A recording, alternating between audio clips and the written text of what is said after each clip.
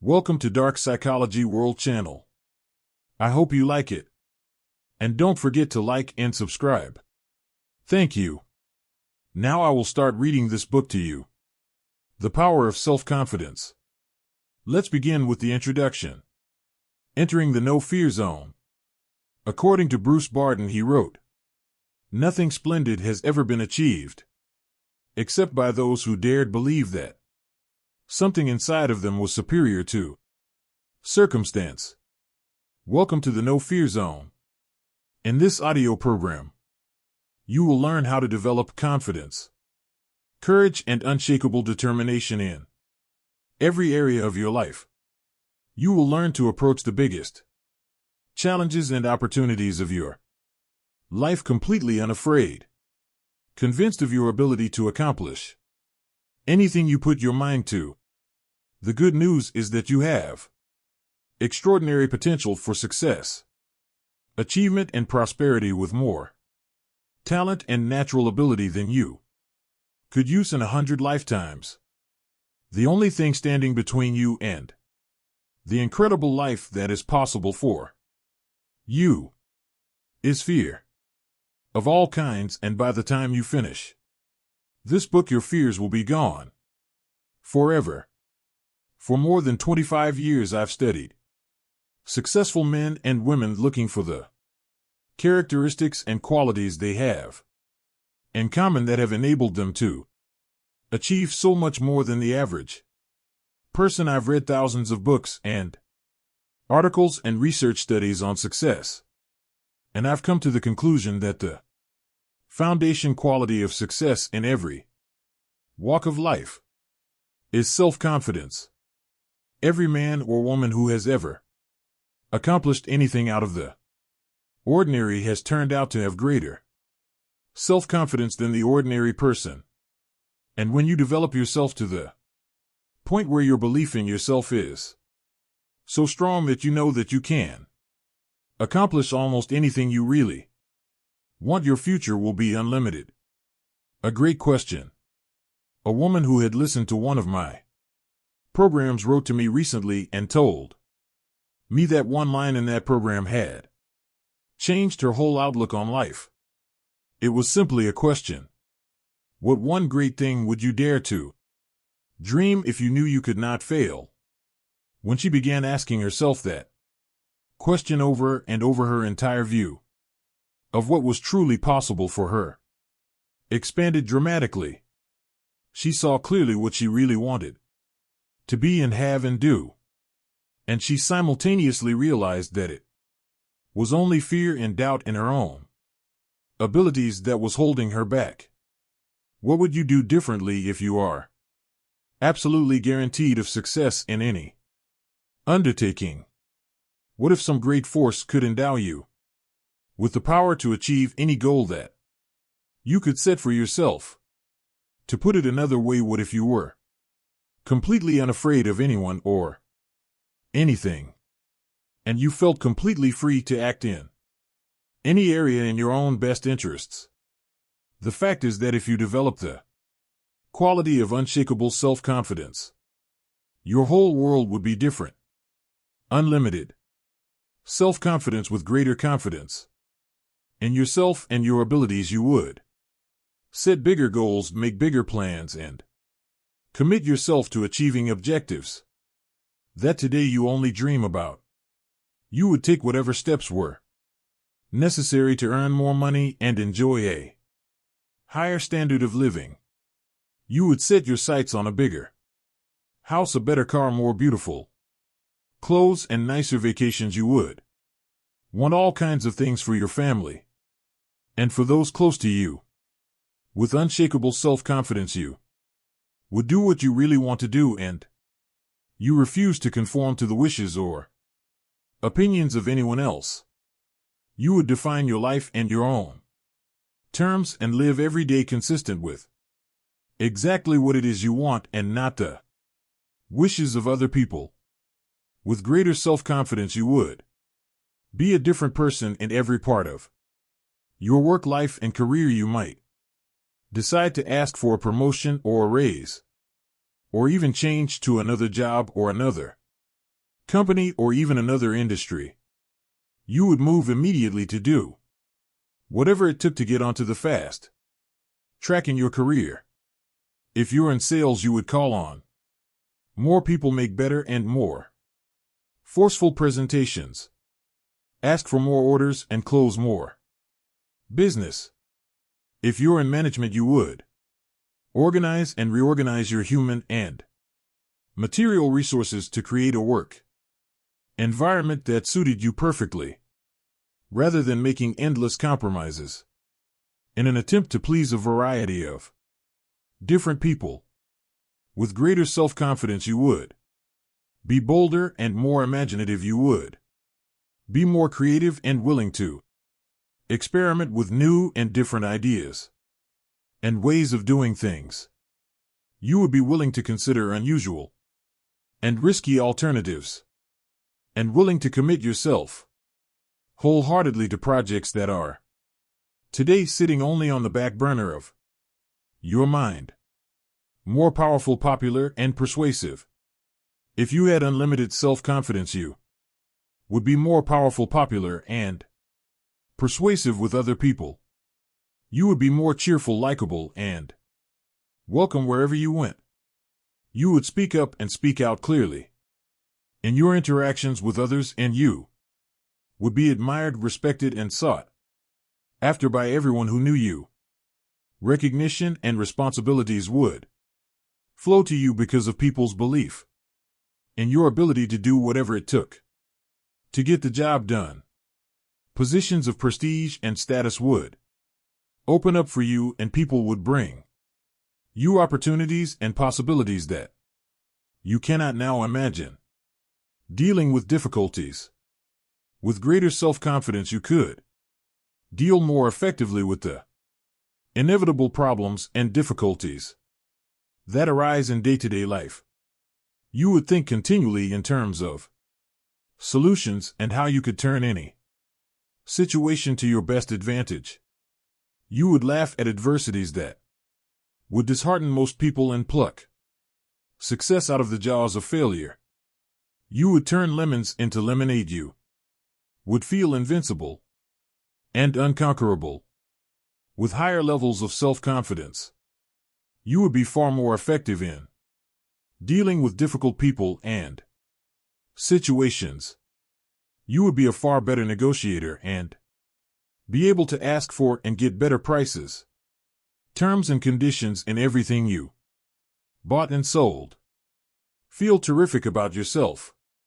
With greater self-confidence, with an unshakable belief in yourself, nothing would be impossible for you. More than anything else, you would feel terrific about yourself.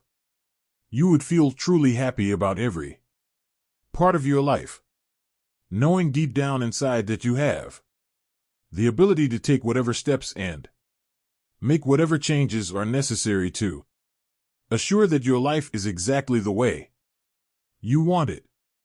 You would experience a tremendous sense of control, which is the fundamental requirement for happiness, well-being, and maximum performance.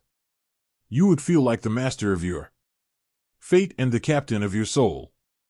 With unlimited self-confidence, you would feel completely self-determined and in charge of your life. You would experience a feeling of strength and power and purpose, and have a positive mental attitude toward yourself and everyone in your life and everything you do. With unshakable self-confidence, you would unquestionably be an exceptional human being. You can develop self-confidence. Unfortunately, however, this is not all that easy. Most people have limited self-confidence, and many people have no self-confidence at all. Human beings tend to be plagued with doubt about their own abilities and fears about every imaginable thing, especially the unknown. The psychologist Abraham Maslow said that the story of the human race is the story of men and women selling themselves short. The great majority of people tend to compare themselves unfavorably with Others, they dwell on their own weaknesses and limitations, and they eventually settle for far less than they're really capable of. Instead of enjoying high levels of self-esteem, self-respect, and personal pride, the average person just gets by from day to day. If self-confidence and the self-esteem that goes with it is so desirable, why is it that so few people have enough self-confidence to live the lives that are possible for them? There are 1,000 reasons, but perhaps the most wonderful discovery about self-confidence is that it is a mental quality that can be learned with practice. And because it is learnable, self-confidence can be developed and built up systematically and progressively over time by following the instructions in this program. The good news is that everyone has a certain amount of self-confidence, more in some areas and less than others. And by working from that base, it's possible for you to build yourself up to the point where you are completely confident in any area that is important to you.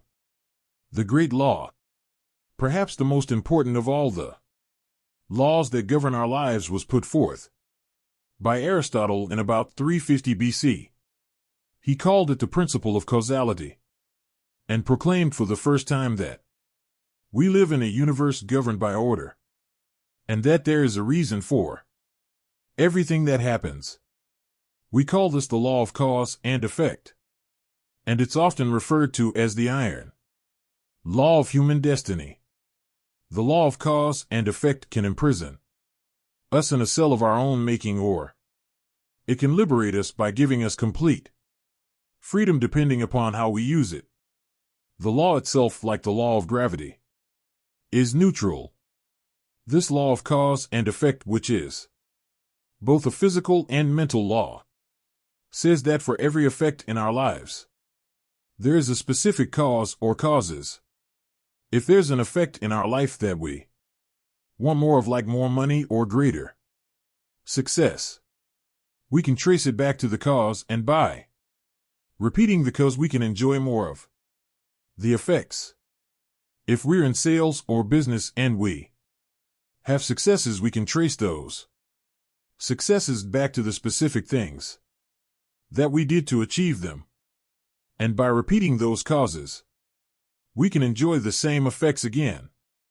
This law also says that if there's an effect in our lives that we don't want, whether it be overweight or insufficient funds or problems with people or negative business conditions, we can trace that effect back to the causes, and by removing or changing the causes, we can achieve different effects or results. This law of cause and effect is so simple and obvious that no one seriously questions it. We live in a world and in a universe governed by law, not by chance. Everything happens for a reason. Neither success nor failure is an accident. They have specific causes, and when we repeat the causes, we get the same effects no matter who we are. This is just the way the world works. The roots of low self-confidence. The world is full of people who are not happy with their results, and yet they continue to do the same things, think the same thoughts, say the same things, and take the same actions every day, and they are amazed that they continue to get the same negative effects. Einstein's definition of insanity was continuing to do the same things and expecting to get different results. However, this is simply not possible. The law of cause and effect applies with equal validity to our levels of self-confidence. All around us and throughout human history, there are and have been men and women with exceptionally high levels of self-confidence who have gone on to achieve extraordinary things. In studying the lives and stories of these people, we find that some of them started out with high levels of self-confidence which they learned from their parents in early childhood.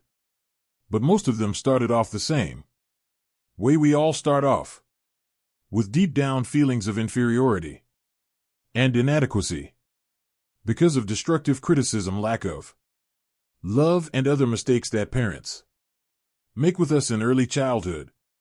We grow up with diminished feelings of self-esteem, low self-confidence, and sometimes a feeling that I'm not good enough in comparison with others.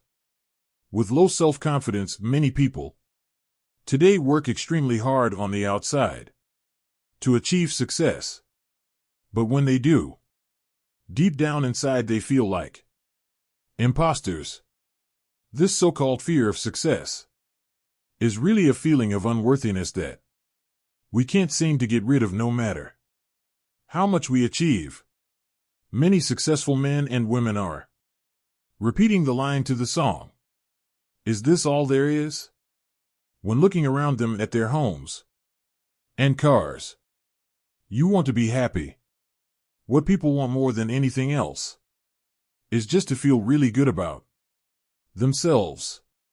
We want to be happy and positive and have a sense of well-being. Above all, what we really want is peace of mind. And you can only enjoy peace of mind when you feel confident in your ability to deal effectively with the requirements of life, with your family, your friends, your work, your customers, your social activities, and all the other things that you are involved in.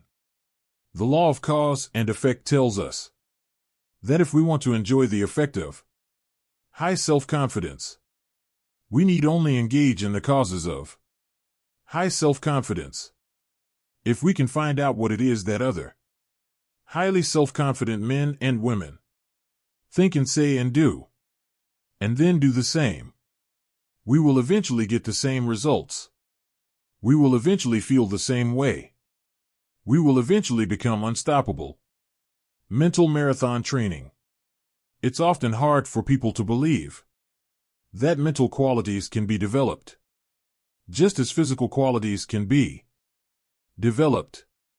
If this were a program on how to run a physical marathon and I was offering to train you day by day over the next 6 months to run a marathon, you would come to realize that even a non-runner can go from being physically unfit to running a marathon of 26.4 miles in 6 months of discipline training. Today there are even men and women in their 50s and 60s who are running marathons for the first time with this kind of training. What this program will do for you is to put you through a mental marathon.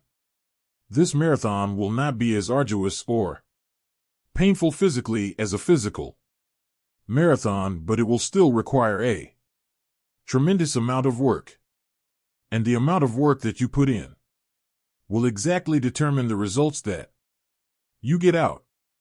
If you follow these proven and practical principles drawn from the lives and behaviors of the most successful men and women alive today, and all of which are scientifically validated by extensive research and experience, you can develop the self-confidence that you desire so that you can achieve anything you really want. So let's begin. Chapter 1. The Foundation of Self-Confidence. William Shakespeare said, "There is nothing either good or bad, but thinking makes it so." Your thoughts and feelings about yourself and what you can do or not do are the sum total result of a lifetime of experience and conditioning, and usually have little relationship to what is truly possible for you. In personal development, there is a principle or a law of becoming that simply says that each person is in a continual process of becoming or evolving and growing in the direction of his or her dominant thoughts. Your body is also in a state of becoming. At a normal rate of cell death and replenishment, you have a brand new body every 7 years. But whereas your physical evolution in becoming is affected by the food that you put into your body, your mental evolution and becoming is largely determined by the thoughts that you put into your mind. You become what you think about. The law of concentration says that anything you dwell upon grows in your reality. Anything that you think about long enough and hard enough eventually becomes a part of your mental processes, exerting its influence and power on your attitude and your behavior. If you constantly think thoughts of boldness and courage and self-assertion, you become progressively bolder and more courageous and more self-assertive. The more you dwell on the person you would like to be with the qualities that you would like to have, the more you implant those deep into your subconscious mind, where they become part of your ongoing evolution. What you habitually think about eventually becomes a part of your character and your personality. In this sense, you are a self-made man or woman. You are where you are and what you are because of the thoughts that you have allowed to preoccupy your mind. Whatever you have dwelled upon over the past months and years, you have become. And you are right now today the result of all those thoughts. Not only have you made yourself into the person you are today, but you are continuing with the job of construction with every thought you think. Since this is an unavoidable fact of life, the smartest thing that you can do is persistently think the thoughts that are consistent with the kind of person you would like to be. Personal growth is not easy. However, for most people, thinking the thoughts that they would like to think about to become the person they would like to be is too big a leap. Most people continue to think about and talk about exactly what they don't want to happen.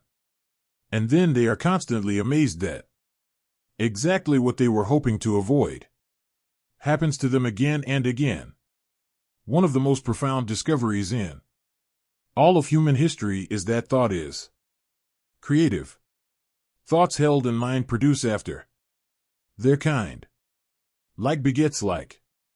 Your thoughts become your realities. You do become what you think about most of the time. You cannot harbor one kind of thought and experience a different kind of existence. This law of cause and effect works perfectly everywhere and always for everyone. The development of unshakable self-confidence therefore begins with you taking full, complete, systematic, and purposeful control over the contents of your conscious mind, disciplining yourself to think consistently about only the things that you desire, and to resolutely keep your mind off of the things that you fear. All of life is from the inside out. It is from the inner to the outer. The law of correspondence, perhaps one of the most important of all the mental law, says that your outer world will be a reflection of your inner world. What you see on the outside is largely a reflection of what is going on inside of you. This is not only true for you, it is true for everyone around you. Your inner life predicts your outer life. Many times we see people who seem to be very nice and pleasant on the outside, but who seem to have continuous problems in their personal and business lives. We wonder, how could these unhappy things happen to such nice people? The unavoidable fact is that, with few exceptions, most of what a person experiences in his or her outer life corresponds exactly to something that is going on in their inner life, something which you seldom know, and it cannot be otherwise. True happiness and success comes from living your life in harmony with the laws that govern your being. Even though these laws are invisible, they are like the law of gravity, which is also invisible but is to be violated only at your own peril. Happy people are those who obey and follow the laws of nature and live their lives consistent with those laws. Start with your inner life. If you want to enjoy self-confidence on the outside, you must practice complete integrity on the inside. The foundation of self-confidence is for you to live your life consistent with your innermost values and principles, while thinking and acting in harmony with your highest aspirations. Men and women with the most rock-solid self-confidence are those who are absolutely clear about what it is they believe to be right and good and worthwhile, and who live their lives consistent with these values. Everything they do or say is an expression of their innermost convictions. Your whole world can fall down around you, but as long as you know that you are doing the right thing, you will have a deep inner sense of calm that will manifest itself in an attitude of confidence and self-assurance in any situation. You'll have many ups and downs in life, but what is most important is that you remain true to yourself, and then, as Shakespeare said, thou canst not then be false to any man. Determine your values. The starting point of developing high levels of self-confidence and becoming a superior human being is for you to think through and decide upon your values. Superior men and women are those who have taken the time to decide clearly what it is they believe in and in what order, and they have then organized their lives so that everything that they do reflects those values. Recently, I addressed about 150 members of the national sales force of a very successful company. This company had started from an idea, had grown very rapidly in an extremely competitive market, and the company was very profitable. All the people at the meeting were remarkably positive and upbeat and had a special quality of goodness about them. When I commented on this, the president of the company showed me the value statement that the executives of the company had worked out before they had begun operations. There were 2 pages of values and principles which were given to everyone in the company when they began. These 2 pages had been subsequently reduced onto plasticized cards that each person could carry in their wallet or purse. The president told me an interesting story. He said that whenever 2 or more people in the company were wrestling with a decision of any kind, even over the telephone, they would pull out their plasticized cards describing the corporate values. They would then review the values together one by one and compare the various options available to them with each value. Whatever decision they finally made would always stand the values test without question. Values in business. In a recent study covering 25 years of business history, the researchers found that the companies that had very clear written values to which everyone in the company ascribed had earned an average of 700% greater profit over the 25 years than other companies in the same industries that did not have written codes of values as within. So without, whenever I conduct a strategic planning exercise for a corporation, the executives of the corporation always select integrity as their highest value and most important organizing principle for the entire corporation.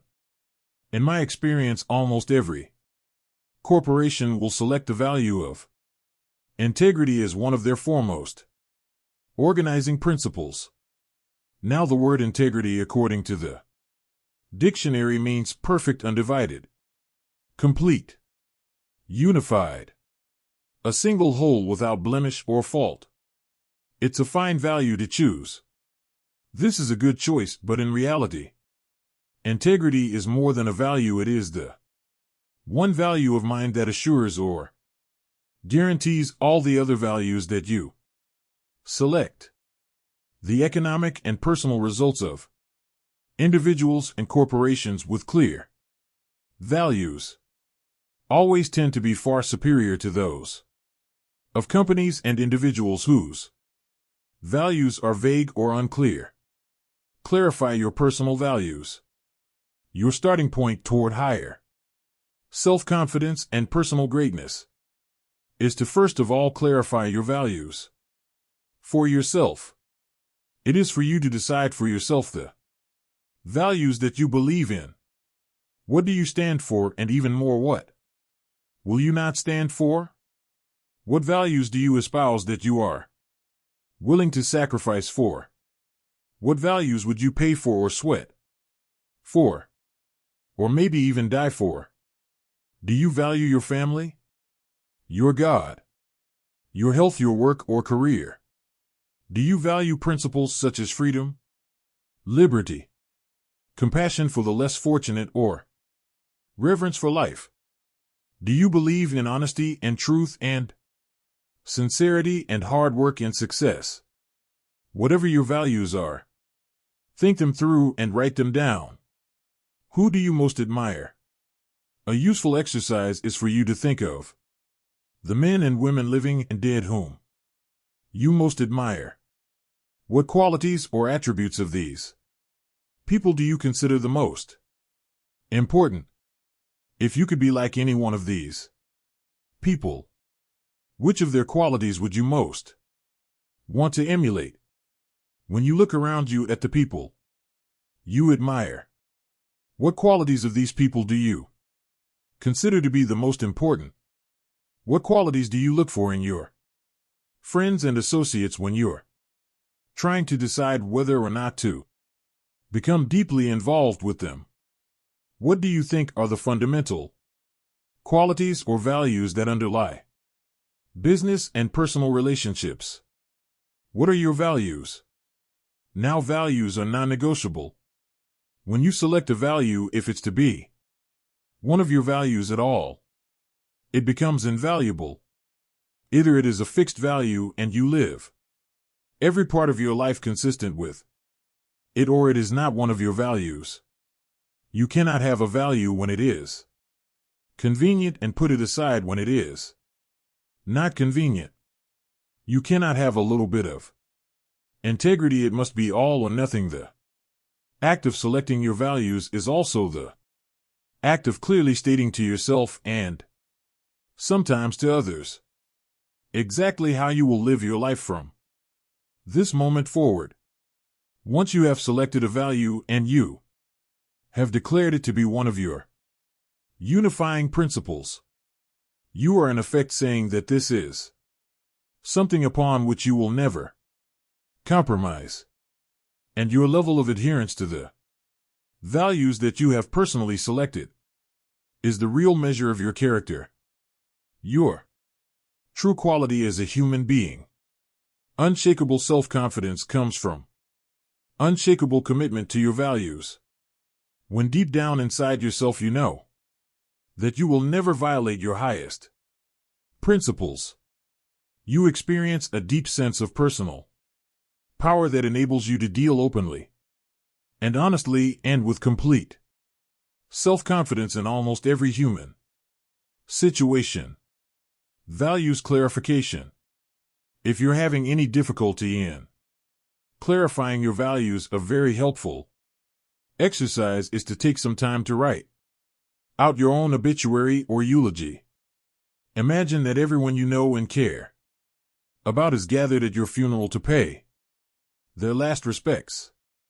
The minister reads your eulogy to this assembly of people, and in it he describes the person you became over the course of your lifetime. He describes not only what you accomplished and what you contributed to the lives of others, but he reads out the virtues, values, and qualities that you were known for by the people around you. This obituary can become your vision of the kind of person you wish to be. and the kind of values that you wish to live by. No one is perfect, and we all have a long way to go in living our lives consistent with our highest values. But the very exercise of writing out your obituary will exert a powerful influence on everything that you do thereafter. Both consciously and unconsciously, you will be drawn toward living and acting more and more like the person you described in that final testament. Organize your values. Once you've decided upon your values, your work is not over now. You have to organize your values by priority. You have to decide which value is more important and which value is less important.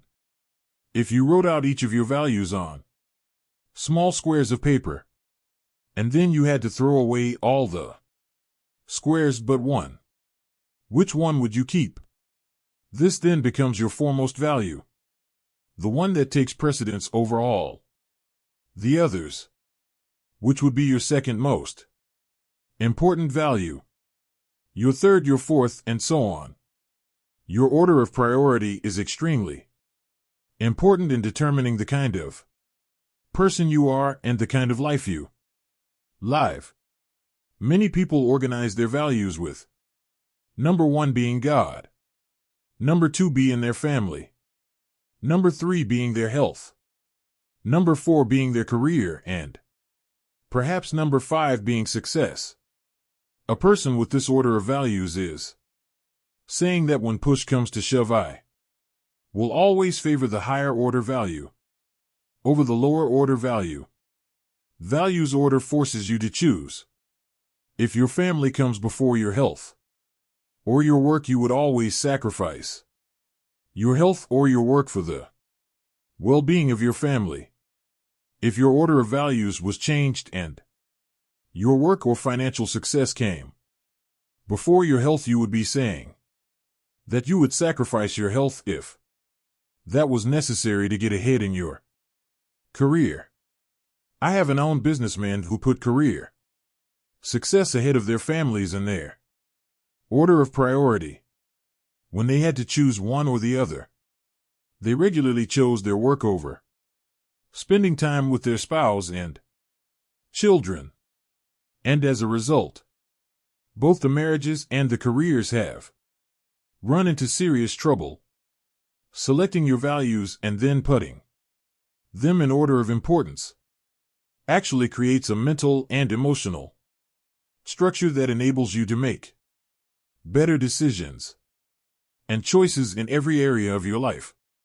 Integrity revisited. The principle of integrity or adherence to your values seems to be a law of the universe. Whenever you violate or compromise your integrity for anything, there seems to be a great power or force of a retribution that will not allow you to get away with it. Integrity seems to be an absolute requirement for successful human living. A failing in integrity or compromising your values not only seems to bring about a punishment that fits the crime, whether it's in business and politics or personal life, but it seems to create a high level of stress, unhappiness, and inner turmoil in the life of the individual. This need for absolute integrity seems to require that you live in truth with all people and under all circumstances. Living in truth means that you never live a lie. It means that you never compromise your integrity for the sake of a job or money or a relationship. It means that you always do and say what you know to be right and true, no matter what the short-term cost or benefit. Living in truth means that you do not pretend or practice self-delusion. You face life, your relationships, and your circumstances exactly as they are, not as you wish they would be. Living in truth means that you never stay in a situation that makes you unhappy or which you feel for any reason is wrong for you. Set peace of mind as your highest principle. Living in truth means that you set peace of mind as your highest goal and as your core organizing principle. You select all your other goals to be consistent with it. You never compromise your peace of mind for anyone or anything else. You do and say only those things that feel perfectly right for you. You accept your own thoughts and feelings completely, whatever they are, and you systematically change each part of your life that is not giving you peace of mind. Only in this way can you enjoy the high levels of self-confidence that are experienced by the superior individual. Only by insisting that everything you do allows you to live in peace with yourself can you feel really terrific about yourself and get along wonderfully in all your relationships. Your values are only expressed in your actions. Living consistent with your values is the key to happiness, harmony, well-being, and high levels of self-confidence. And this brings us to the final point in this chapter, perhaps the most important point of all. It is that your true values are only expressed in your actions, in what you do. You can tell what you truly believe by observing what you do in any situation where you have to make a choice, especially when you are under stress and pulled in two directions at once, with opposing demands or responsibilities. This is when your true values are revealed. The action that you take in any given situation will tell you which of your values is uppermost or whether you have any values at all. It is not what you say or hope or wish or intend, but only what you do that counts. Your choices of the actions you take tell you unerringly who you really are. In fact, you can tell what your values have been in the past by looking back and observing what you did under stress when you had an important choice to make. Did you listen to the better angels of your nature?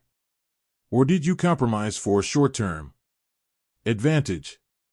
A person who says that his or her family comes first and then has to choose between working late and going to a child's school play or sports activity, and who chooses the child's needs over the boss's requirements, is a person who is living consistent with his or her highest values.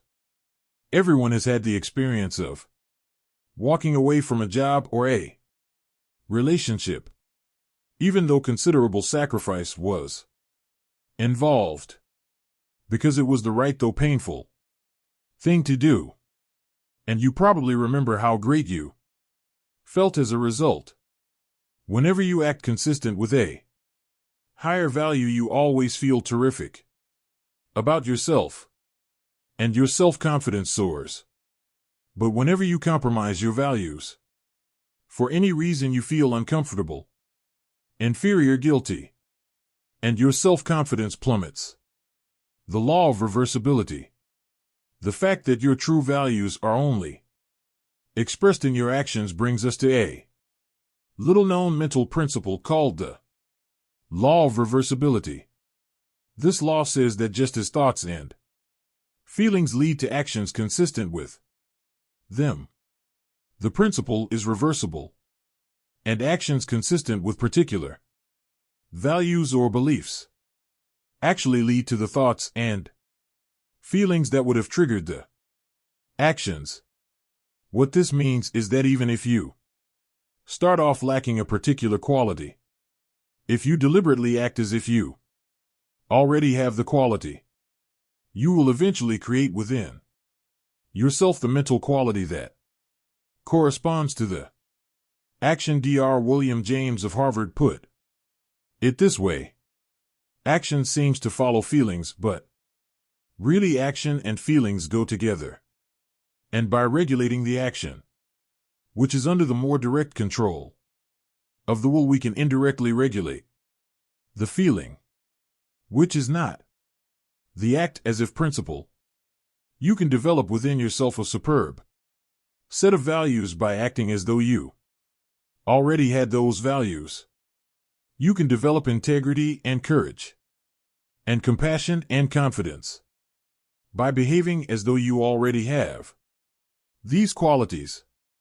And the more you act the part, especially when you demonstrate these qualities under stress, or when you feel like doing or saying something else, the more rapidly these qualities become a permanent part of your mental makeup. The more you practice good values, the more rapidly you become a truly superior person.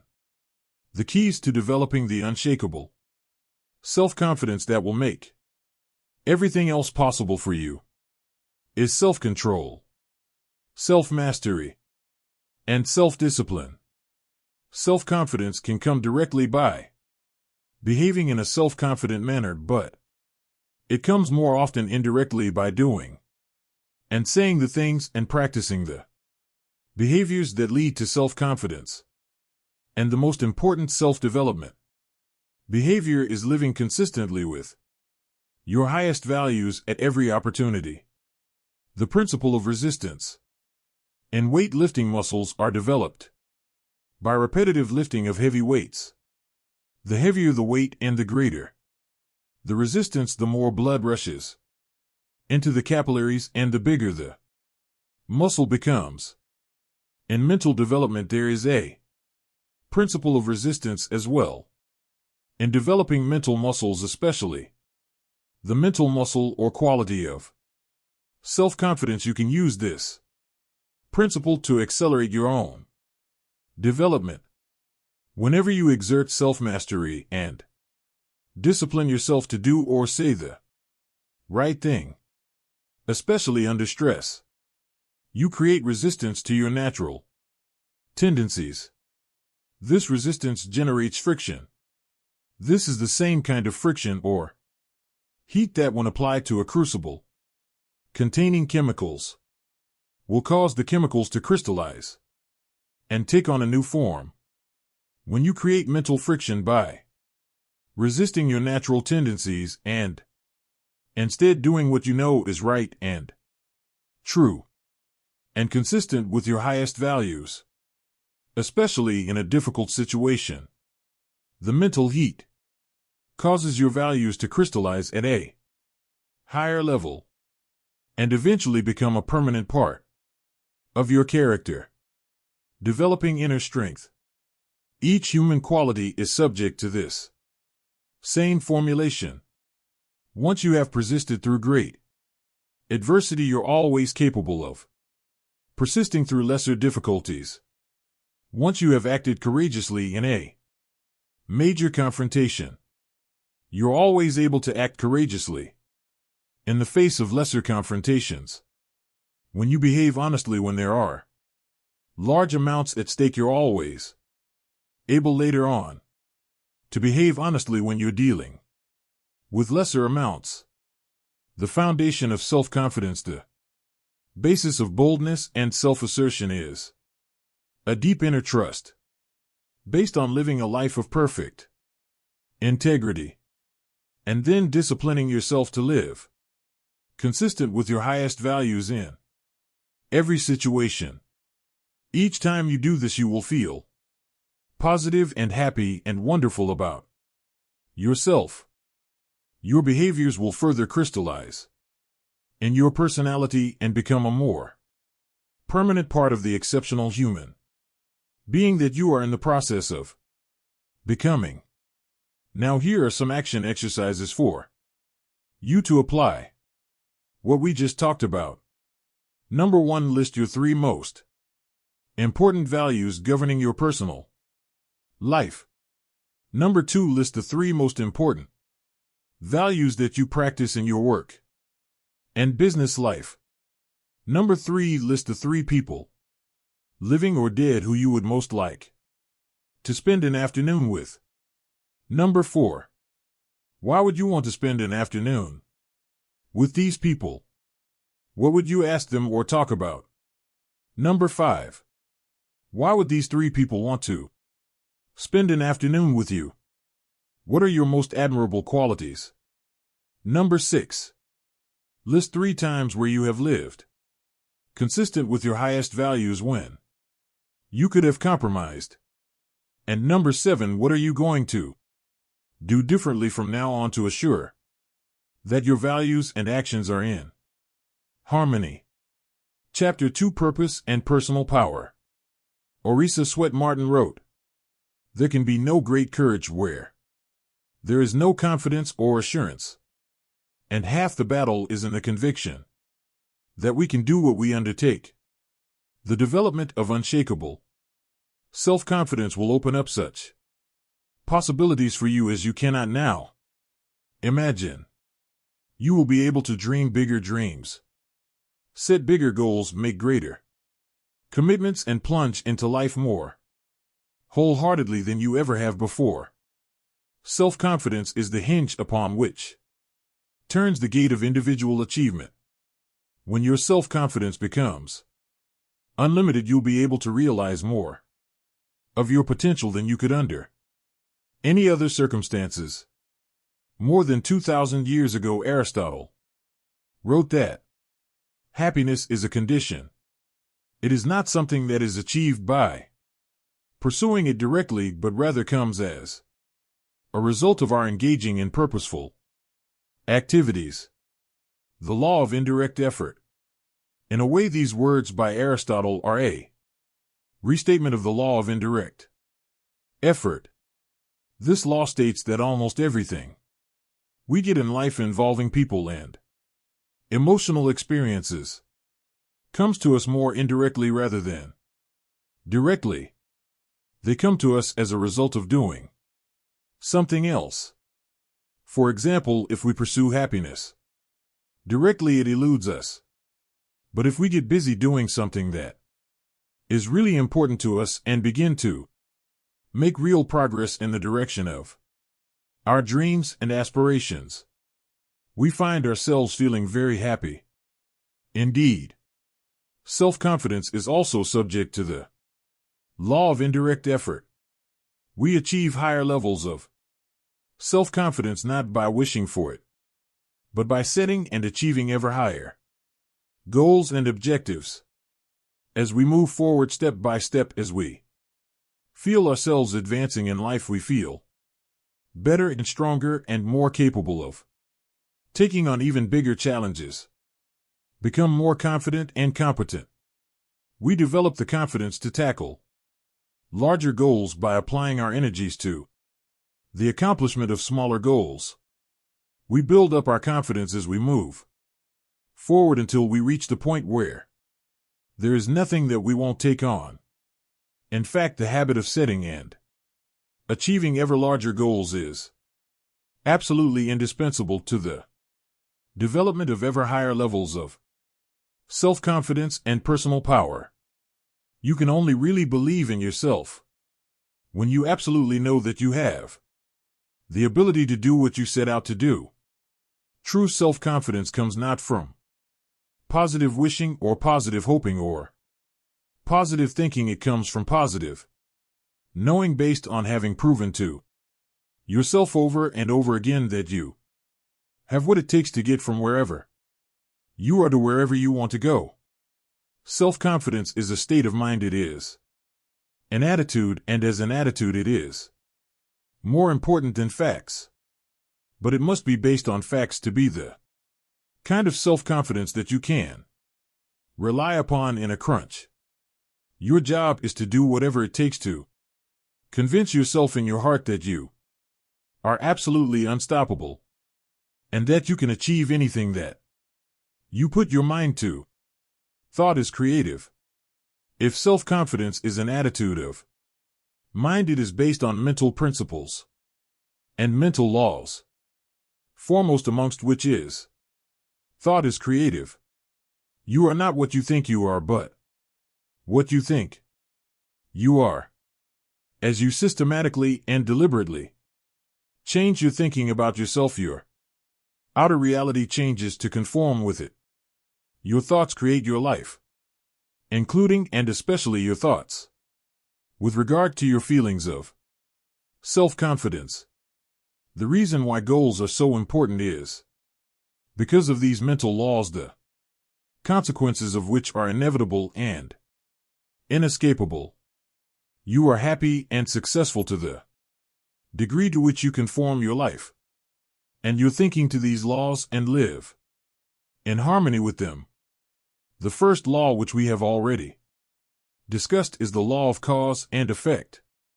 This law is so simple and powerful that you need to remind yourself of it all the time. Everything that happens in your life, success or failure, wealth or poverty, health or illness, happiness or unhappiness, self-confidence or insecurity, are all subject to this law. The Bible teaches this basic law as the principle of sowing and reaping. It says that whatsoever a man soweth, that also shall he reap. This especially refers to the thoughts you think. If you sow positive, optimistic, uplifting thoughts in your mind, you will reap positive, optimistic, uplifting events and experiences in your life. And it cannot be otherwise. If you sow clear goals and objectives in your mind, you will reap clear results and rewards in your outer life. The law of attraction, a corollary of the law of cause and effect, is the law of attraction. This is one of the most important of all mental laws in explaining what happens to you. This law says that like attracts like. It says that you inevitably attract into your life the people, ideas, circumstances, and opportunities that are in harmony with your dominant thoughts, just like a magnet attracts iron filings. You attract whatever is consistent with whatever you are thinking about most of the time, because this is a law. You cannot think one thing and attract something else. Whatever you are thinking about most of the time, you are drawing into your life from all directions. This is why fuzzy goals bring fuzzy results.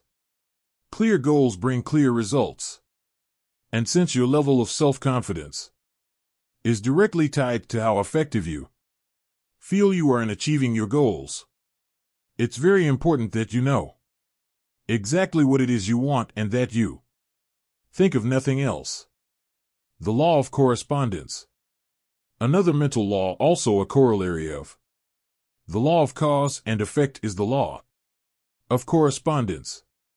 This law says that your outer world tends to correspond to your inner world. Your outer world of health, wealth, and relationships will be a reflection of the way you think about each of these subjects. There is a saying that thoughts held in mind produce after their kind. Your thoughts and goals are like seeds, and your mind is like fertile soil. Whatever seeds, positive or negative, clear or unclear, you are planting into your mind will grow in your reality. Whatever you are reaping or experiencing today is the result of what you have sown in the past. Since your mind is not a vacuum, it doesn't remain empty.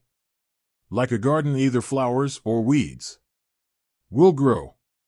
Your thoughts are the most powerful forces in your universe. They are both creative and causative. Every minute of every day they are forming the world around you. As Shakespeare said, nothing is, but thinking makes it so. Your life is what your thoughts make it. The law of concentration, another principle that affects your life, is called the law of concentration. This is an important principle in determining the development and maintenance of your self-confidence. The law of concentration, as mentioned earlier, says that whatever you dwell upon continually grows in your reality. Thinking about a subject, dwelling on it continually, is like watering and fertilizing a seed. Concentration causes it to grow faster. In your experience, the more you dwell on any goal or subject, the more of your mental capacities are dedicated to making that goal or subject a reality. The law of concentration explains why unwavering dedication to a single purpose goes hand in hand with all great accomplishment. The ability to concentrate without diversion on a single subject to the exclusion of all others explains why ordinary people achieve extraordinary things. Peter Drucker once said that whenever you find something getting done, you find a monomaniac with a mission. Because of this mental law, an average individual with average capabilities, by bringing all of his or her mental powers to bear on the achievement of a single goal, can often accomplish far more than a seemingly more fortunate person whose energies are dispersed by having several goals at once, or, as quite commonly happens, no goals at all. The law of substitution. The law of substitution states that your conscious mind can only hold one thought at a time, positive or negative, and whatever thought is held continuously in your conscious mind will eventually be accepted by your subconscious mind as an instruction or command. Your subconscious mind, in harmony with these mental laws, will go to work 24 hours per day to bring your dominant thought or idea into reality. Your subconscious mind is inordinately powerful. It is the repository of all of your emotions and beliefs and values and attitudes and feelings. All your thoughts and feelings throughout your life are stored in your subconscious mind. The development of the unshakable self-confidence that you desire requires that you step up to your mental computer and take every step necessary to program self-confidence deep into your subconscious mind. The law of emotion. The final mental law you need to know in the development of purpose, personal power, and self-confidence is the law of emotion. This law says that every decision you make, every thought you think, every action you take is based on an emotion of some kind. And the two primary emotions are either the emotion of fear at one end of the spectrum of emotions, or the emotion of desire at the other end of the spectrum. When you hold an emotion-charged thought in your conscious mind, it is rapidly accepted by your subconscious. Your subconscious then activates all your mental powers and begins to turn that inner thought into a result or experience in your outer world. The more powerful the emotion, the more effect it has on your thinking and actions, the more rapid the change in your experience. If the emotion is strong enough that change can be instantaneous.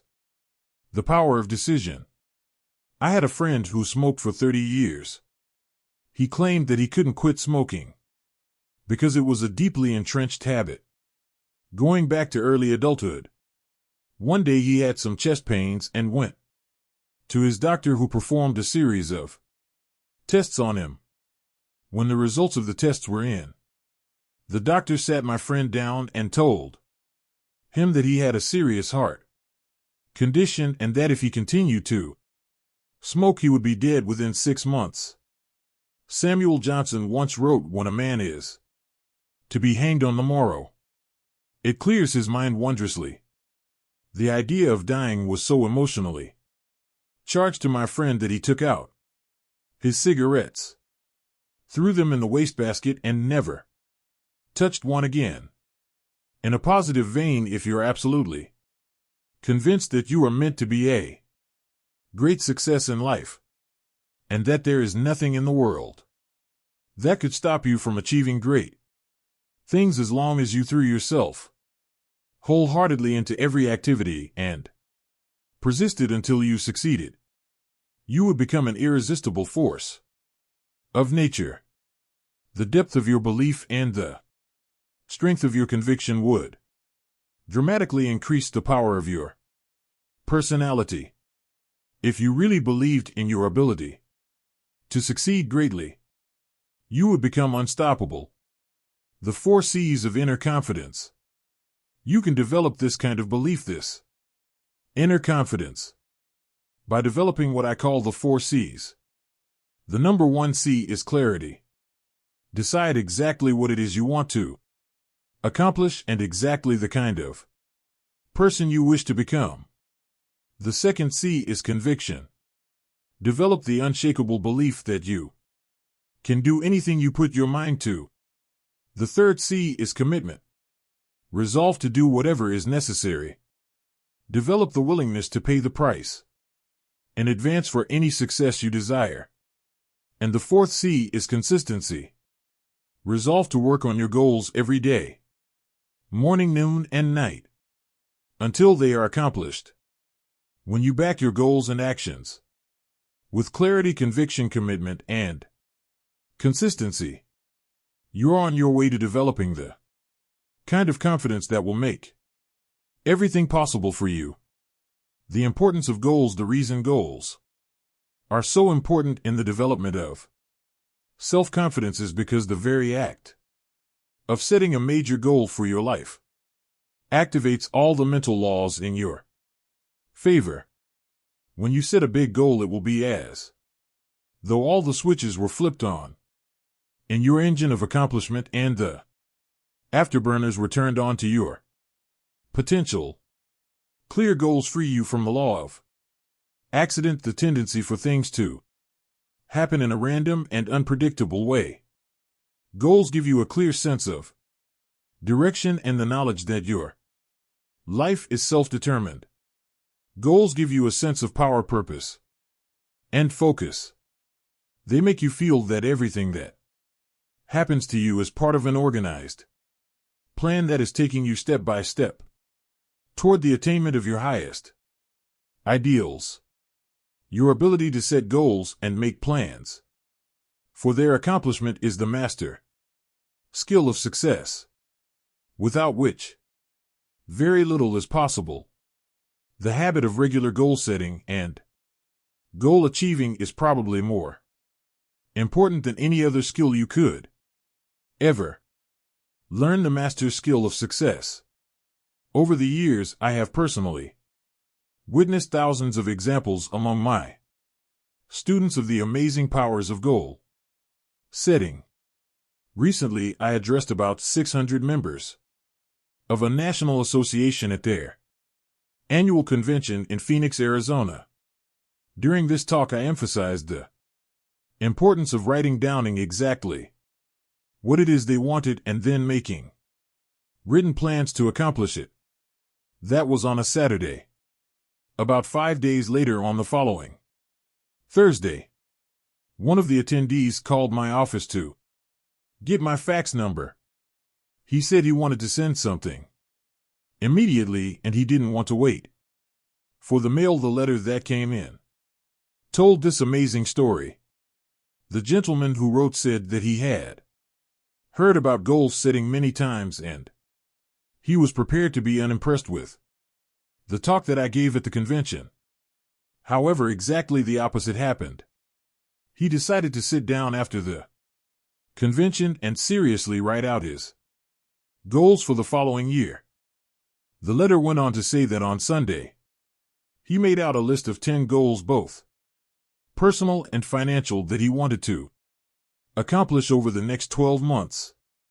What astonished him was that he had accomplished 5 of the 10 goals by Monday, the next day at 5 o'clock. He could hardly believe it, so he quickly wrote down 5 more goals to bring his list for the year back up to 10.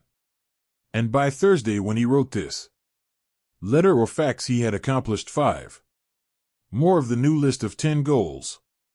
He felt that he had made more progress in a week with clear written goals and plans than he had made in the previous year. Remarkable success stories. Another gentleman, a recent immigrant from Pakistan, was dead broke and sleeping on the ground when someone tried to help him by letting him listen to an audio program of mine on goal setting. It transformed his life. For years later, he had started and built 2 successful businesses and was worth more than $1 million. A woman who was going through a difficult period of her life with both personal health and financial problems decided to sit down and set some new goals and make some plans to resolve her difficulties. As a result, within 1 year, she got out of a bad relationship, joined Alcoholics Anonymous, and quit drinking, lost 40 pounds, and tripled her income to more than $100,000 per year. And she attributed her successes to the power of written goals. There are countless other testimonies to the power of written goals. I received them in person and via email every week from people all over the world. And before this program is finished, I will give you a simple goal-setting technique that can put your whole life into overdrive. Fears hold you back. Remember when I said that everything you do is the result of either fear or desire? Fear is and always has been the greatest enemy of mankind, and it's also the greatest enemy of self-confidence. It is fear that holds us back more than any other factor. Fear of all kinds works on us unconsciously to undermine and sabotage our best intentions and our greatest hopes. In fact, as you listen to these words, you are probably thinking of a fear that holds you back in some way. No matter what you do, fear will rear its ugly head and attempt to trip you up. Sometimes the fear will appear consciously in the form of rationalizations and excuses that you use to sabotage yourself and hold yourself back. Sometimes you will find yourself avoiding goal setting by saying that, "Oh, I already know what my goals are. I don't need to write them down." Your subconscious mind will tell you, if you don't set any clear goals, you can't fail. This is just another way of saying that you don't really believe in your ability to do any better than you are doing right now. Fear will often appear as procrastination about writing down your goals in the first place. You will resolve to write out your goals and plans on the weekend or on your vacation or during the summertime, or when you can dedicate a few hours to it, or sometime in the indefinite future. Then, like 97% or more of adults, you'll never do it. You will start to rationalize and say, "Well, considering my situation, it probably wouldn't make any difference anyway." The comfort zone. If the greatest enemy of self-confidence is fear, then the greatest enemy of human achievement is the comfort zone. Psychologists have determined that each of us has a natural tendency to slip into a zone of performance and behavior where we feel comfortable, one that is easy and unchallenging, and then to stay there. We stop striving, we relax, and day by day we develop the habits that lead to underachievement and failure. We settle for far less than we're truly capable of. We engage in social networking, watch television, listen to music, socialize, and generally waste our time. And then we eventually convince ourselves that this is the very best that we can do. Most people are in comfort zones of their own making.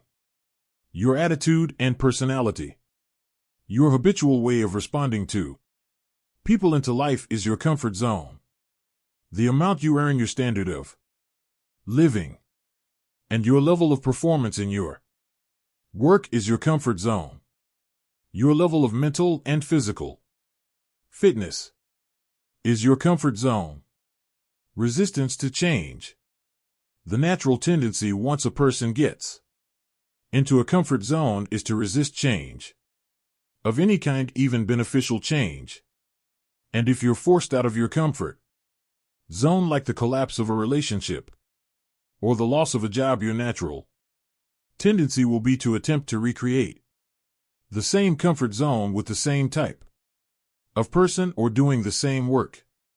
Everyone has had the experience of losing a job that they disliked, only to go out looking for a similar job doing the same work. We get into a relationship that doesn't work out, and our natural tendency is to try to form a new relationship with a similar type of person. We earn a certain amount of money, and rather than striving to increase our earning ability, we adjust our lifestyle and accommodate to our financial situation.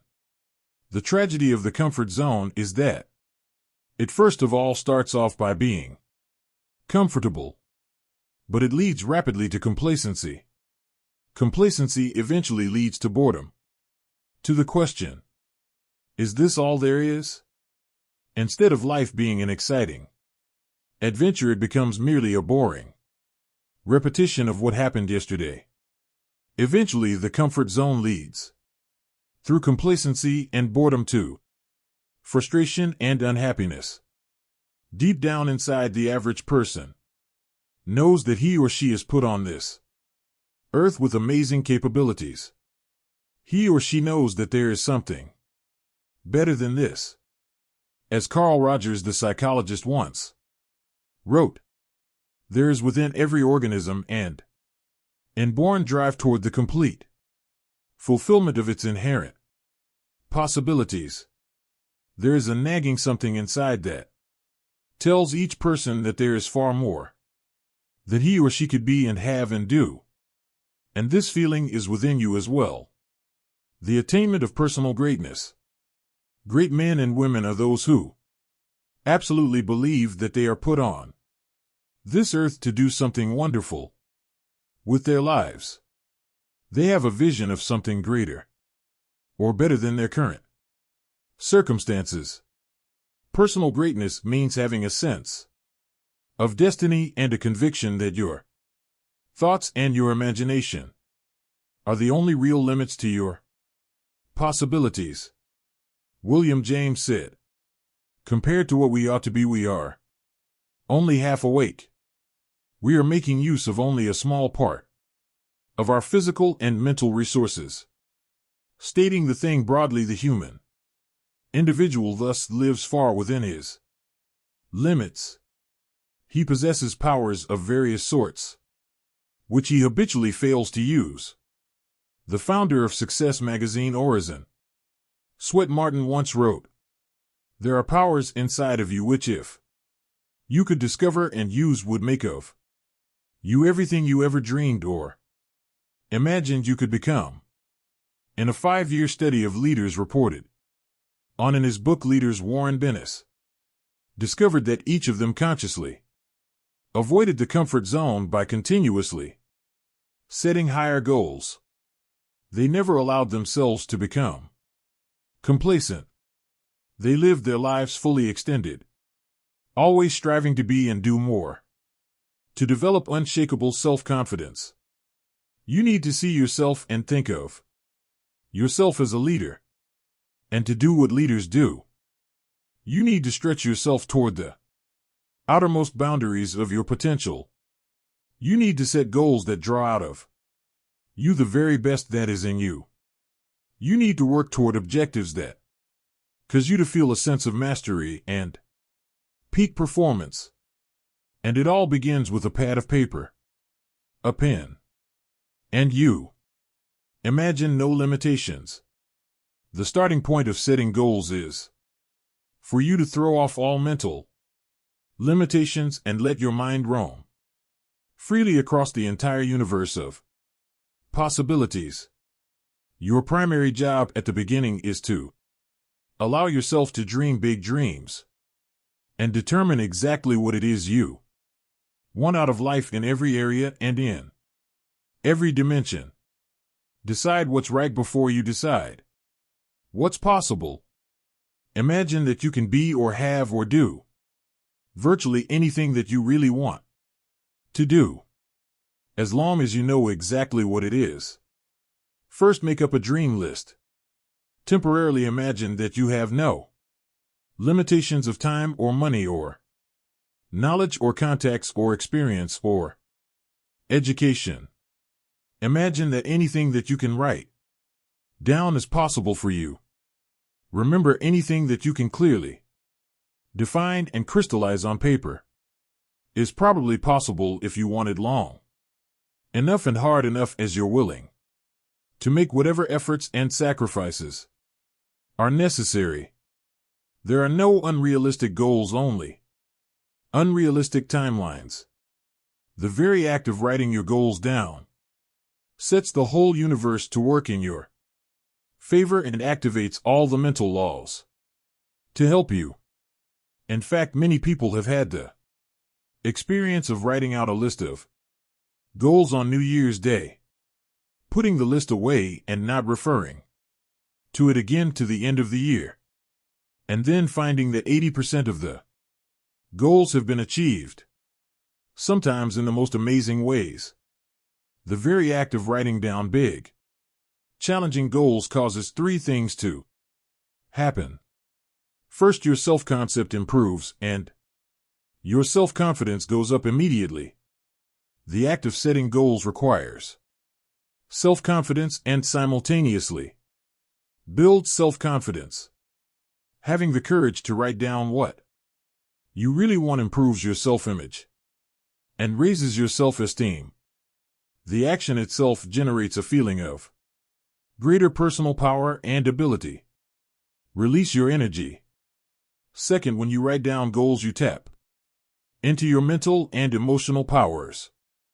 Goal setting actually gives you a burst of physical and mental energy. Your heart rate and your respiratory rate speeds up. The very act of goal setting is inherently exciting. It sounds a little bit corny, but someone once said, "Feeling listless, make a list."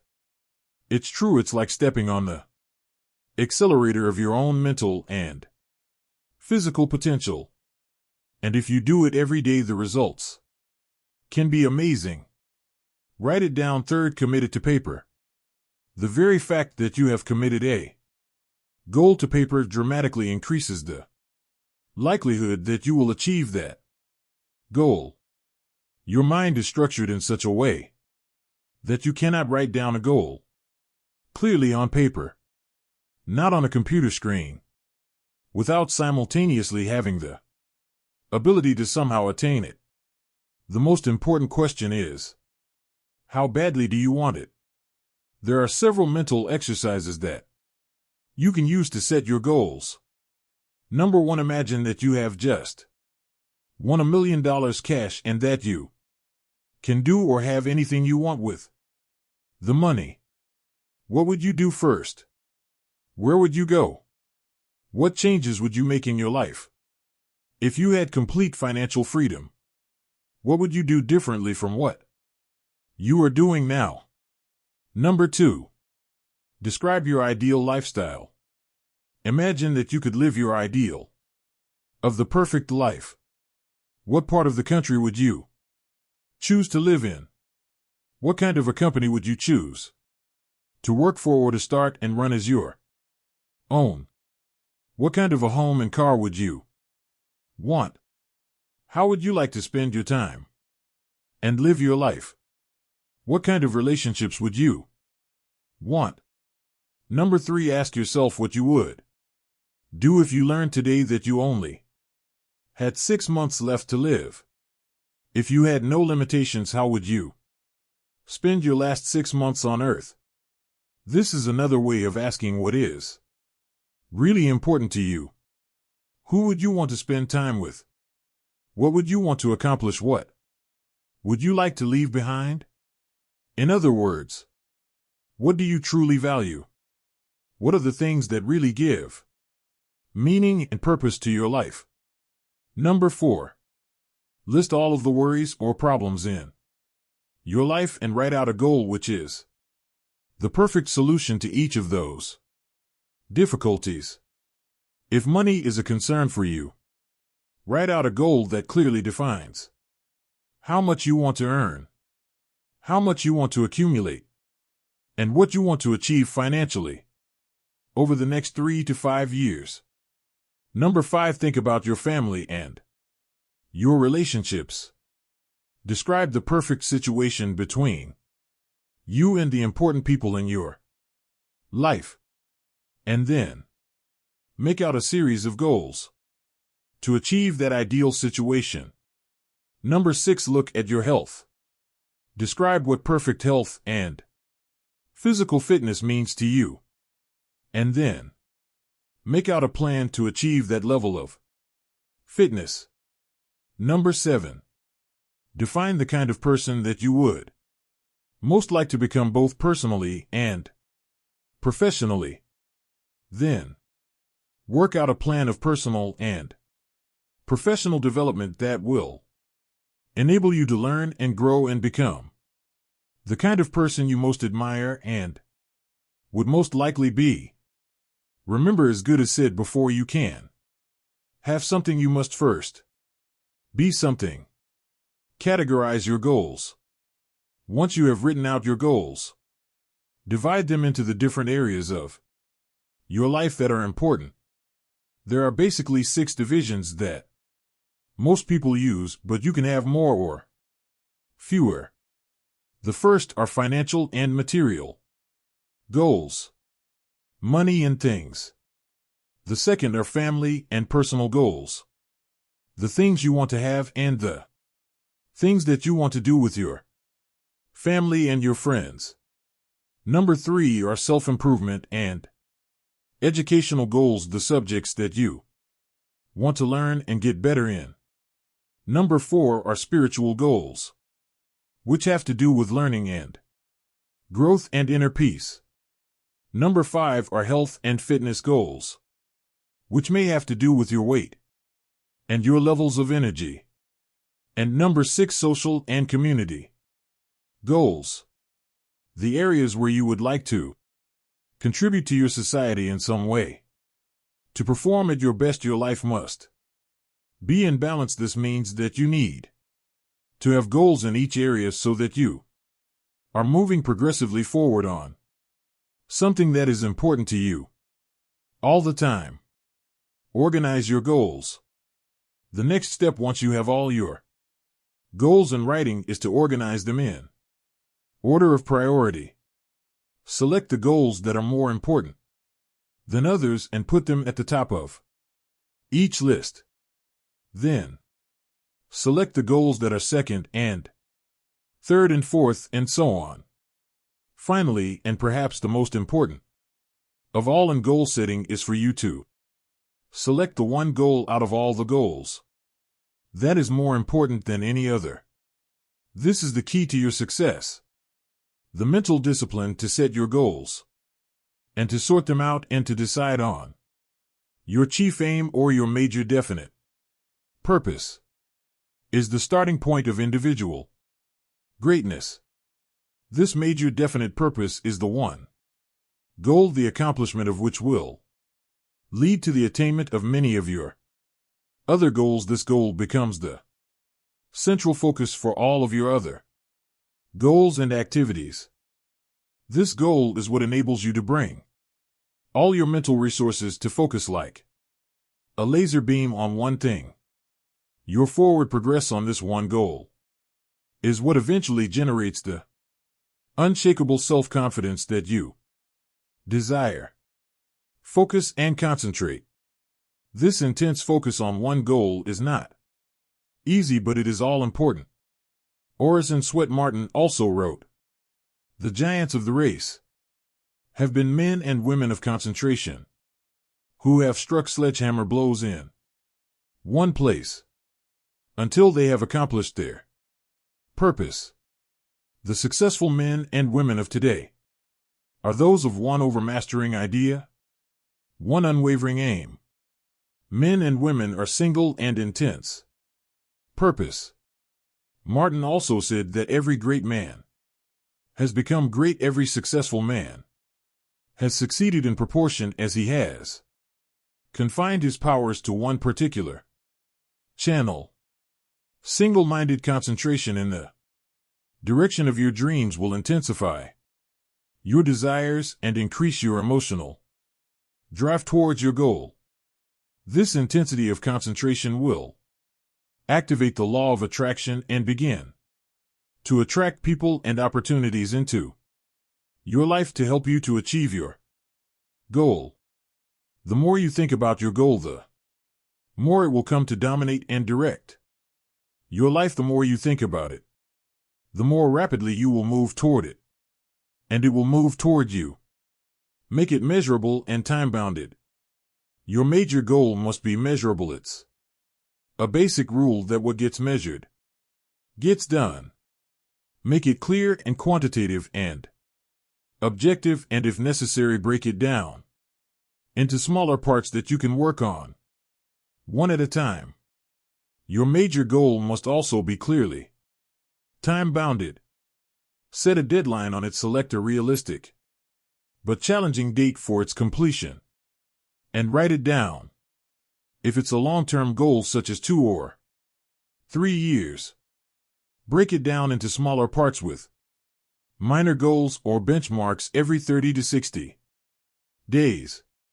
Create a structure of rewards that you will give yourself upon the attainment of each part of your goal and on the attainment of your entire goal. For maximum motivation and high achievement, you need to tie each goal to a reward and each part of the goal to a smaller reward. Now the reward may be dinner out or a vacation or a holiday. It may be a new car or a new home. It may be something that affects all the members of your family. Many people enlist the support and cooperation of their spouses and children by agreeing to rewards that everyone will get when the goal is attained. Rewards make the process more fun and interesting, and they act as an inner drive that propels you forward when the going gets rough. Make your plans. Once you've determined your major and minor goals, you construct your plans by making detailed lists of everything that you will have to do to achieve each goal, and then organizing the lists by time and priority. What will you do first? What will you do second? What is more important? And what is less important? Make each activity measurable and put a deadline on it. Select the very first thing that comes to your mind to do and get started. By setting goals, making plans, and getting started, you will join the top 3% of adults in the world today, and your success will be virtually guaranteed. A final point with regard to goals is this: keep your goals confidential. You build confidence and personal strength by keeping your goals inside of you and by channeling your efforts purposefully each hour and each day toward their attainment. Many people make the mistake of talking too much about their goals. Too much talking causes their energies to dissipate and their motivation to decline. It weakens their resolve. They lose the force and the power they would have had if they had kept their goals to themselves and instead concentrated on purposeful activities. As Henry Ford said, you can't build a reputation on what you're going to do. A simple technique. Let me now give you a simple technique that has transformed my life and the life of almost every person who's ever used it. It is simply this: get yourself a spiral notebook, the kind used in school for taking notes. Begin each day by sitting down with this notebook and writing out your main goals in the present tense as though they were already a reality. Use strong, definite words like I earn, I achieve, or I am. You can write other things in this notebook if you like, but the most important action is that you take 5 minutes each day to write and rewrite your major goals without referring back to what you wrote yesterday. Handwriting your goals is called a psychoneuromotor activity. Each time you write out your goals, you drive them deeper into your subconscious mind. You increase the intensity of your desire and the depth of your belief. You activate the mental laws of concentration and attraction and correspondence. You focus your mental powers and increase your confidence that the goal is achievable. By rewriting your goals every day, they become clearer and stronger and take on a power of their own. This exercise impresses your goals so deeply into your subconscious mind that they will eventually lock on, and you will begin to move irresistibly and unstoppably toward their achievement. When this happens, your future will be guaranteed. As you develop this ability to set and achieve whatever it is you want in life, you'll develop the kind of confidence that comes from positive knowing rather than positive thinking. You will become unstoppable. Now here are some action exercises that you can use to put these ideas to work in your life. Number 1. Decide exactly what you want in life. Set your goals as if you had no limitations, and whatever you wrote you would achieve. Number 2. Make a list of 10 goals that you would like to achieve in the next 12 months or so. Number 3. Write your goals in the present positive, personal tense. For example, you could write I earn X number of dollars by this date. This is personal positive and in the present tense. Number 4. Make a list of everything you will have to do to achieve your goal, and then organize the list by sequence and priority. This now becomes your plan. Number 5. Review your list and ask, if I was guaranteed to achieve any one goal on my list within 24 hours, which one goal would have the greatest positive impact on my life? Number 6. Take this number 1 goal your major definite purpose. Write it at the top of a new page in the present personal positive tense. Make a list of everything you could do to achieve this goal. Organize it into a plan and take action on your plan immediately. And number 7. Do something every day. 7 days per week on your major goal. Resolve to persist on this goal until you succeed, no matter how hard it becomes or how much time it takes. This process of setting and achieving one big goal will build your self-confidence to the point where you will become unstoppable for the rest of your life. Chapter 3. Achieving Competence and Personal Mastery. Vince Lombardi said the quality of a person's life is in direct proportion to their commitment to excellence. No matter what their chosen field, you will only be happy, satisfied, and capable of enjoying high levels of self-confidence when you know that you are absolutely excellent at doing something that is important to yourself and others. What is it? What could it be? These are two of the great questions of life. Fortunately, you and every other person has the inborn ability to become excellent at what you do and to achieve peak performance in your life in your chosen field. You have the capacity to function in the exceptional range and to achieve mastery in any area that is important to you. The development of lasting self-confidence requires nothing less. The edge of the envelope. In the world of test pilots and prototype aircraft, as described in the book and the movie The Right Stuff by Tom Wolfe, they refer continually to what is called the envelope. This envelope consists of an upper and lower edge. The upper edge marks the height and speed that any previous aircraft or jet is flowing up to the time of the most current test run. This upper edge of the envelope is the Maximum height and speed deemed possible. For a new aircraft before it theoretically comes apart in the air or malfunctions or self-destructs.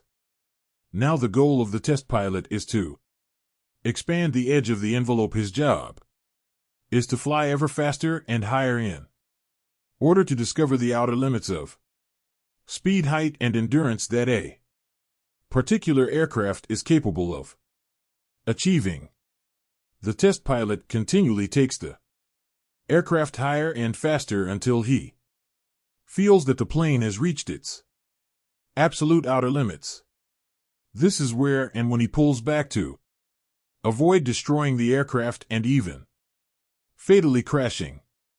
This is called the outer edge of the envelope, and it then becomes the lower edge of the envelope for the next aircraft and the next round of testing. Every aircraft, no matter how well made, has an outer limit on its capabilities. It can fly only so fast and so high and no further. Very little can be done to expand the mechanical ability of something made of metal by the hands of man. Expand your envelope. The major difference between you and an aircraft is that there is no outer edge to your personal envelope. As Emerson said, the power which resides in man is new in nature and none but he knows what that is which he can do. Nor does he know until he has tried. Thomas Edison said, "If we all did the things we are capable of doing, we would literally astound ourselves." Maxwell Maltz, the author of Cybernetics, said, "Within you right now is the power to do things you never dreamed possible. And this power becomes available to you just as soon as you can change your beliefs. In other words, the outer limit of your envelope or the outer limit of your potential is not fixed in time or space like that of an aircraft. Your limits are determined solely by your own beliefs and by your own confidence in what you think is possible for you. Self-confidence and self-esteem. Your self-confidence is closely connected to your self-esteem and to how much you like yourself. Dr. Nathaniel Branden calls self-esteem your reputation with yourself. It is how you feel about yourself and your abilities in relation to any situation that determines how much you like yourself and consider yourself to be a valuable and worthwhile person. The more you like yourself, the better you do. The flip side of self-esteem is what psychologists call self-efficacy. Self-efficacy is a measure of how effective and competent you feel you are to perform a particular task or to achieve your goals. This is called performance-based self-esteem. What this means is that if your self-confidence and your belief in yourself are determined by your self-esteem or how much you like yourself, then your self-esteem is determined by how capable you feel you are in any given set of circumstances. For example, if a problem comes up at work or at home, and you are so familiar with it that you can solve it quickly and correctly, your self-efficacy and your self-esteem goes up. You feel more capable and confident and more willing to take on other challenges and difficulties. You feel more positive and optimistic. You feel like an excellent person. If, on the other hand, a problem or difficulty came up and you were unable to do anything to solve it and you felt frustrated or ineffective, your self-esteem would suffer and your self-confidence would go down. You would feel negative about yourself and your abilities. You might even become angry or depressed. You would feel powerless rather than powerful. That's why they say in playing poker, the winners laugh and tell jokes while the losers say shut up and deal. Build your own self-confidence. The law of cause and effect applies to everything you are today and do, everything that you become. If the effect that you desire is high and unshakable levels of self-confidence, then it is necessary that you engage in the same behaviors practiced by others who enjoy high and unshakable levels of self-confidence, and you will soon experience high levels of self-confidence yourself. Studies conducted on thousands of men and women who have moved from ordinary to extraordinary performance and who have moved from feelings of inadequacy to feeling great about themselves show that there is a direct cause-effect relationship between competence and mastery on the one hand and self-confidence on the other. Mihaly Csikszentmihalyi of the University of Chicago wrote an excellent book, Flow: The Psychology of Optimal Performance, in 2008. On peak performance. Peak experience is a form of natural high that causes you to feel absolutely terrific about yourself and gives you a wonderful overall feeling of well-being and happiness. And the causes of this effect are now well known. Achieving peak performance. To attain this wonderful healthy feeling of optimal performance, you need clear goals, challenging standards, regular feedback, total concentration, step-by-step success, and a feeling that you are expanding your capabilities to a new higher level. When you have created a situation where you experience all of these, you sense that you are working at the outer edge of your own personal envelope. You feel that you are getting progressively better and better at something you are ideally suited to do, and that while you are still working within the range of your capabilities, you are stretching yourself at every moment. When you are caught up in this kind of experience, you often lose track of time. You become unaware of hunger, thirst, or fatigue. You feel calm and clear-headed and euphoric. Tests show that when you are in this state of flow, your brain releases endorphins, nature's happy drug, which causes you to feel happy and energized. Often when you are in this state, the rest of the world seems to slow down. You seem to function with extraordinary clarity. You seem capable of accomplishing great quantities of work in a shorter period of time, with great accuracy and few mistakes. You realize that if you could have this flow experience on a regular basis, you could do incredible things in your work and your life. Getting into the flow experience. Everyone has had this heightened experience at some time, usually when they have been under a tremendous amount of stress or pressure to get a lot done in a short period of time. But at the same time, they had clear goals and a strong belief that they were capable of meeting the challenge. At this point, they kicked into flow and felt as though they had taken off and left the ground. You have had this experience yourself in the past. Often it was so extraordinary that you remembered it for many months or even years. And here's the point. Men and women who achieve extraordinary things in life are merely ordinary men and women who have learned how to put themselves into flow and to function at peak performance more often than the average person. And what someone else has done, you can do as well.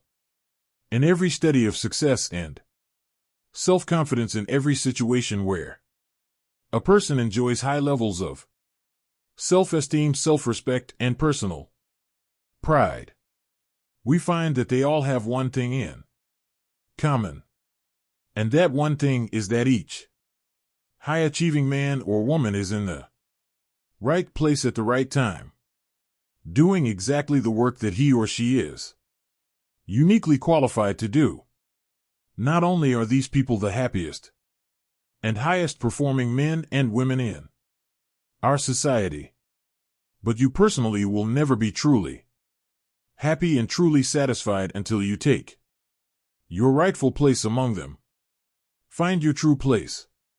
One of the greatest joys of human existence is to find your true place, the job or occupation that is ideally meant for you, and then to throw your whole heart into doing it and doing it well.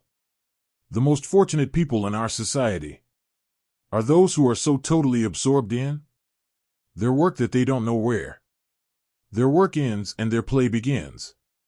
If they could, many of them would do what they love for free, and many do. If they won $10 million in the lottery, this is what they would consciously choose to do for the rest of their lives, or until the money ran out. Spiritual teacher Emmett Fox referred to this as your heart's desire. He said that you are here on earth to do something special, something that perhaps only you can do, and that you will never be truly fulfilled until you find it and completely commit yourself to it. And the remarkable thing, said Fox, is that you almost always have an idea of what it is. You only need to listen to yourself and then trust the guidance you receive. Grandma Moses.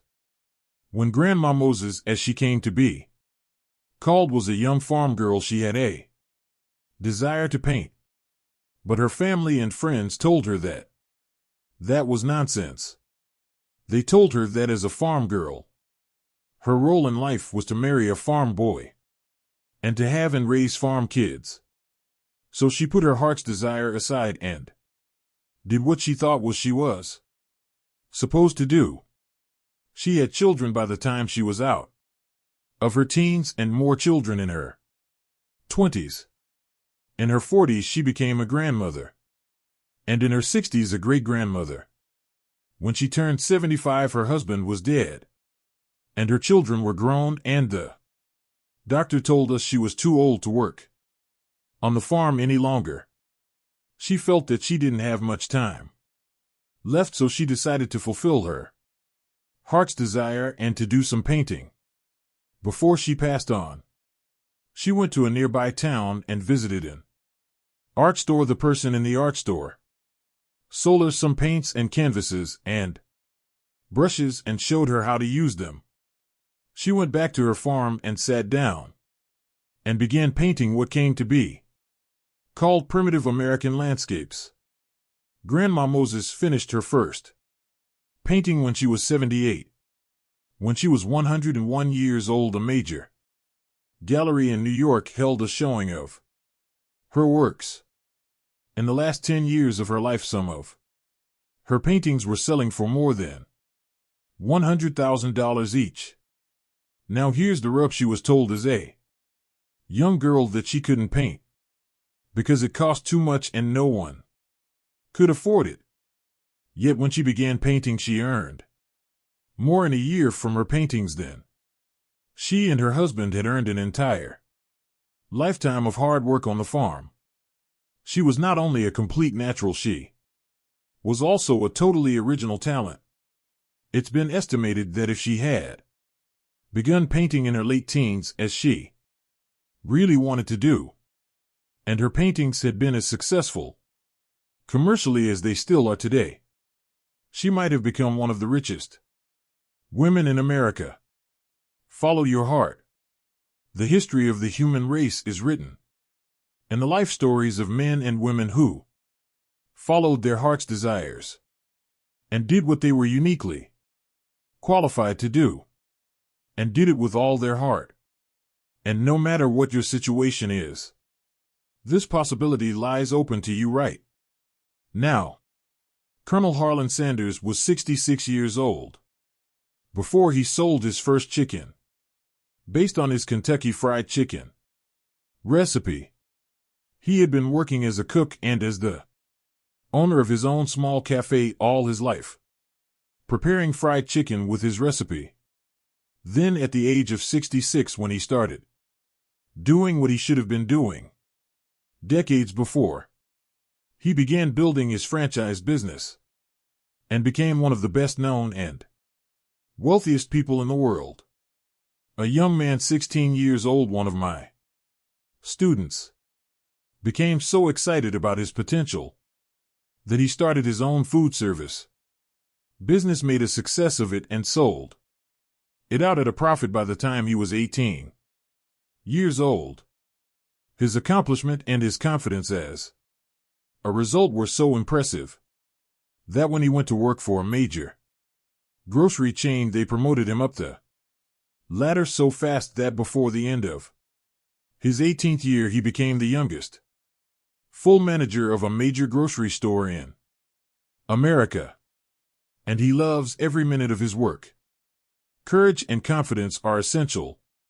Countless men and women have written to me and returned to my seminars around the country and told me that summoning up the courage to do what they really wanted to do was the turning point in their lives. Some of them had dramatically increased their incomes 5 and 10 times, although many had not. In every case, they were working harder than ever before, but as a result, they were happier than they had ever been. Their postures are strong and straight. Their eyes shine, their voices are clear. Their language is positive, and it's obvious that they're really enjoying their lives. They have a calm, quiet confidence in themselves that is unmistakable and makes them stand out from others around them. Your development of competence and mastery and the self-confidence that goes with it actually begin with self-analysis and self-awareness. Socrates said that the beginning of all wisdom and understanding is contained in the words, "Man, know thyself," and in analyzing yourself to determine what it is that would be ideal for you to do, there are 6 approaches you can use. First, ask yourself these questions. 1. What talents, skills, and abilities do you have that seem to be natural to you? 2. What have you been able to do easily and well in the past that seems to be difficult for other people? 3. What subjects in school and what parts of your work have you naturally gravitated toward? 4. What did you most enjoy doing between the ages of 7 and 14? Ask your mother. This is often a predictor of what you should be doing as an adult. 5. What parts of your work do you love to do and seem to do well? And 6. What work or activities give you a natural high? They give you energy, fill you with enthusiasm, and you lose track of time when you are doing them. Every person is put on this earth with a unique combination of talents and inclinations that makes him or her different from anyone else who has ever lived.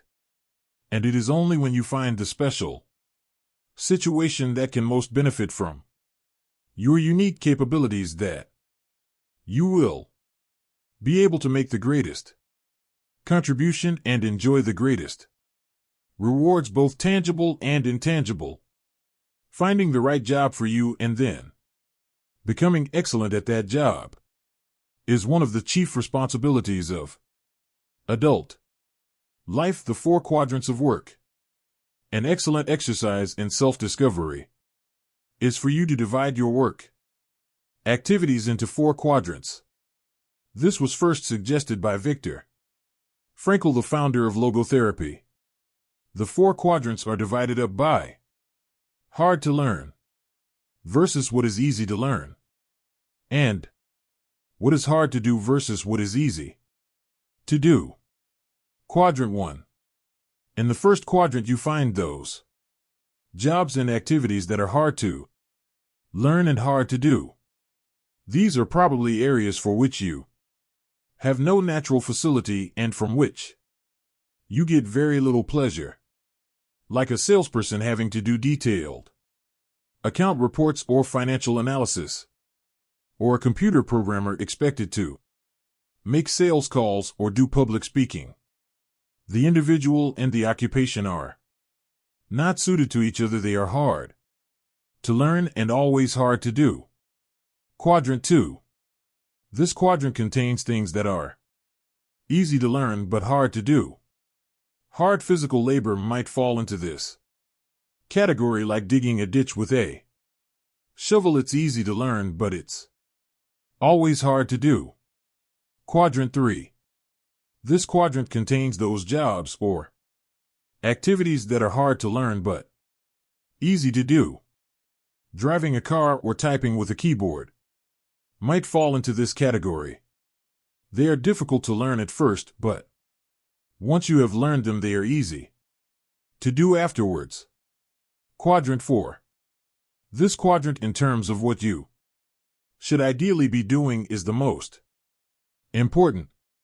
These are the jobs that are easy to do, and they were so easy to learn that you often forgot how you learned them at all. These are invariably the types of jobs or the kind of work at which you excel, and which are almost effortless for you, although they may be difficult for others. This is or are the work or jobs that you should be doing with your life. Examine your work history. Look back over your life and ask yourself what activities, behaviors, or decisions have been most responsible for my success in life to date. You will probably find that less than 5% of the things that you have said or done have accounted for most of the success that you have enjoyed. You may find that it was your unique ability to solve a particular kind of problem or to take advantage of a particular type of opportunity. You may find that your special talent was an interpersonal skill that enabled you to influence and persuade other people at a particular time and place. You may find upon analysis that it was an ability to take charge and accept responsibility for accomplishing a particular goal. Whatever has been responsible for your successes in life to date may be a good indication of what you should be doing in the future. Design your ideal work life. Describe in detail the amount of money you would like to earn, the kind of work you would like to do, the size and character of the company you would like to work for, the type of people you would like to work with, the kind of customers that you would like to sell to, and the level of responsibility or position you would like to attain. As you think through the kind of job that would make you happy, you may find that it is a completely different field than the one you're in now. A woman who was working as an accounting clerk at a computer sales company in New Jersey noticed how much the salespeople were earning and decided that she wanted to get into telephone sales herself. When she applied for the job, she was told that the two occupations, selling and accounting, were totally different, and that a person from accounting had very little probability of success in selling. But she kept asking for a chance to try selling, and finally she was given a chance to replace a salesman who was on vacation. Today the company sells more than $17 million per year in software and computer peripherals, largely over the phone. This woman is so good at selling that she accounts for more than 50% of the total revenues. She went from earning $2,500 per month to almost $500,000 per year. Best of all, she has never been happier in her whole life. When she started doing something she cared about. Maximize your return on energy. Analyze your work based on the measure that I call return on energy. Leaders in every field deliberately apply their talents and energies where they can achieve their greatest return on the amount of energy, mental, emotional, and physical, that they invest in any endeavor. They refuse to take on jobs or work in areas where they cannot perform at exceptional levels. They treat themselves as valuable resources, and they spend their energies very carefully. One of the questions that you might continually ask yourself is this: is this the best possible use of my time and energy? It's what you are doing right now, the most valuable thing that you could be doing, given your particular combination of talents and abilities. Often answering this question will help you to see that there is a vast difference between what you are currently doing and what you should be doing if you want to be fulfilling more of your potential. Do what you love. Marcia Senator wrote a top-selling book a few years ago whose title sells it all. Do what you love, the money will follow. Almost every really successful happy man or woman will say that the reason for their success is that they are doing what they love to do. Whenever a person is unhappy for any reason, I always ask them how much they enjoy their work and would they choose to do this type of work if there were other options open to them. Invariably, when someone is generally unhappy with their life, especially a man, they are dissatisfied with their work for some reason. Unfortunately, there's an old myth in our society that suggests that work is a penalty you pay during the day so that you can get your enjoyment from other things in the evenings and on the weekends. Many people view work as a punishment, but something that is unavoidable. They try to do it as well as they need to so they don't get fired, but they never really think about whether they enjoy it or not. However, this attitude is not for you. Your life is too precious and valuable to spend it doing something you don't enjoy. Every minute of it should be spent doing things that you love and care about and which make you happy.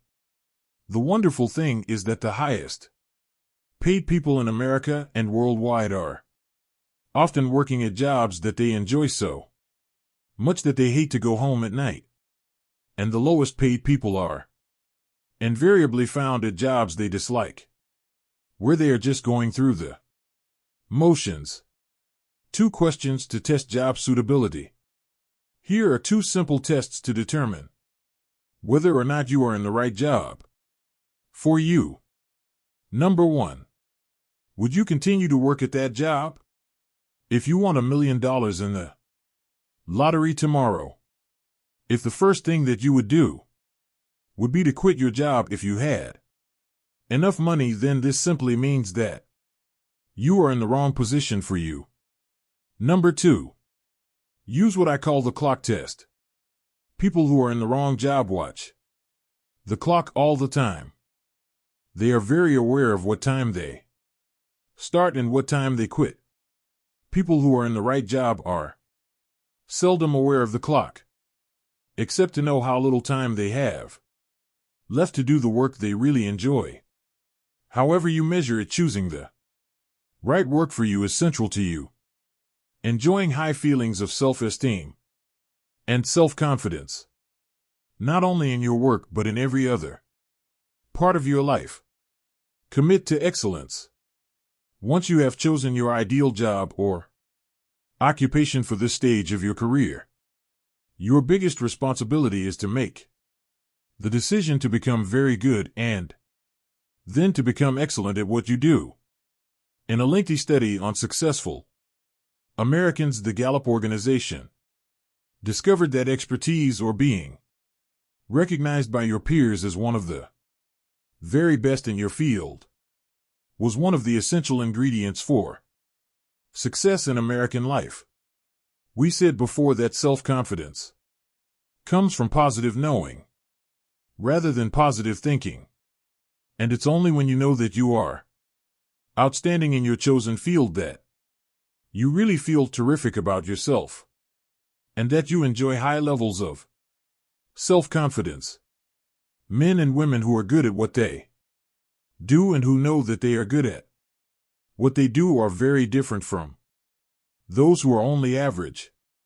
They walk and talk and dress and behave differently.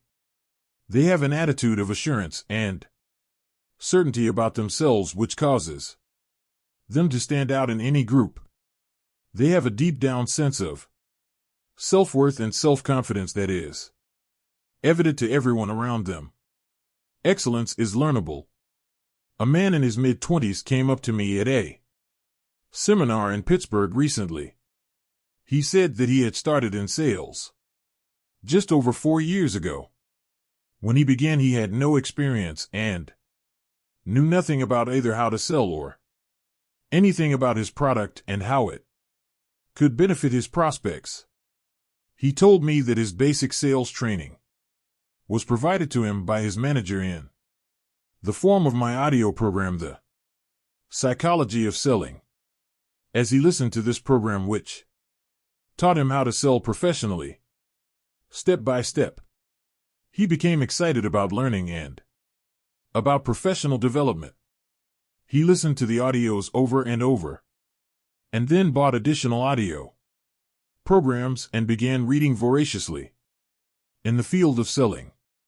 He told me that in his first year in a very competitive market he earned $22,000. But as he read and listened to audio programs and attended seminars, he got better and better. In his second year he earned $48,000. He became totally committed to continuous learning. And in his third year he earned $94,000. In his fourth year he earned just over $175,000, selling the same products in the same competitive market to the same customers, at the same prices and under the same economic conditions. And he had driven to the seminar in his new Mercedes. Not everyone can experience such extraordinary financial results, but the most important thing about this young salesman was that he exuded self-confidence and personal pride from every pore. He had a positive self-image and high self-esteem. He was admired and respected by the people around him, and he was held up as a model to others of what they might become if they just worked on themselves and on their jobs hard enough. This brings us to a very important mental principle called the law of accumulation. The application of this law is a fundamental reason for success in every field, including yours. This law says that every great life or great career is an accumulation of hundreds and perhaps thousands of efforts that nobody ever sees or appreciates. Great success is the result of countless hours, maybe even months and years of preparation and hard work toward the goal of becoming very good at what you are doing. This law of accumulation says that life is very much like a balance sheet with both credits and debits.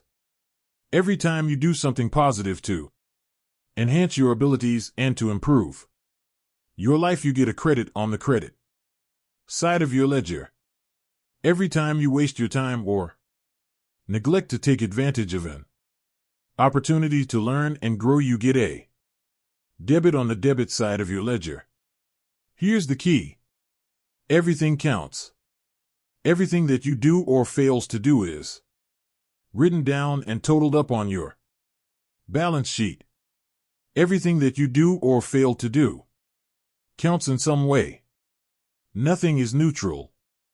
Everything is either moving you toward a better life or moving you away from it. Everything counts. A successful, happy, self-confident person is an individual who has consciously and deliberately built up a lot of credits on his or her balance sheet. An unhappy, negative, or insecure person is a person who has a lot of debits on his or her balance sheet. And since the only things that count are your actions, it seems that every Positive and constructive action you engage in adds up and increases your levels of self-confidence and self-esteem. The law of incremental improvement. Perhaps the most important corollary of the law of accumulation is what is called the law of incremental improvement. This is really the law that explains how you move from wherever you are to the top of your field.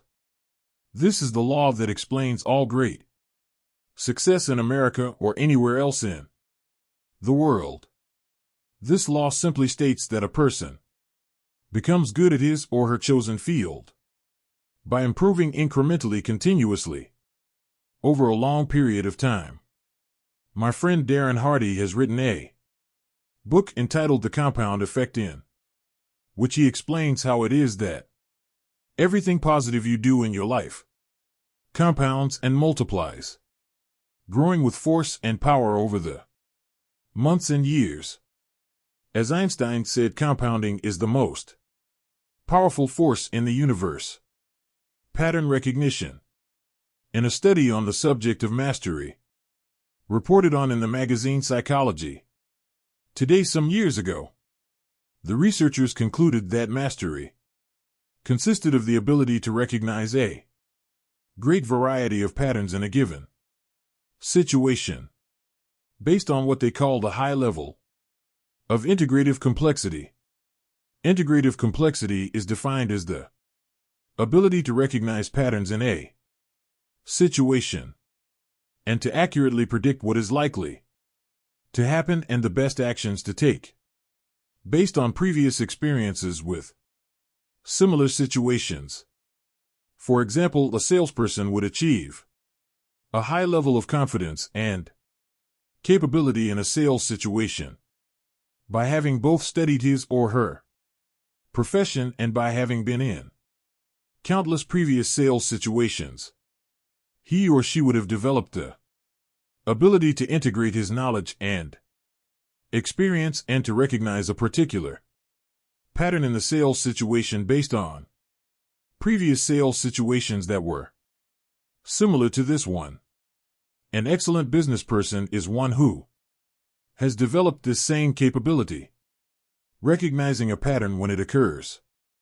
Again, drawing upon previous experiences and is therefore able to respond effectively and do and say the right things to complete the business transaction successfully or make the correct investment decision. The Grand Masters.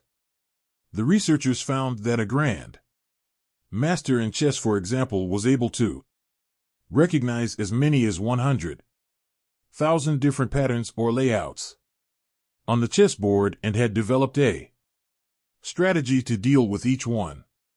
A national chess champion was able to recognize perhaps 50,000 patterns. A tournament chess player was able to recognize perhaps 10,000 patterns on the chessboard, and so on.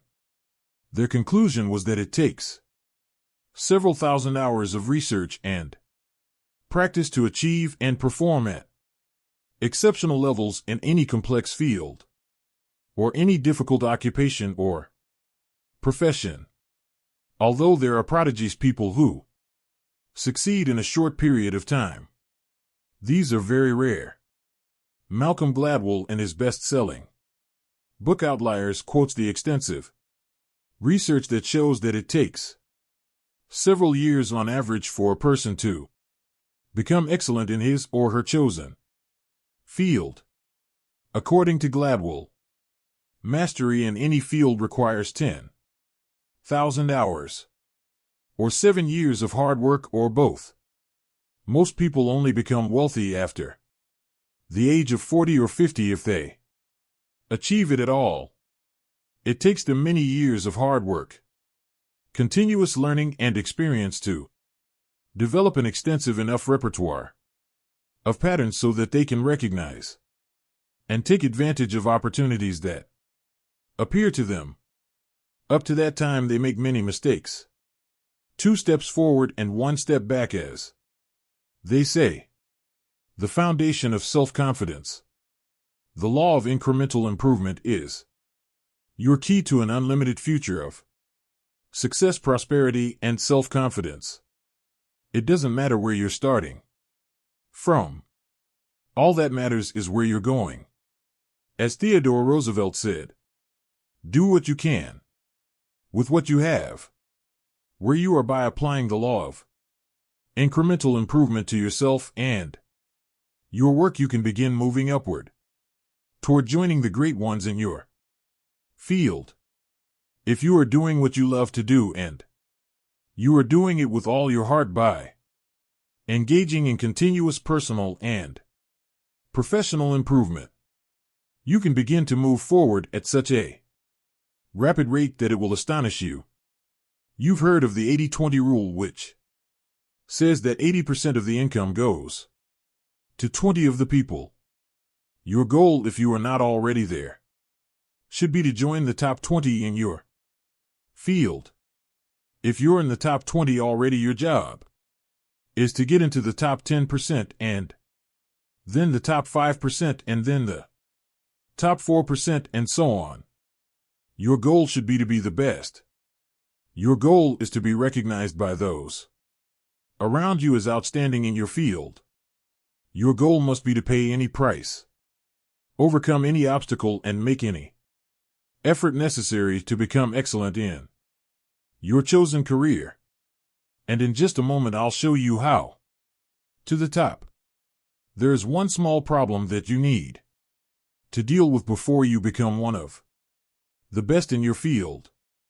Earlier in this book, I said that most of us grow up with feelings of inferiority and inadequacy because of low self-esteem and selling ourselves short. Many of us never even think about becoming excellent in our work. It never even occurs to us that we have the ability to learn anything we need to learn to be able to do an outstanding job at anything we put our minds to. The fact is that, generally speaking, you have the capability to excel at anything that is really important to you. If anyone else has achieved a high level of competence in your field, then so can you. All you have to do is do the same things over and over until sooner or later you get the same results that they have. This is the law of cause and effect in action. When you practice this law in conjunction with the law of incremental improvement, you can move from wherever you are to wherever you want to be. Identify your key skills. Just as choosing the right work or career for you requires self-analysis and self-awareness, moving to the top of your field requires that you take your existing position and you break it down into what we call its key result areas or its core competencies. In every job and every company for that matter, there are a few key skills, seldom more than 5 to 7, that determine the success or failure of the person in that job. Wherever an individual is having trouble in his or her career, it is usually because he or she is weak in one or more of these crass or core skills. Wherever a person is successful, it turns out that they are strong in all of the key skills necessary for success in that job. And here's a key discovery: your weakest important skill determines the height of your success in your work. You could be excellent at 6 out of 7 of your key result areas, but your weakness in the 7th area can hold you back for years. Analyze your skill levels. Your first job is to break your work down into its component parts, its basic skills, its basic key result areas, and then honestly analyze your level of competence in each one by giving yourself a grade on a scale of 1 to 10. For example, if you are in sales, your key result areas or core skills might be prospecting, establishing rapport, identifying problems accurately, presenting solutions, answering objections, closing the sale and getting resales and referrals from satisfied customers. A weakness in any one of these areas could be fatal to your success and your income. If you're in business, your key result areas could be leadership and management, strategic planning, marketing and sales, staffing and delegating, financial controls and administration, and production and quality controls. Each situation may be slightly different, but the same concept applies. Success begins by analyzing the individual parts of your performance and then by making a plan to become very good in each area. Deliberate practice. One of the most important breakthroughs in personal performance and career success is described in Jeffrey Colvin's top-selling book, Talent is Overrated. Cole then shows that most people start their careers with limited marketable skills and then develop from there. It turns out that those executives who got to the top early in their careers developed the habit of identifying the most important skill they could develop at that stage of their career. They would then dedicate themselves to mastering that skill, one skill at a time. Once they had developed a key skill, they would then identify the one skill that could help them to advance even further. Their entire career ladder consisted of mastering each key skill one at a time, until the compound effect took over and they moved rapidly upwards in their jobs. Identify your key skill. A good exercise is to ask yourself, what is my limiting skill? What is it that I do or don't do that is determining the speed at which I succeed and move ahead in my job? What is the performance bottleneck or choke point in your work? What limits you or holds you back from getting to where you want to go? Sometimes taking the time to develop one limiting skill will put your entire career onto the fast track. A manager in one of my seminars asked me privately why it was that he was continually passed over for promotion at his engineering firm, even though his boss acknowledged that he did excellent work. I asked him about the qualities and activities of the highest paid engineers in the company.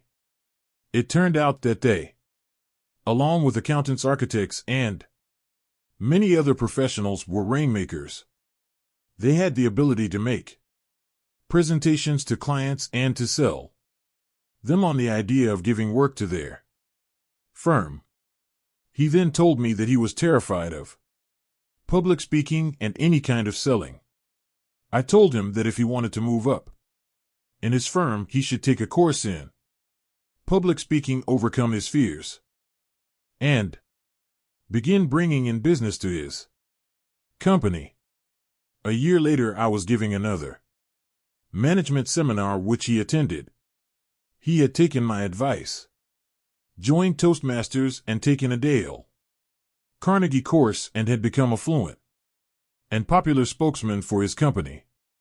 He had been promoted twice, his income was up 40%, and he was one of the most respected people in his firm. His whole life and career had been transformed by the development of a key skill. All skills are learnable.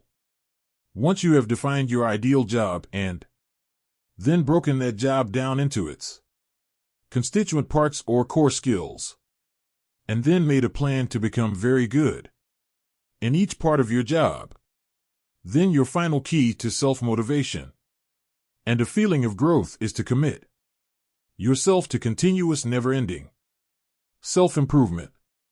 Make a decision right now to dedicate yourself to a lifetime process of personal and professional development.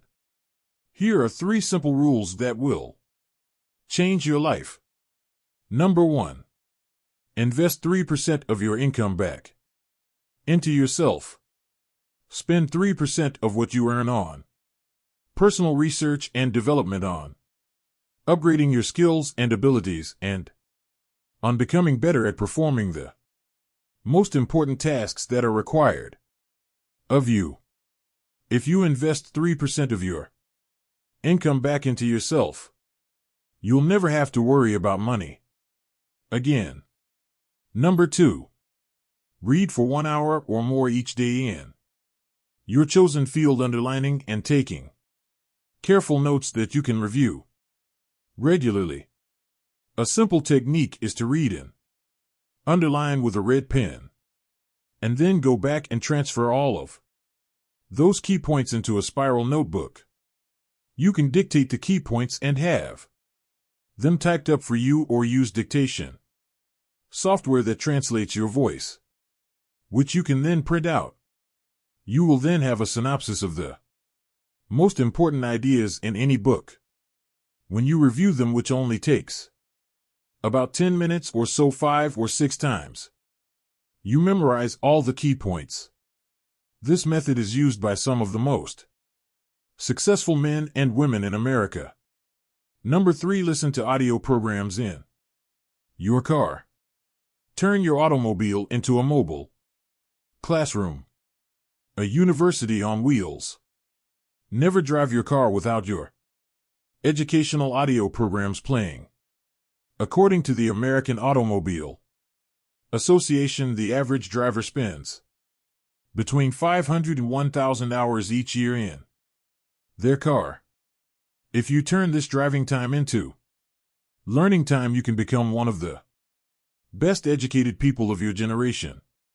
Your most valuable financial asset, your ability to earn money by applying your knowledge and skill, is the most important single source of money in your life. This is called your earning power and is the sum total of all your knowledge and skill applied to doing a job. Your earning ability is your ability to get results that someone will pay you for. This capacity represents as much as 80 to 90% of your total net worth. And your earning ability is either an appreciating asset, becoming more valuable each month and year, or a depreciating asset, losing value each month and year because of a failure to continually upgrade your skills. One of the smartest expenditures you can make is to invest in your earning ability to become better at what pays you the most. This continuous investment in yourself will put you behind the wheel of your own life. It will assure you of greater success and self-confidence every day of your life. And by the law of indirect effort, a commitment to yourself will earn you the self-esteem, self-respect, and personal pride that you desire. You will eventually achieve the competence and mastery in your field that generates the feelings of self-confidence that make you irresistible.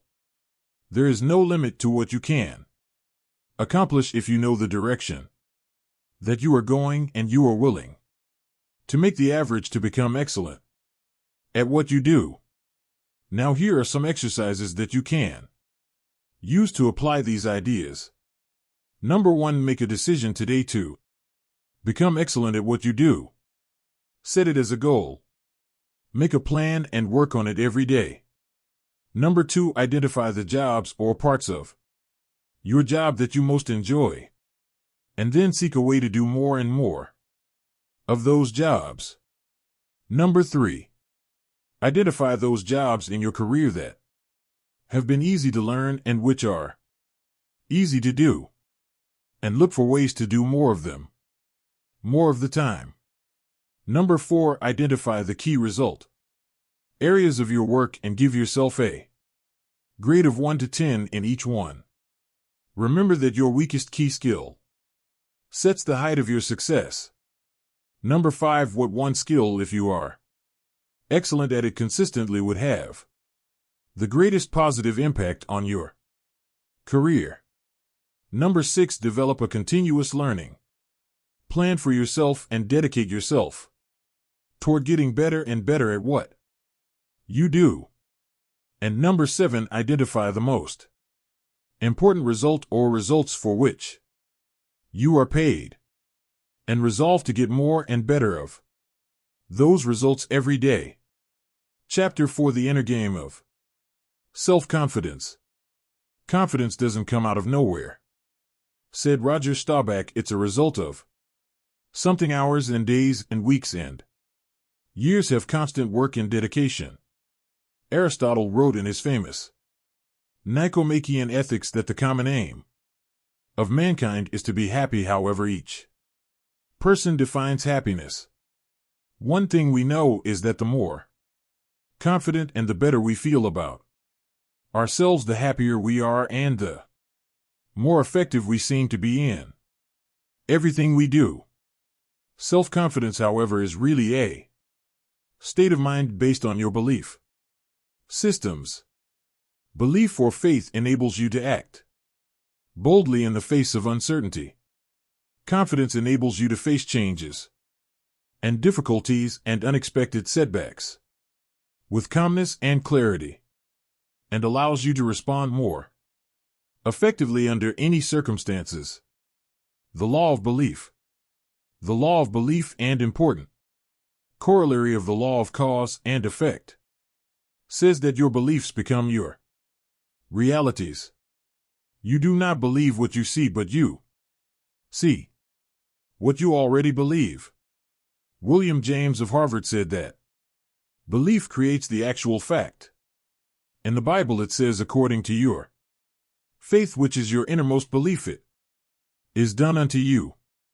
If you believe strongly enough and confidently enough, your outer world will tend to conform to a pattern consistent with these beliefs. In fact, your world today is largely an outpicturing of your innermost beliefs and convictions. You behave on the outside based on your beliefs on the inside. You see the world around you based on your beliefs about reality, whether they are correct or not. How can you determine your true beliefs? Simple, you can tell what you really believe by observing what you do and what you don't do. You can tell what you believe by listening to your opinions, your conversations, and by noting your decisions. When you truly believe yourself to be an exceptional human being possessed of remarkable capabilities, you will walk and talk and act that way, and your inner convictions will become your outer realities. As the Bible says again, all things are possible to him that believeth. The power of belief. There's a story about a man many years ago whose business was in serious trouble. He had lost some big sales, he was deeply in debt, and his suppliers and creditors were closing in on him. He didn't know whether he should continue struggling or just declare bankruptcy and let his business fold. He decided to go for a walk in the park that evening and think it over and decide what to do. He was standing in the park on a small bridge looking down at the water when an older man appeared out of the darkness. Seeing his downcast look, the older man stopped and demanded to know what the matter was. For some reason, the businessman told him all about his financial problems and how close his business was to collapsing, even though it was a good business and had a good potential future. The older man listened intently and then said, "I think I can help you." He pulled a checkbook out of his pocket, asked the man his name and wrote how to check for him, pushed it into his hand, and said, "Take this money. Meet me here exactly 1 year from today, and you can pay me back at that time." Then the older man turned and disappeared into the darkness. The $500,000 check. When the businessman returned to his office, he opened up the check and found that it was for $500,000. He thought it was just a joke until he read the signature. The signature read John D. Rockefeller. He had received a check for $500,000 from the richest man in the world at that time, the man who had formed the Standard Oil Company and who was well known for giving money away to others. At first he thought he would cash the check and solve all his financial problems.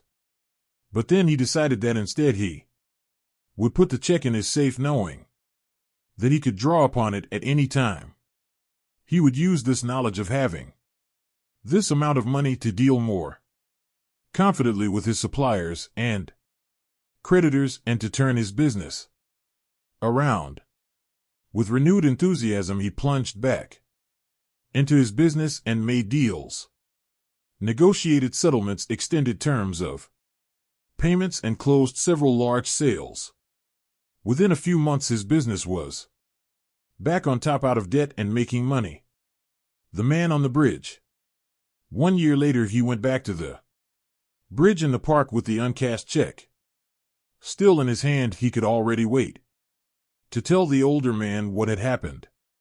At exactly the agreed upon time, the older man emerged from the darkness once more, just as the businessman was about to give him back his check and tell him his exciting story of success and achievement over the previous 12 months. A nurse came running out of the darkness up to the old man and grabbed his arm. She apologized to the businessman, saying, "I'm so glad I caught him. I hope he hasn't been bothering you. He's always escaping from the rest home and going around telling people that he's John D. Rockefeller." She took the old man's arm and led him away. Businessman just stood there, stunned. All year long he had been wheeling and dealing, buying and selling and building his business with the calm, confident knowledge that he had a $500,000 check in his safe that he could cash at any time. It suddenly dawned on him that he had made his business successful based on his beliefs, even though the information upon which his beliefs were based was false. It had been his self-confidence in action that was responsible for the turn around in his affairs. First, convince yourself. Your job is to achieve the same level of confidence and belief as that possessed by that businessman. The world will largely accept you at your own estimation. It is yourself that you have to convince before you can convince anyone else. But once you are absolutely sure that you have what it takes to master any situation, you will act in such a way that your beliefs will become your reality. We're really talking here about what we call mental fitness, or the hardy, resilient personality. And mental fitness is subject to the law of cause and effect. You can develop the kind of unshakable self-confidence that you desire by simply repeating certain thoughts and actions over and over until they are driven deep into your subconscious mind and take on a power of their own.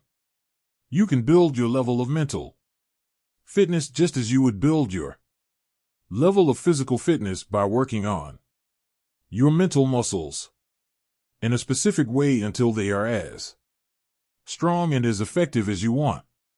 The power of suggestion. Perhaps the most powerful influence in determining your mental and emotional state at any time is the power of suggestion. The power of suggestion begins influencing you even before you're born and continues from infancy and throughout your life, making you the kind of person you are today.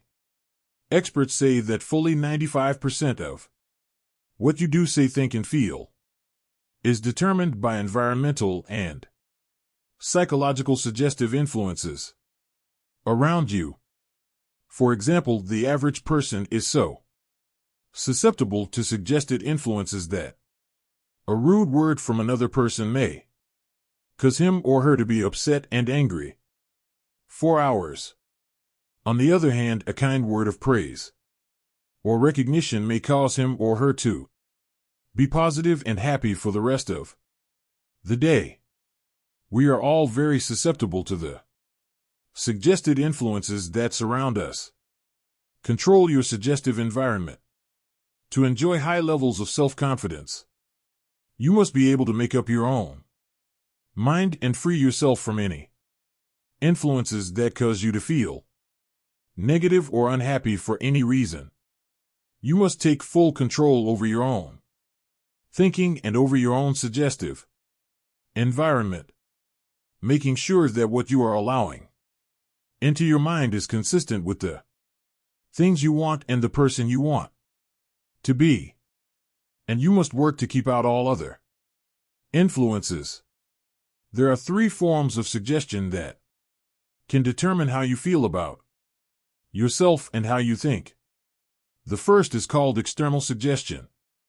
These are all the activities that go on around you from the moment you get up in the morning until your last communication or information input in the evening. Depending upon how open and receptive you can be inordinately influenced by television, radio, newspaper, the internet, conversations, work, experiences, feedback from superiors, interactions with members of your family, even problems in traffic or changes of temperature on the outside. The great majority of people allow much of their lives to be determined by what is going on around them, convincing themselves that they are thinking independently when instead they are merely reacting to whatever happens. Control your emotions. This is why the negative emotions that upset and disturb you are usually unconscious, unthinking reactions that are triggered by external events. We know this is true because no one would consciously and deliberately decide to feel negative, angry, or upset. When people are in control of their emotions, they choose to feel happy. For example, one of the most common expressions of negative emotions has to do with what are called conditioned responses. These are automatic responses that we engage in when somebody pushes one of our hot buttons. A hot button is a habitual negative way of reacting to an experience or to something that someone says. Each person has a series of these buttons, and when we know a person well, especially in an intimate relationship, we know just what buttons to push to get whatever reactions we want.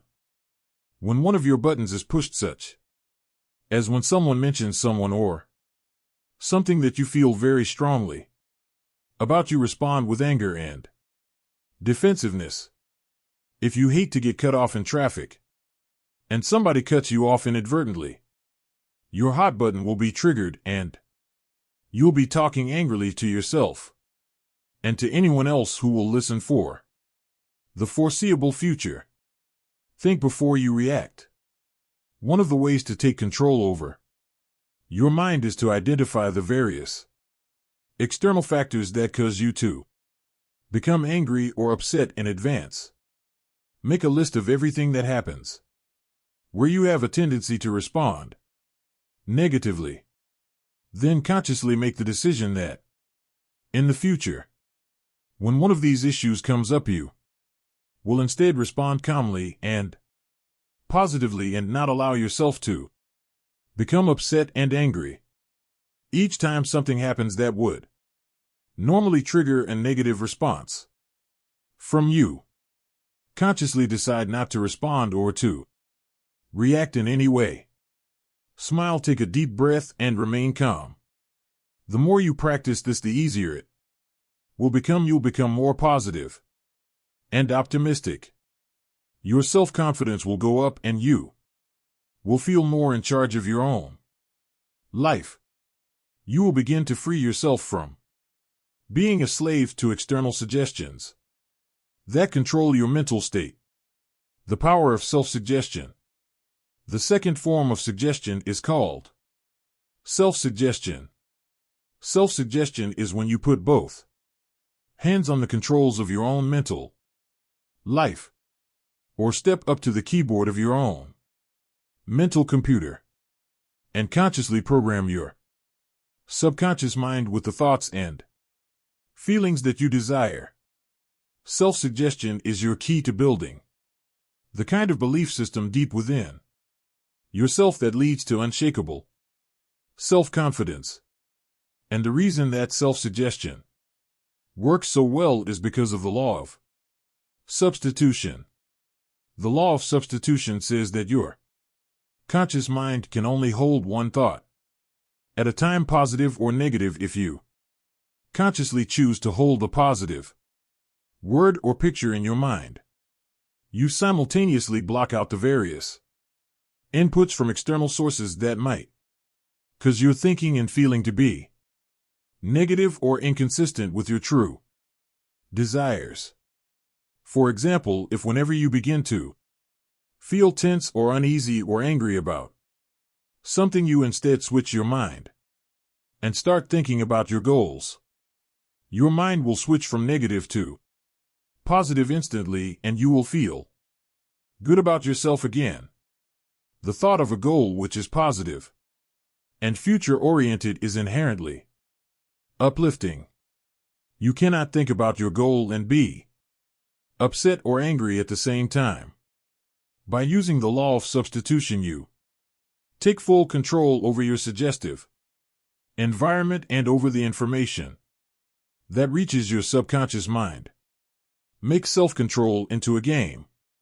When something negative or unexpected happens to you, immediately seize upon the moment as an opportunity to demonstrate calmness and self-control.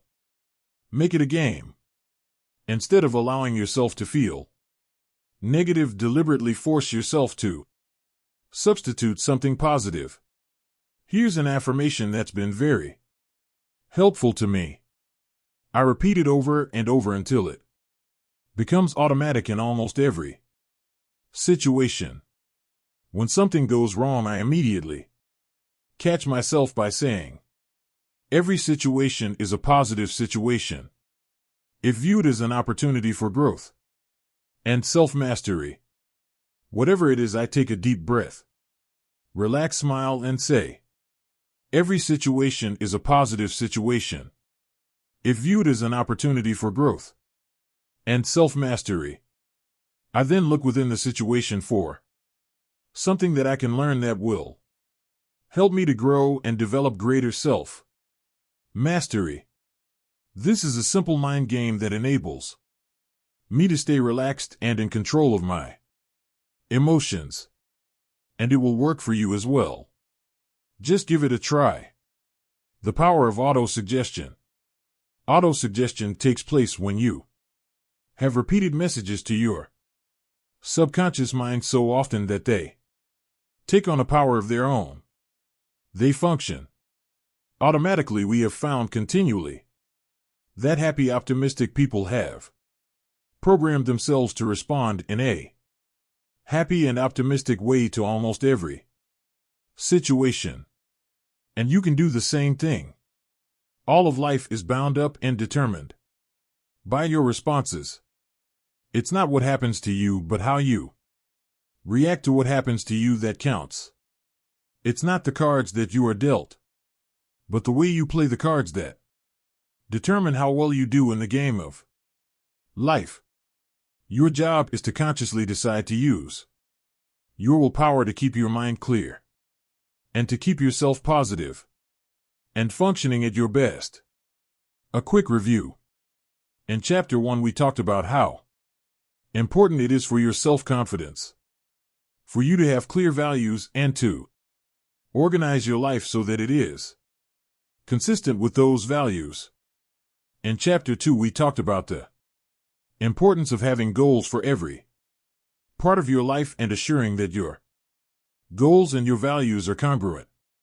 In Chapter 3, we talked about how important it is for you to commit yourself to achieving mastery in your chosen field, consistent with your goals and values. In this chapter, you will learn a series of mental fitness techniques that you can use to program your subconscious mind. You will learn how to develop the absolute conviction and confidence that you can achieve anything you set your mind to. And you will learn how to make this self-confident response an automatic reaction to anything that happens. Take charge of your life. The starting point of taking full control over your conscious and your subconscious mind is for you to accept complete responsibility for everything that you think or say or do. You are responsible for whatever happens to you, and especially you are responsible for your responses to the inevitable ups and downs of daily life. As Eleanor Roosevelt said, no one can make you feel inferior without your consent. I used to think that setting goals and making plans was the starting point of success in life. After a while, I changed my mind because I realized that something else actually comes first. What comes first is the acceptance of complete responsibility for yourself and for everything that happens to you. Real maturity begins when you finally realize that no one is coming to the rescue. It is only when you accept total responsibility for your life situation, with no excuses and no blaming of others, that you move into a mental position to kick the long ball in your own life. It's only when you have accepted 100% responsibility for yourself that you are ready to take the next step and decide exactly what it is you want and exactly what it is you want to do. Responsibility is not an option that is open to the individual. It is mandatory. It is an absolute fact of human existence. You do not have the luxury of blaming others or making excuses for parts of your life that are not satisfactory. As Henry Ford too said, never complain, never explain. No one makes you do anything or feel anything. You are where you are and what you are because you have decided to be there. Everything that you are or ever will be is entirely up to you. If there is any effect in your life that you are not happy about, it is solely up to you to change the causes. You are completely responsible. Actions have consequences. Fully mature people accept that their actions have consequences. A fully functioning adult knows that he or she can choose an action, but that once the action is taken, both predictable and unpredictable consequences will follow. The true adult accepts that for every cause there will be an effect. For every action there will be a reaction. You can choose the action before you act, but you cannot choose or control the consequences or reaction afterwards. Intelligent adults are very careful about the thoughts they think and the actions that they take. They do not fool themselves or engage in self-delusion. They don't pretend that things might happen differently, nor do they trust to luck. Inactions also have consequences. What are called crimes of omission are often more serious to your long-term prospects than the mistakes you make. Omitting to think through your values, set clear goals, make plans, commit to excellence, and so on can be disastrous to your possibilities of great success. Problems versus facts. The starting point of success is the acceptance of reality. What cannot be cured must be endured. Often people will come to me with challenges they are facing, and I will ask them this simple question: is this a problem or is this a fact? If it's a problem, it's amenable to a solution.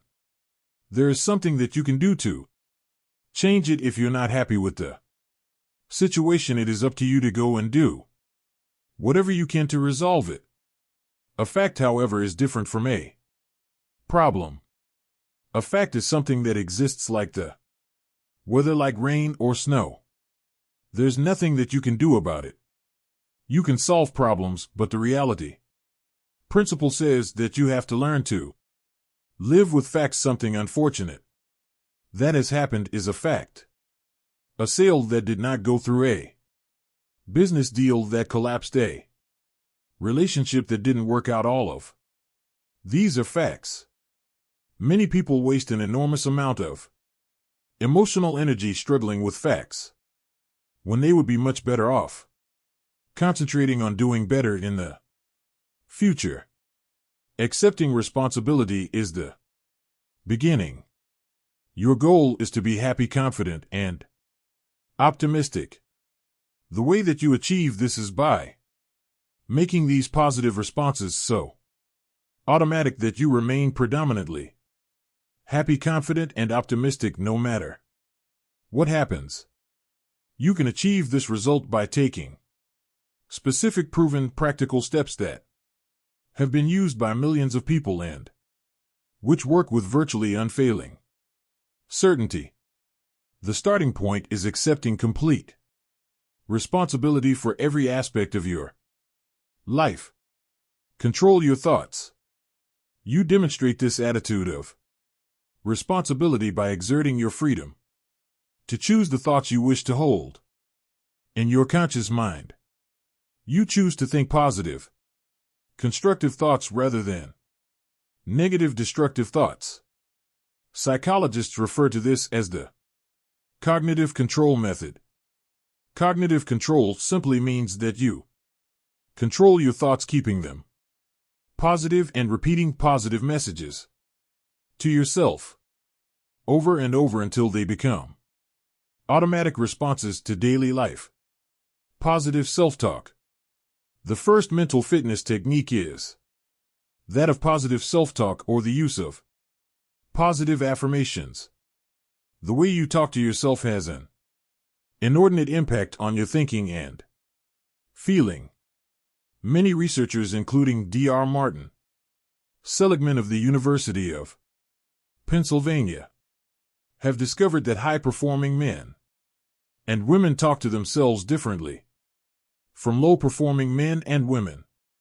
Basically, your self-talk, or your inner dialogue, determines the tone of your emotional life.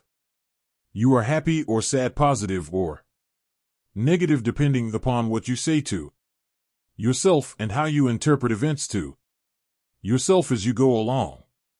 For example, if you're cut off in traffic and you immediately become angry and begin thinking about how stupid and irresponsible and what a bad driver the other person is, you will trigger a very different reaction than if, when you are cut off in traffic, you excuse the other person by thinking to yourself that he or she must be late or distracted or must not have seen you.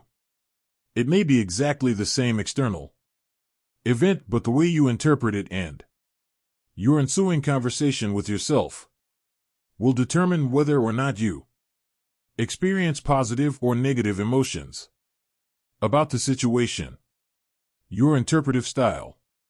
The starting point of using positive self-talk is to interpret everything that happens to you in a favorable way.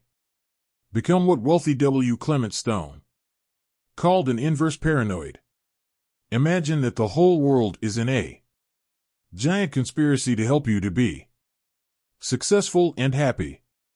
Imagine that everything that happens is happening to teach you something valuable and to move you closer to achieving your most important goals. Just as a paranoid is convinced that there is a conspiracy against him, an inverse paranoid is convinced that if there is a conspiracy for him or for her. Practice the wonderful mental quality of serendipity. In the fairy tale The Three Princes of Serendip traveled around finding that every apparently negative or calamitous event they witnessed turned out to be positive and beneficial in the end. Make it a game to look for the good in every situation. Practice positive expectations. The law of expectation says that whatever you expect with confidence becomes your own self-fulfilling prophecy. When you develop an attitude of positive self-expectancy, you become a more optimistic and cheerful person.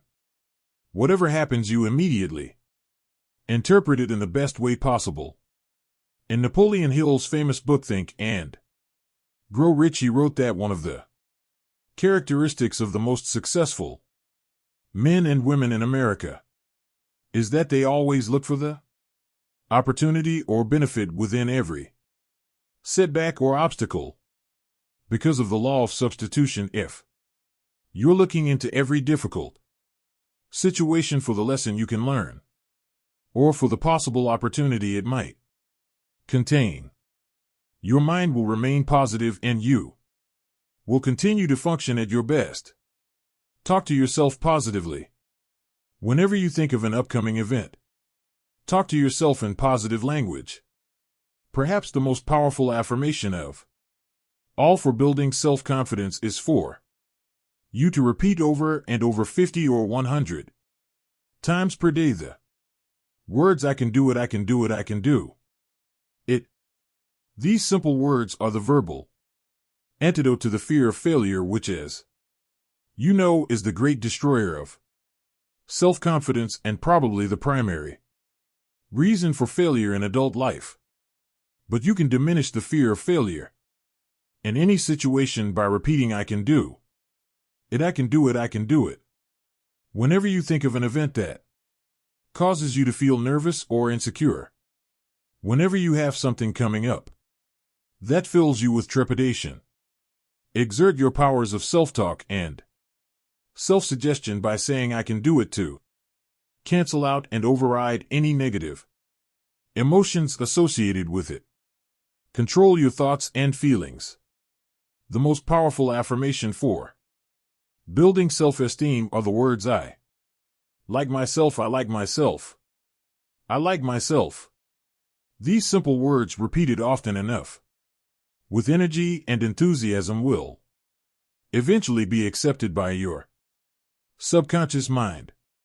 As your subconscious mind accepts this message of self-liking, your self-esteem goes up and your ability to perform and your levels of effectiveness improve in every area of your life. If you want to do your work better, just say "I love my job, I love my job, and love my job." In their best-selling book Success Through a Positive Mental Attitude, W. Clement Stone and Napoleon Hill recommend that you repeat several times a day the words "I feel happy, I feel healthy, I feel terrific." One of my favorite affirmations whenever I'm worried about anything is to cancel it by saying, "I believe in the perfect outcome of every situation in my life. I believe in the perfect outcome of every situation in my life." You will find that it's almost impossible to worry and fret about anything while you're repeating this kind of positive message to yourself. Unlimited potential. Your potential is unlimited using affirmations. Remember that affirmations are a way of programming your subconscious mind. By repeated affirmations, you can instill within your mind powerful positive commands that will eventually determine your automatic thoughts, feelings, and responses. In order for affirmations to work, they must be phrased using the 3 P's. They must be in the present tense, positive and personal. The affirmations "I can do it, I like myself, I feel terrific" are all positive, present tense, and personal. The subconscious mind is very literal in nature and can only accept commands phrased in the present tense. For some reason, it ignores negative commands and focuses only on the positive message. If a person says "I will not smoke again," the subconscious mind drops out the will and not and only accepts the message "I smoke again, I smoke again." It's better to say "I am a non-smoker." The subconscious mind can form a clear picture of a non-smoker and will Eventually adjust a person's habits and tastes to the point where they stop smoking altogether. You can create affirmations for each of your goals, and by repeating them continually, you program them deeper into your subconscious mind until they take on a power of their own. You then find yourself automatically motivated to do the things necessary to achieve them. Written affirmations. The second technique you can use to keep your mind positive and to achieve your goals faster is to write out your goals in the form of affirmations on 3x5 index cards. Write them in large black letters and then read and reread the card several times each day, reciting the affirmation to yourself each time. This and every other method or technique that you use to convince yourself that your goal is achievable will also help to build your self-esteem and self-confidence. This attitude or belief will cause you to take the specific actions that will eventually make your goals a reality. Practice visualization. The third technique for building self-confidence is the use of positive visualization. This is the process of creating clear mental pictures of the person that you want to be, doing the things that you want to do, and achieving the goals you want to achieve. Because your subconscious mind cannot tell the difference between a real experience and one that you vividly imagine. It will give you the thoughts and feelings that would accompany your realization of your mental pictures. What determines the impact of visualization is the amount of emotion that you combine with the picture when you hold it in your conscious mind for reception by your subconscious. The more emotion with which you visualize, the faster the visualization will emerge in your reality. Mental rehearsal. An effective way of visualizing is a peak performance technique called mental rehearsal.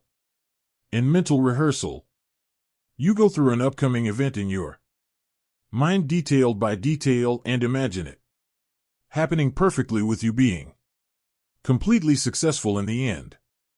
Prior to any event of importance, you recall and relive a previous experience where you performed well. You take a few moments to replay in your mind a picture of the last time you did this particular activity successfully. If you have to write an exam of any kind, take a few moments to close your eyes, breathe deeply, and see yourself writing the exam easily, knowing all the answers. If you have to make a sales call, take a few moments prior to the sales call. Close your eyes and see yourself in the sales call, perfectly relaxed, calm, positive, and in complete control.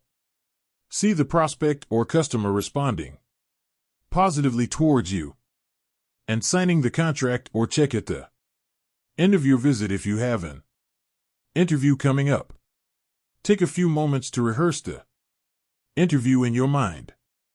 Go through every stage of it, see yourself performing at your very best, and visualize the other person responding to you in a positive and productive way. Improve your mental pictures. All improvement in your life begins with an improvement in your mental pictures.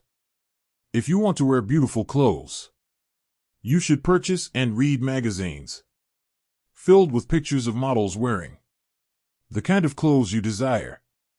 Visit clothing stores of the very best quality and try on clothes that you eventually want to own.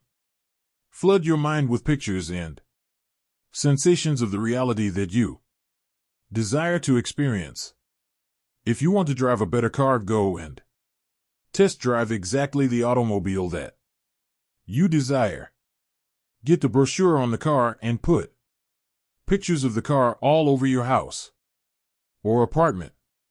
A friend of mine used this exact technique to get his dream car. He cut out a picture of the new BMW he wanted and put it on the steering wheel of his car.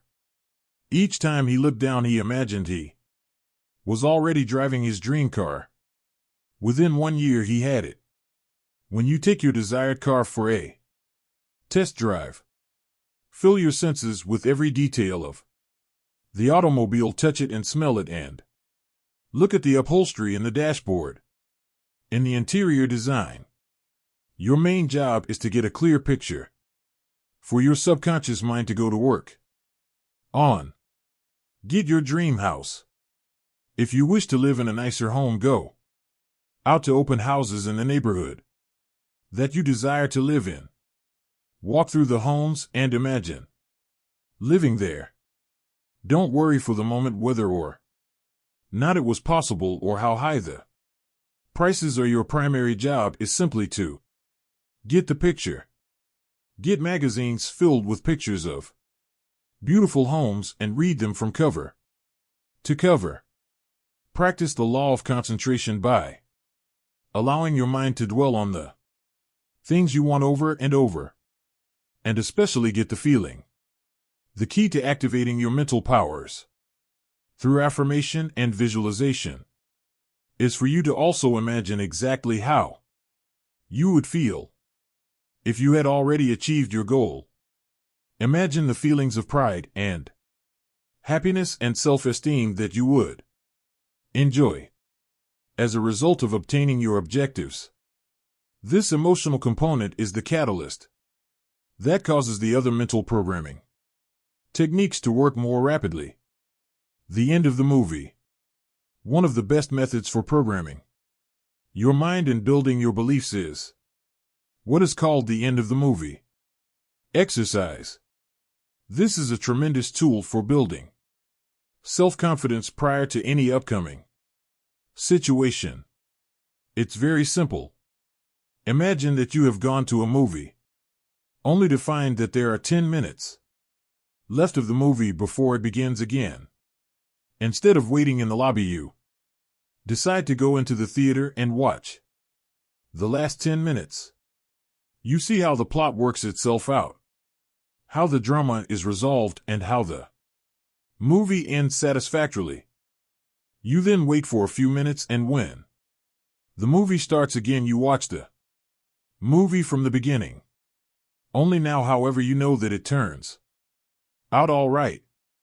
You know how each part of the plot eventually resolves itself satisfactorily.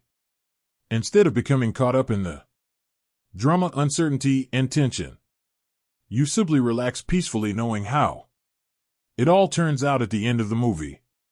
You can apply this same technique to almost everything you do. You can manufacture your own self-confidence by imagining that no matter what your situation, everything turns out perfectly in the end. Create that end of the movie feeling in yourself whenever you think of an upcoming event or problem that causes you any tension or insecurity at all. Prior to a meeting or a sales call for interview, take a few moments to get that end of the movie feeling. Then just relax. No matter what happens in the interim, you don't have to worry at all. You already know that the situation resolves itself with good for all concerned. The interesting thing is that if you do this repeatedly, not only will you experience higher levels of self-confidence, but events in your life will have a tendency to turn out as well or better than you could have asked for or expected. Feed your mind. The fourth mental fitness technique and another way to build your self-confidence is to continually feed your mind with books, magazines, and audio programs containing positive and uplifting messages. Just as you become what you eat, you do become what you think about as well. Everything that you take into your conscious mind, positive or negative, is either raising or lowering your self-esteem or self-confidence. To practice cognitive control, you must Be consciously aware of the suggested influences around you, and make every effort to assure that they are positive and consistent with your goals and desires. Get around positive people. One of the most powerful suggestive influences in your life, perhaps the single influence that decides your success or failure more than any other controllable factor, is the kind of people that you associate with on a regular basis. The fifth technique to keep yourself confident and optimistic is to get around positive people and get away from negative people. Fly with the eagles rather than scratching with the turkeys. Resolve today to get the negative people out of your life, because you are so inordinately influenced by other people, the people you work with and socialize with and spend time with. You must do everything to assure that you are surrounded by the kind of people that you like, enjoy, who make you feel good. Research is showing that habitual association with critical, complaining people can be enough by itself to sabotage all your chances for success and happiness. Negative people drag you down. They rob you of energy and enthusiasm. Attract positive people into your life. Fortunately, the law of attraction works very quickly when applied to people. You can begin to change your human environment by beginning first of all to think about the kind of people that you admire and want to be like.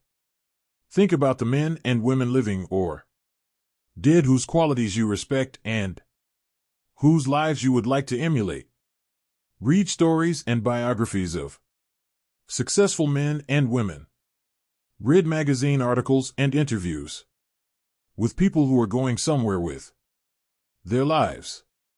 Begin associating with winners by first identifying with them mentally. As you think about people you admire, you'll experience the subtle change in your thought patterns. As a result, you'll begin to attract positive people into your life. At the same time, you will activate the law of repulsion, and negative people will start to move away from you, just as positive, goal-oriented people will start to find you interesting. As you become a more positive person, negative people will tend to find you unenjoyable and uninteresting. In no time at all, your human environment will begin to change for the better. Everything counts. And by the way, if all these exercises in mental programming seem like a lot of work, remember that both actions and inactions have consequences, like the law of sowing and reaping. Whatever you sow or fail to sow is going to determine what you reap in the end. The law of accumulation reminds us that everything counts. Every positive step you take is moving you toward building a great life for yourself. Every positive word or thought or image is deepening your belief and increasing your confidence in your ability to achieve wonderful things. Finally, remember the law of reversibility. If you act in a manner consistent with high performance and high self-confidence, those very actions will generate the feelings consistent with them. Every positive, constructive action that you take in the direction of your dreams and goals will reinforce your belief in yourself and in your ability to accomplish your ideals. Take action continually. Keep your vision clearly before you and take continuous positive action every hour and every day. Develop a sense of urgency. Move quickly when opportunity presents itself. Maintain a bias for action. Fast tempo is essential to success. And the faster you move, the better you will feel. The faster you move, the more energy you will have, and the faster you move, the higher will be your self-esteem and self-confidence. The world can really be divided into two categories: the talkers and the doers. The world is full of talkers who seem to be convinced that if they talk about it enough, it's the same as actually doing it. But you are a doer, and is always the doers who have been the movers and shakers throughout all of human history. It is the men and women who think, plan, and then take consistent, persistent action who make things happen. And when you engage in continuous action, not only will you feel terrific about yourself, but your ability to do whatever you want to do will grow by leaps and bounds. You will eventually become unstoppable. Now here are some action exercises you can do to apply these ideas.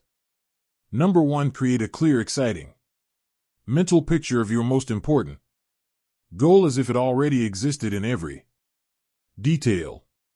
Number 2, each day, act as if you were already the positive, self-confident, successful person that you're going to be. Number 3, practice mental rehearsal prior to every event of importance. Close your eyes. Take a deep breath. Create a mental picture of complete success and get the feeling of calmness and confidence that you desire.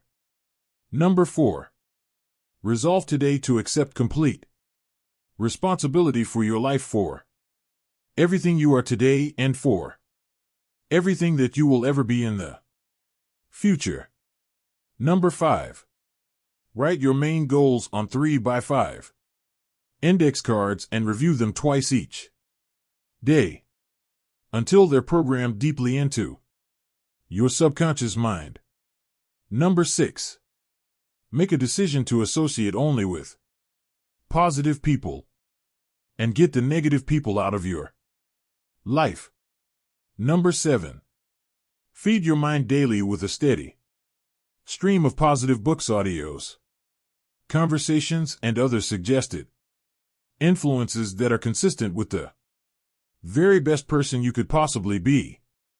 Chapter 5, capitalizing on your strengths.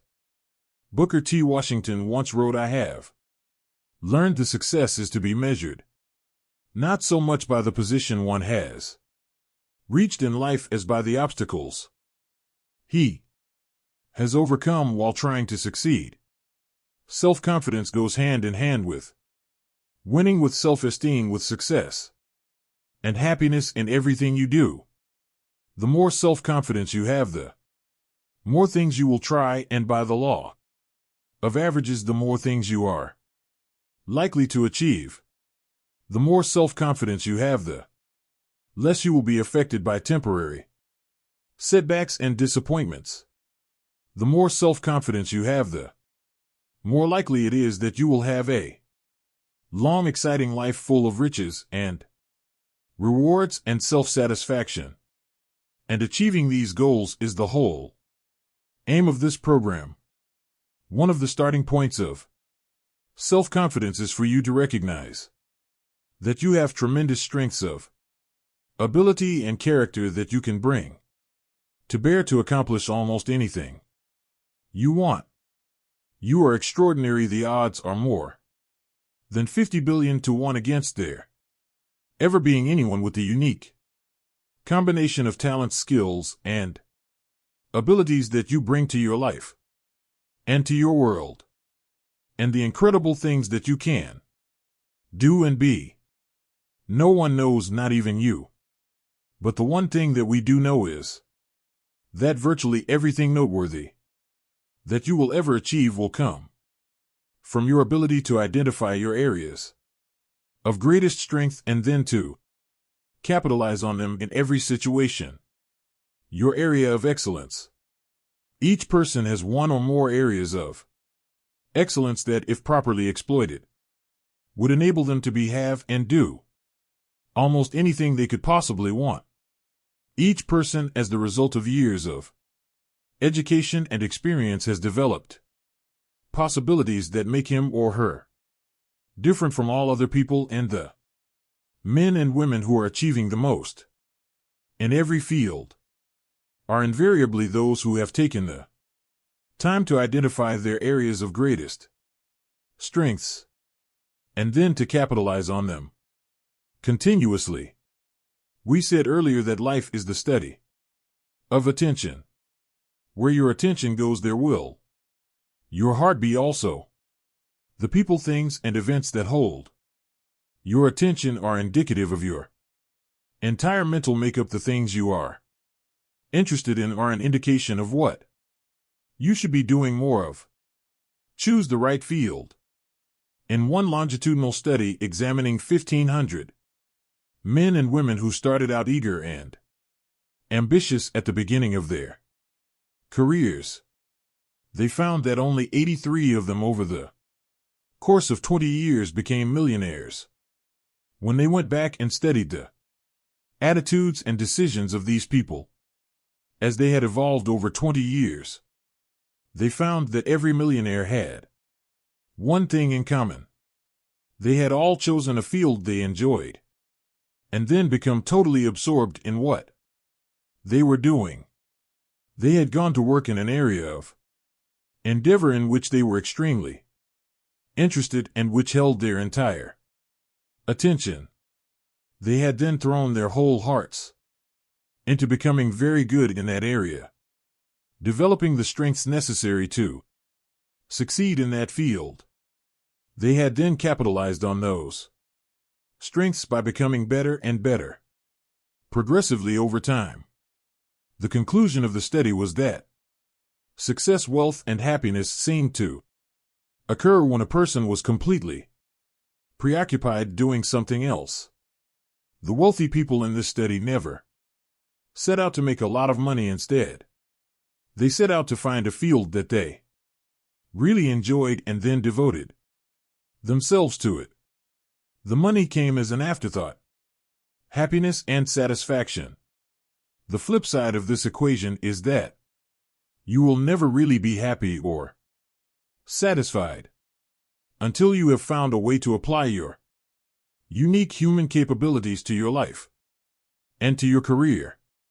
In the book Working by Studs Terkel, he reports that more than 80% of Americans do not feel that their full potential is being utilized in their work. They may be busy and they may be reasonably satisfied, but way down deep, they feel that there is far more that they could do if given the right situation and the right opportunity.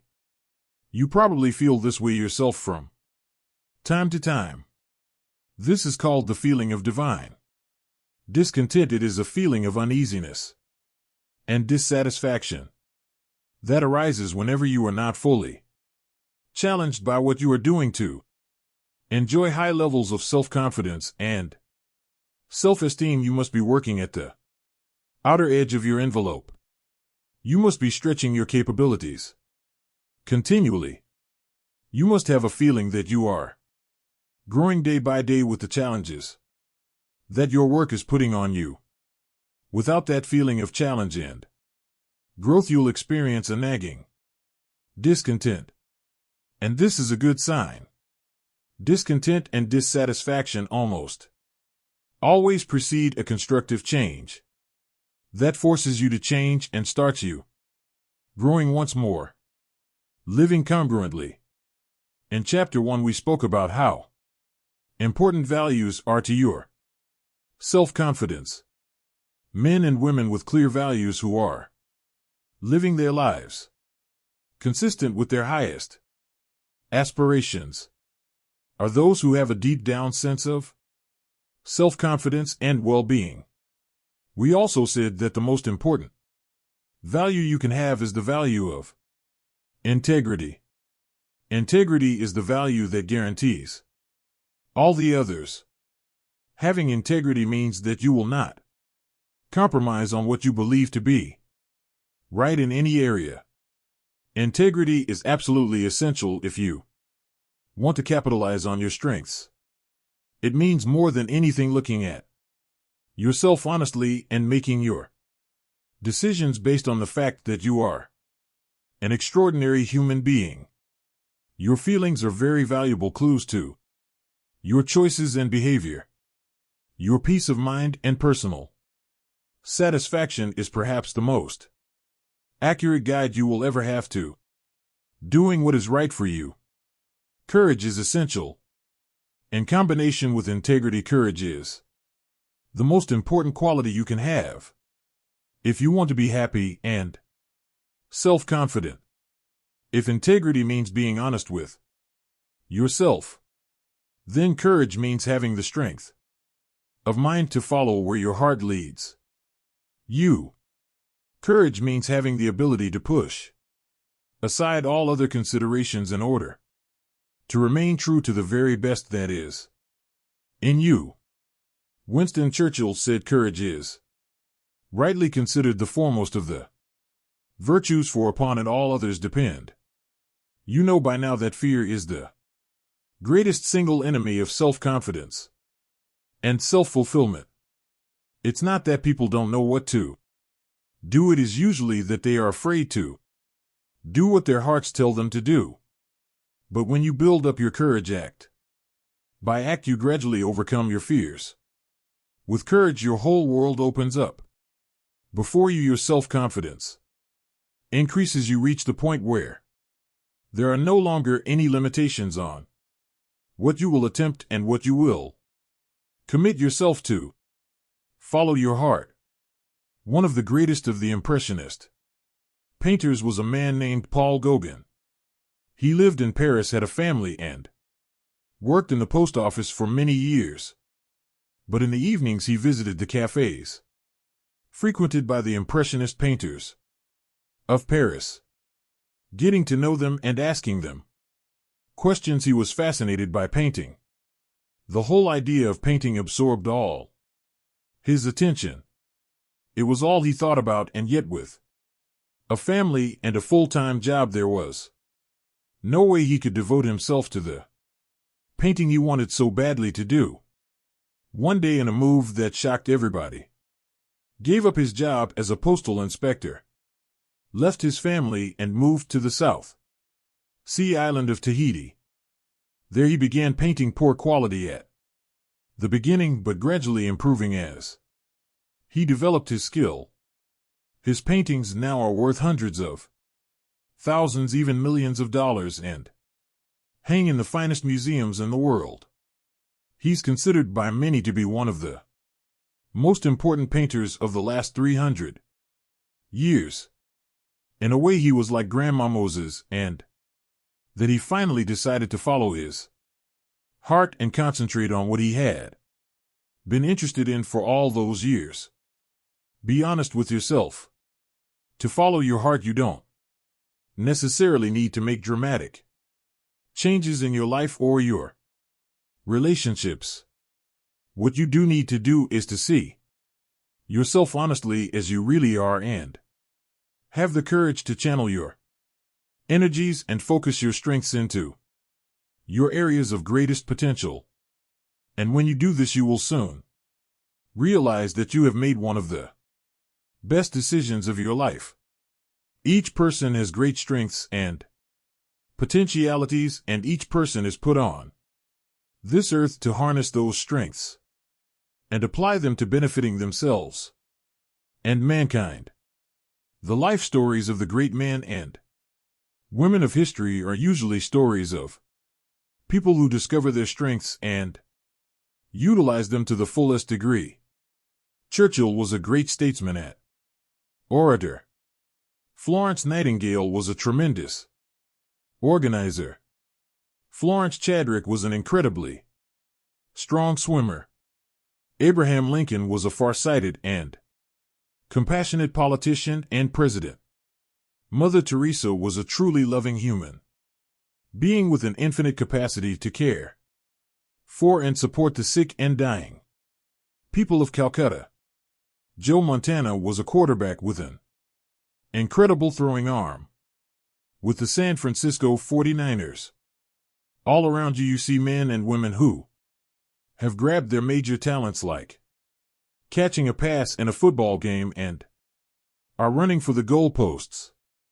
And you can do the same if you have the courage to follow your heart. Compensating for weaknesses. No discussion of strengths would be complete without a discussion of weaknesses.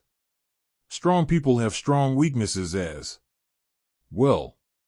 In fact, most people have far more weaknesses than they have strengths. You may be strong in a few areas but weak in hundreds of other areas. Weaknesses are an inevitable and unavoidable fact of life. As Peter Drucker said, all innovations must be simple if they are to work, because there are only incompetent people to carry them out. The one thing that we will always have in abundance is incompetence. Drucker wasn't being unkind, he was being realistic and pointed out that most people are incompetent or at best average, just in different areas. The challenge with human weaknesses is that unhappy and unsuccessful people have a tendency to focus on them. They become preoccupied with their weaknesses and think about their lacks of talent and ability too much of the time. They lose sight of the fact that each person has strengths that may need to be developed, and that these strengths can and will bring them everything they want. Instead, they dwell continually on their areas of lesser confidence rather than on their areas of potential excellence, developing strength and resiliency. We are all brought up with feelings of inferiority and inadequacy. Our self-esteem and self-confidence are fragile. Our positive feelings about ourselves are like balloons easily popped. We have to work on ourselves for a long time to build ourselves up to the point where we are tough and resilient, especially in the areas where we make mistakes and drop the ball. Every person is a combination of peaks and valleys. You have areas of great potential, strength, and you have multiple areas of weakness where you perform in an average or mediocre way. Drucker also wrote, the goal of business is to maximize strengths and to make weaknesses irrelevant. The law of concentration has an inordinate impact on the person you become. Whatever you dwell upon grows in your life. Strong, competent people are those who dwell upon their strengths and abilities. Weak people are those who dwell upon their weaknesses and their inabilities. You always have the choice of looking at your glass as being either half full or half empty. But to develop and maintain high levels of self-confidence and the success and happiness that go with it, you must consciously choose to dwell upon your strengths most of the time. You are a bundle of resources. One of the most obvious characteristics of leaders in life is that they view themselves as bundles of resources that can be utilized in many different ways. Like a tool can be used to achieve different results. Leaders are adamant about applying themselves only in those areas where they can perform well and make a significant difference. They focus only in those areas where they can succeed because of their special talents. One of the best questions you can ask yourself over and over is, what can I and only I do that, if done well, will make an extraordinary difference in my situation? The law of concentration also says that all great successes in life come from single-minded, focused concentration on doing one thing or a few things extremely well. Success comes from staying at a particular task, the most valuable and important task you could be doing, until you succeed. Every great human achievement is preceded by an extended period of dedicated, concentrated effort. But there is little to be gained by digging determinedly if you're digging in the wrong place. As Benjamin Trago, management consultant, said, the very worst use of time is to do very well what need not be done at all. Assess your strengths and weaknesses. This brings us to the importance of self-assessment with regard to your strengths. When we do strategic planning for corporations, we deal continually with what is called concentration of power. Where does work in the company focus and concentrate its resources to achieve extraordinary results in a competitive market? We start from the viewpoint that a company has a certain degree of flexibility in determining what it offers to justify its existence in the marketplace. We say that the purpose of a business is to create and keep a customer. The customer, or the person that the company is organized to serve in some way, is central to every calculation and every decision. We put the imaginary customer in the middle of the table and conduct a strategic planning process with him or her in mind. Increase your return on energy. The critical issue in corporate strategic planning is to increase the return on equity invested in the corporation. It is to allocate and deploy assets in such a way that the rewards that the company earns are greater than they would be in the absence of the planning exercise.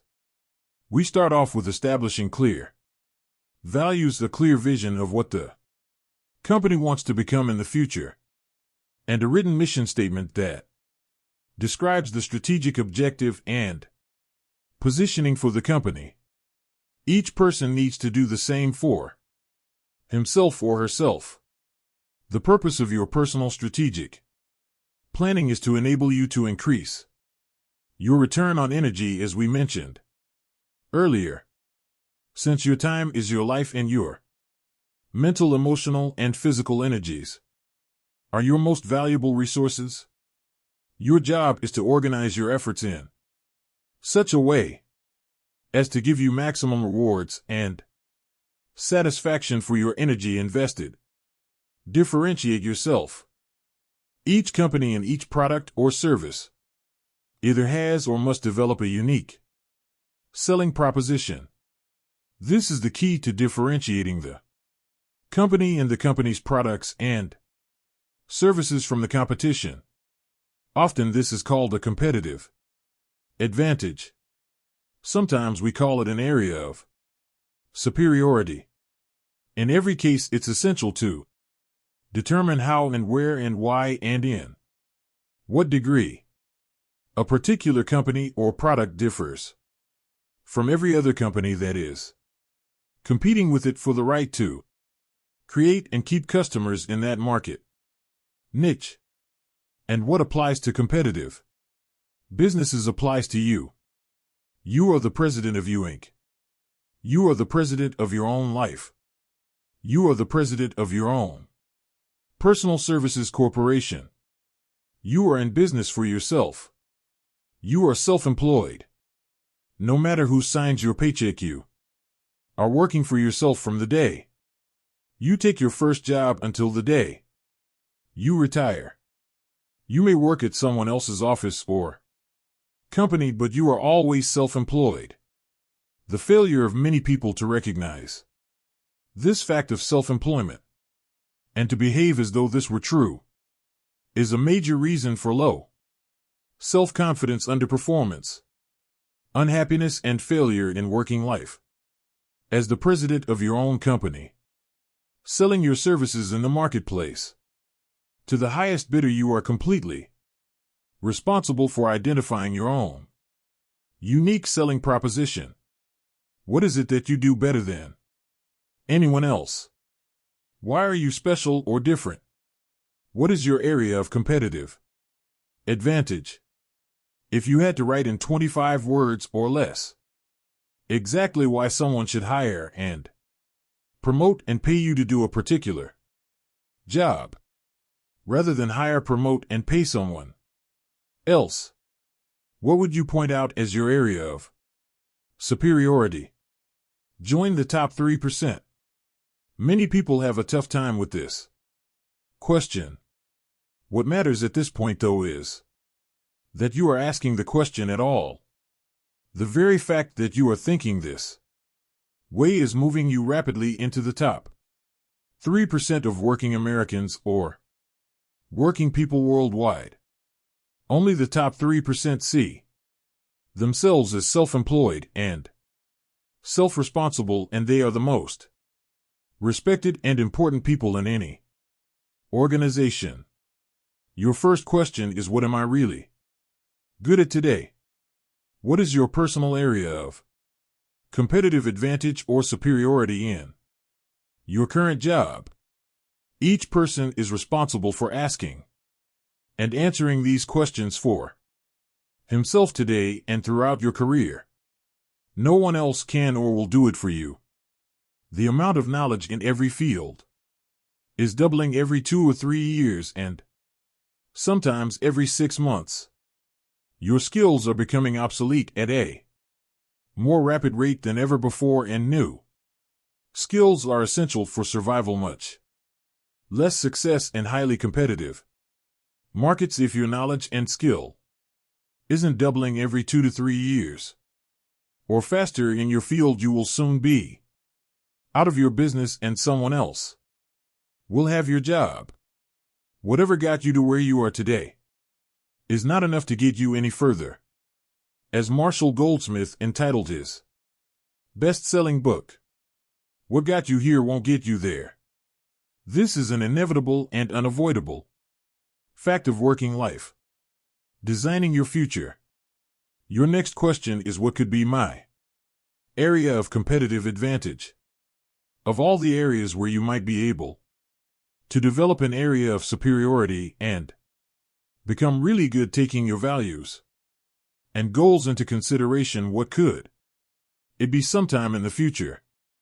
And the final question, perhaps the most important question on this subject, is the question, what should my area of competitive advantage be?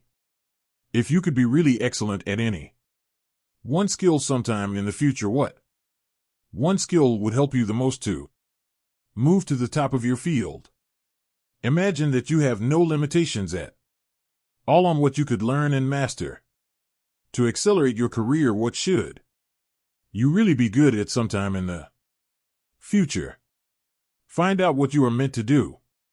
A friend of mine built a company and sold it a couple of years ago.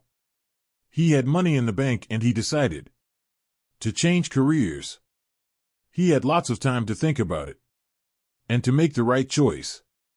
He went to an industrial psychologist and took an entire battery of tests and underwent several interviews to find out what he was ideally suited to do in a new career. At the end of this process, his friend, the industrial psychologist, sat him down and told him that his greatest strengths were consulting and presenting professional development seminars for managers and salespeople. Well, my friend got a little bit angry. He said, "But you know that I'm afraid to speak on my feet in front of a group. You know that it makes me nervous and I become tense even thinking about it." His friend said, "Yes, I know that's true. But you didn't ask me to tell you what would be convenient and easy for you to do. You asked me to tell you what would be the right thing for you to do, and the area where you have the greatest potential strength at this time is in consulting and training managers and salespeople. Be prepared to develop new skills." My friend realized that what he was saying was true. He then went out and took courses where he learned to overcome his fear of public speaking. He learned how to give presentations to a professional audience. It didn't take long, and 6 months later, he began his own consulting and training business. He is now doing extremely well, and he's never been happier in his whole life. It often happens that your strengths are like muscles, undeveloped and requiring a long period of exercise to build up to the point where you can begin to win competitions. Michael Jordan said, "Everybody has talent, but to translate it into ability takes hard work. A journey of 1,000 leagues begins with a single step." You start by sitting down and setting goals for yourself. You decide where you are now and where you want to be at a specific time in the future. What additional knowledge and skills will do the most to help you to increase your return on energy invested? In what areas will a particular skill be useful and valuable to you and enable you to stand out from others? Be aware of yourself. We know today that the key to a fully functioning, fully integrated personality, the basic factors underlying self-confidence, is for you to become more aware of who you are and what you really want. Each person has a part of their talents and potential skills that are unknown, either to themselves or to others. Sometimes the greatest breakthroughs in your life will come from discovering parts of your potential that neither you nor anyone else knows are there. To become more aware, you begin with the process of self-disclosure. In determining your strengths for the future, you begin to engage in a search process to explore all the different areas where you may have hidden talents. One form of self-disclosure is to fill out a series of questionnaires and tests that examine parts of your personality and skills of which you might be unaware. Invest in yourself. Some years ago, I personally went to an industrial psychologist and took a battery of tests to find out my strengths and weaknesses. Much of my adult life since then has been affected by what came out of those tests. The tests pointed to areas where I had natural talents and abilities. They also revealed my personality, weaknesses, and areas where I had little interest or ability. These tests, such as the DISC values assessment, can do the same for you.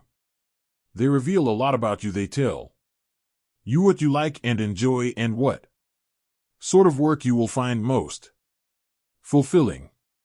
They tell you your true values and major motivators, and what areas of activity will make you the happiest. Their results can save you years of hard work in the wrong job. If you have the time and the money, a detailed process of personality and career counseling is a very valuable exercise that can have a major influence on the rest of your career. If you lack either the time or the money, there are many books full of self-grading tests available in the bookstores. You can take these tests yourself and they will give you very accurate feedback. There are several companies that have developed entire batteries of self-grading assessment instruments, each of which can give you insights into your strengths and weaknesses in particular areas. Self-analysis and self-disclosure. There are also a series of exercises in self-analysis and self-disclosure that you can complete yourself with just a pen and paper. These exercises can often open your eyes and help you to see possibilities that may surprise you. The first exercise is for you to realize that you have already done many things and played many roles in life. Starting at childhood, you have learned how to do and perform a remarkable variety of tasks. You have a tremendous number of skills and talents that you have developed over time, many of which you simply take for granted. Once, some years ago, I applied for a job as an extra in a movie. On the application form, one of the questions asked was, "What skills do you have that might make you more valuable as an extra in different scenes in the movie?" They gave me a checklist of about 200 different things that a person might be called upon to do in a movie. My job was to tick off all the activities with which I had a previous experience. As I went down the list, I still remember being astonished at the incredible number of things that I had learned to Do without even thinking about it. They range from a variety of sports to driving a variety of vehicles to riding horses to holding babies to washing dishes, climbing ladders, swinging on ropes, swimming, diving, jumping, tumbling on the ground, and so on. Perhaps one of the reasons why so many people have such low self-confidence is because they never sat down to make up a list of how talented and capable they really are. List all your current skills and abilities. The first exercise for you is to write down a list of everything that you do on a regular basis. Write out all your roles and the parts you play from the time you get up in the morning until the time you go to bed at night. If you play sports or exercise with various equipment, write it out. If you're a parent, cook, dishwasher, a driver, a shopper, a reader, a writer, or worker performing various jobs, a buyer, a seller, a negotiator, a teacher, a manager, a salesperson, a typist, a telephone answering person, and whatever else you can think of, write it down. Be as detailed as possible. Walk through your day minute by minute, and hour by hour, and write out everything that you do over the course of a day, a month, and a year. When you've completed this list, you'll be astonished at how many skills you have developed and which you use on a regular basis. Cluster your roles and activities. The second part of this self-disclosure and self-analysis exercise is for you to make a new list where you begin to cluster the various things you do into categories. One of your categories may be as a parent. Under the parent heading, write down all the things you do as a parent that are part of parenting. As a wife or husband, write down everything you do as a wife or husband that you perhaps would not do if you were not married. If you're a manager or a salesperson, or if you hold any other position, write down everything that you do in your job, day in and day out. You might use a heading entitled Friend, and under this heading you would write all the things you do as a friend. You phone people, visit, write letters, socialize, go out for dinner, meet after work, and so on. If you play sports, put sports as a heading and write down all of the physical activities that you engage in. If you're interested in reading, write down all of the subjects that you read about on a regular basis. Set priorities on your roles. When you've completed clustering all of your roles and activities into groups, the final step in this exercise is to set priorities on each group. Which group of activities is most important to you? Which group of activities is second most important to you? If you were going to be sent to a desert island for an indefinite term, and you could only take 2 or 3 these activities with you, which ones would they? When you have numbered your clusters or groups by priority, you will have created a very clear picture of who you are and what is valuable to you in life. Your next questions might be: 1. What do I need to do in each of these areas in order to get the very most satisfaction and enjoyment from this area? 2. What do I need to do more of or less of? 3. What do I need to get into or get out of? 4. What is more important within each cluster and what is less important? And number 5, if I had to choose, how would I choose and select among the various things that I do? You will be amazed at the kind of answers you start to come up with.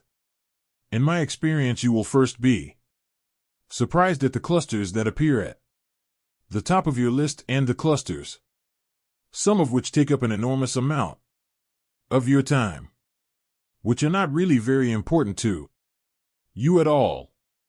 For you to really know yourself, you have to take the time to analyze yourself like this on paper. Ask for input from others. A second exercise which is very helpful in learning more about yourself and which has been a turning point in the lives of many people is to turn to someone close to you and ask him or her what they think you should do with your life. Ask a person you trust what he or she thinks are your strong points and your weak points, your strengths and vulnerabilities. What advice would someone who cares about you give to you about the kind of work you should be doing and the kind of talents you should be developing? Even people who don't know you very well will often be able to give you insights about yourself and your possibilities that will be extremely accurate and might even be in areas you hadn't even thought about. Once I was driving with a business associate to an appointment there was some way out of town. We had a chance to talk as we were driving along, and I was wrestling with what I should do at the next stage of my career. I was seriously considering getting into the business of professional speaking and giving seminars and eventually producing audio programs. On a lark, I turned to him and asked him, in all honesty, if I was going to change careers, what do you think I would be good at? An important insight. He sat and thought for a while, and then he turned to me and said, Brian, I think you would be very good at speaking and training and giving seminars. You do a lot of reading and research, and you seem to enjoy sharing your ideas with other people. The best use of your time would be to be sharing your ideas with audiences. Up to that time, I had seldom spoken publicly, and I had never given a seminar before. I won't say that that incident alone was the turning point for me, but it was the final assurance that I needed to make. The decision to become a professional speaker and trainer. This business associate, a casual acquaintance of mine, could see it clearly. Today, I address more than 250,000 people each year all over the United States, Canada, Europe, Asia, Australia, and New Zealand. I've spoken on every island in the Caribbean and in Mexico. So it must have been the right decision. Determine what motivates you. A third method of self-analysis is to apply the work of Dr. David McClelland of Harvard to assessing your own areas of greatest potential. McCollum developed a method of interviewing people to find out what sort of jobs they would be best at doing. His conclusion was that people fall into three basic categories. You can usually tell whether or not a person will be suited to a particular job by finding out whether or not they fall into one of these three areas. The method of interviewing which you can do on yourself consists of asking the job candidate detailed questions about previous peak experiences or moments of personal pride in his or her past. The categories were determined by analyzing what most motivates a person. What are the sort of activities that a person most enjoys and has been most successful at in their previous life and work? There are basically three motivational profiles, and each person falls into one of them, as do you. The first is called the achiever profile. The achiever is a person whose greatest sense of accomplishment comes from achieving something that is almost exclusively an individual activity. A person who enjoys climbing a mountain, or completing a course of study, or running a race, or overcoming any obstacle to win through by himself or herself would be classified as an achiever. There are specific strengths that achievers have and specific jobs that achievers would be best at. One of these would be in the field of selling, because selling is an individual activity. The people who are the very best at selling are those who most enjoy individual activities and individual accomplishment. The second type of motivation is the leader profile, or that of power. A person with a strong power orientation is one who enjoys getting things done through others. Power in this context refers to being able to influence and coordinate the activities of others over a period of time to complete a complex task. A coach of a sports team or a manager at work who really enjoys what he or she is doing would be a person who is most motivated by this kind of power or influence.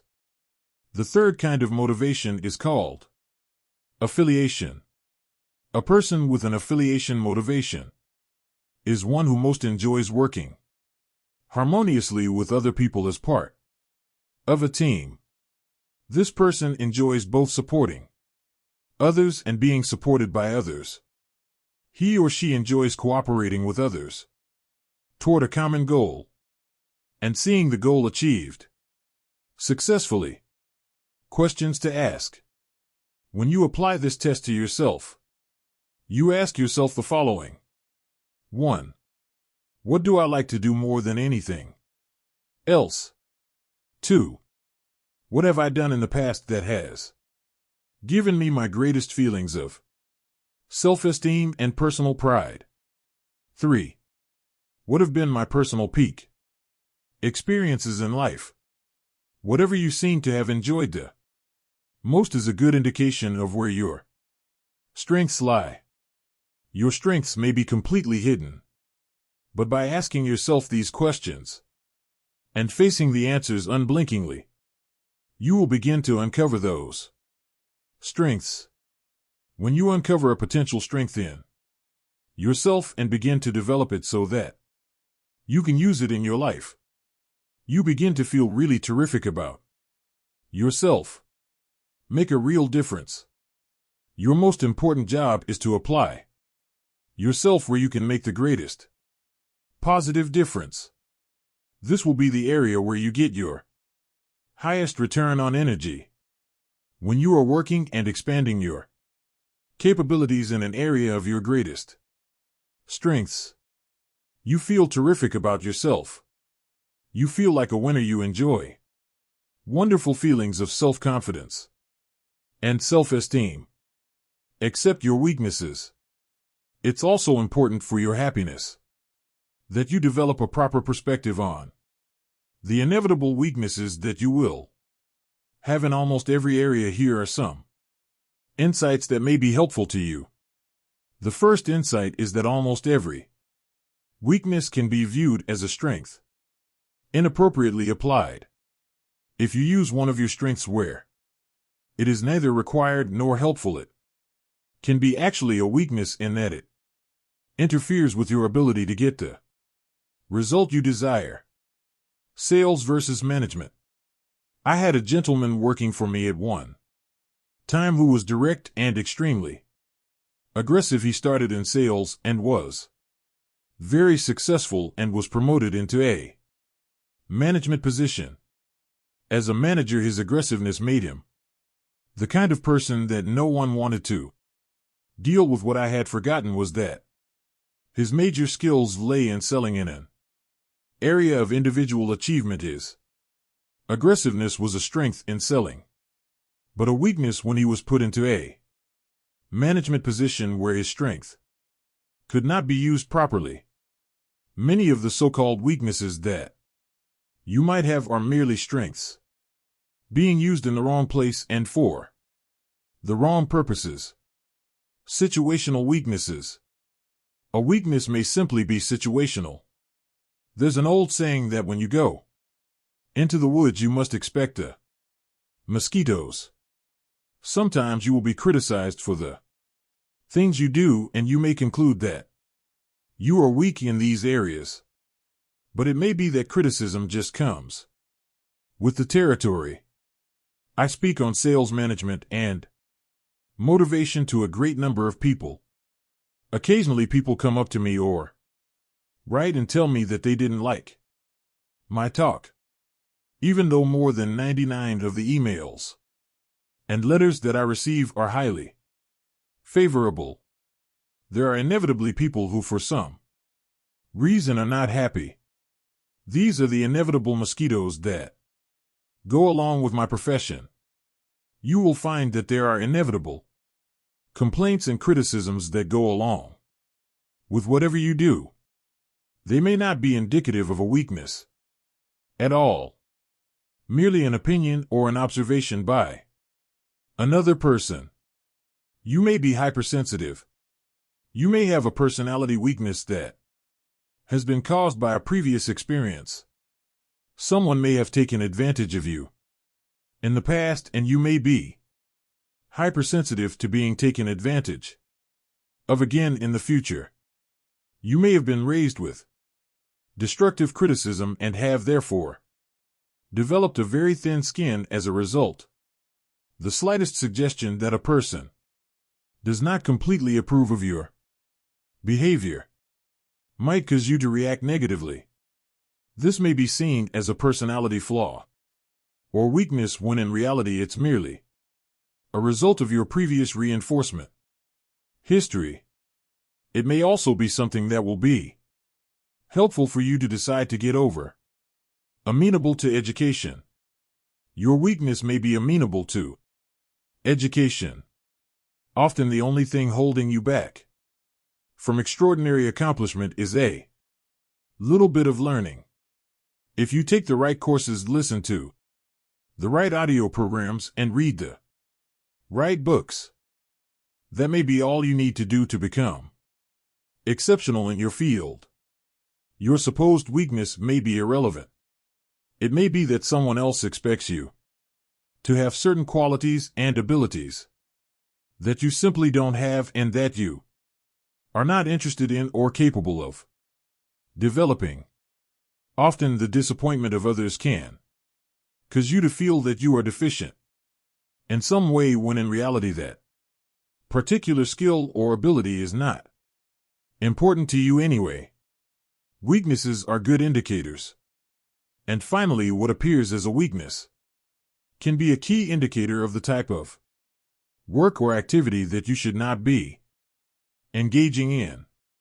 It may be that you don't enjoy that area of endeavor at all. If you try to do a job or task and you consistently do it poorly, this may be a way of nature telling you that this is the wrong field for you. Strengths and weaknesses. The most important point to remember with regard to your strengths and weaknesses is that everybody has both.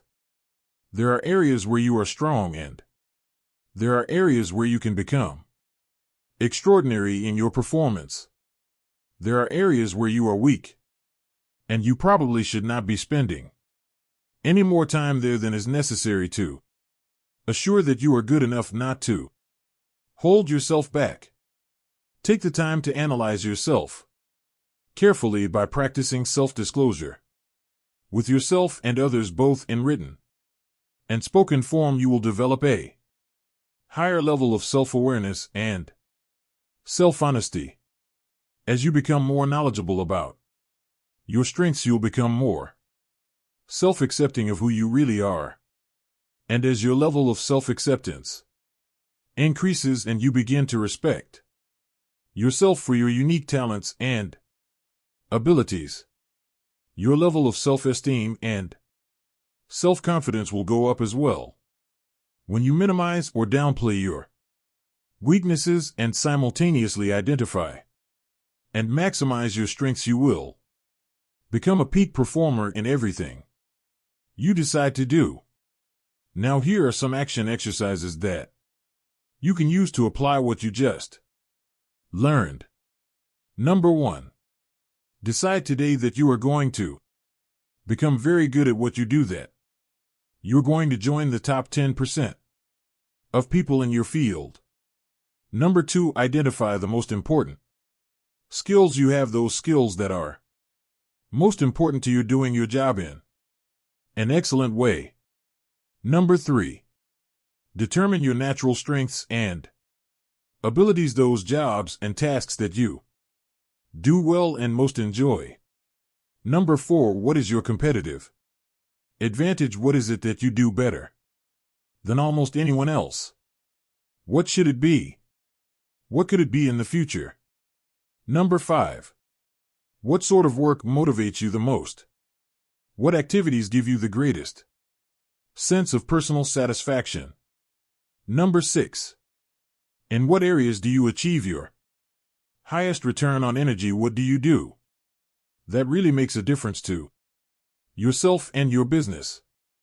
And number 7, take some time with a pen and paper to complete one or more of these exercises explained in this chapter, so that you can be sure that you are doing exactly the right work for you. Chapter 6, Triumphing Over Adversity. The miracle or the power that elevates the few is to be found in their industry, application, and perseverance under the promptings of a brave, determined spirit. Mark Twain. True self-confidence comes from positive knowing rather than positive thinking. Your goal should be to develop the kind of unshakable self-confidence that makes you an unstoppable force of nature.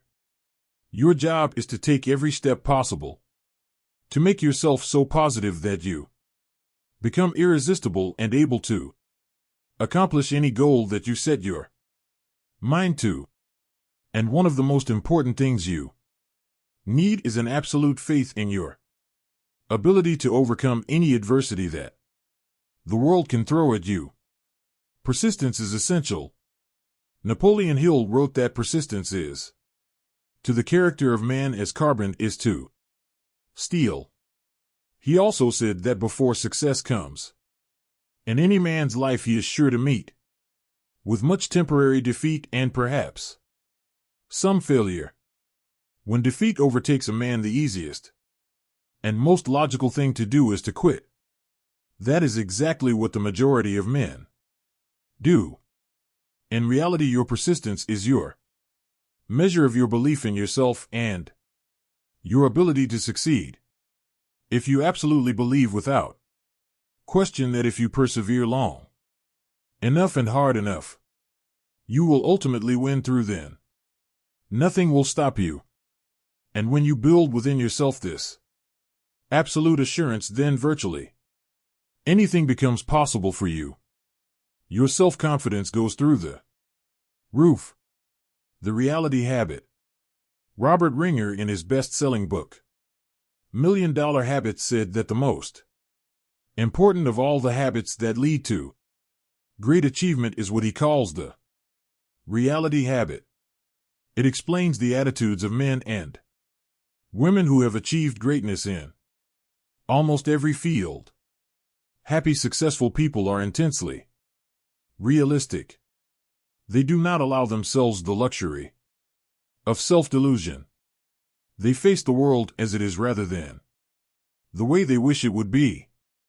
They accept the unalterable facts of life and they work and plan their activities around them.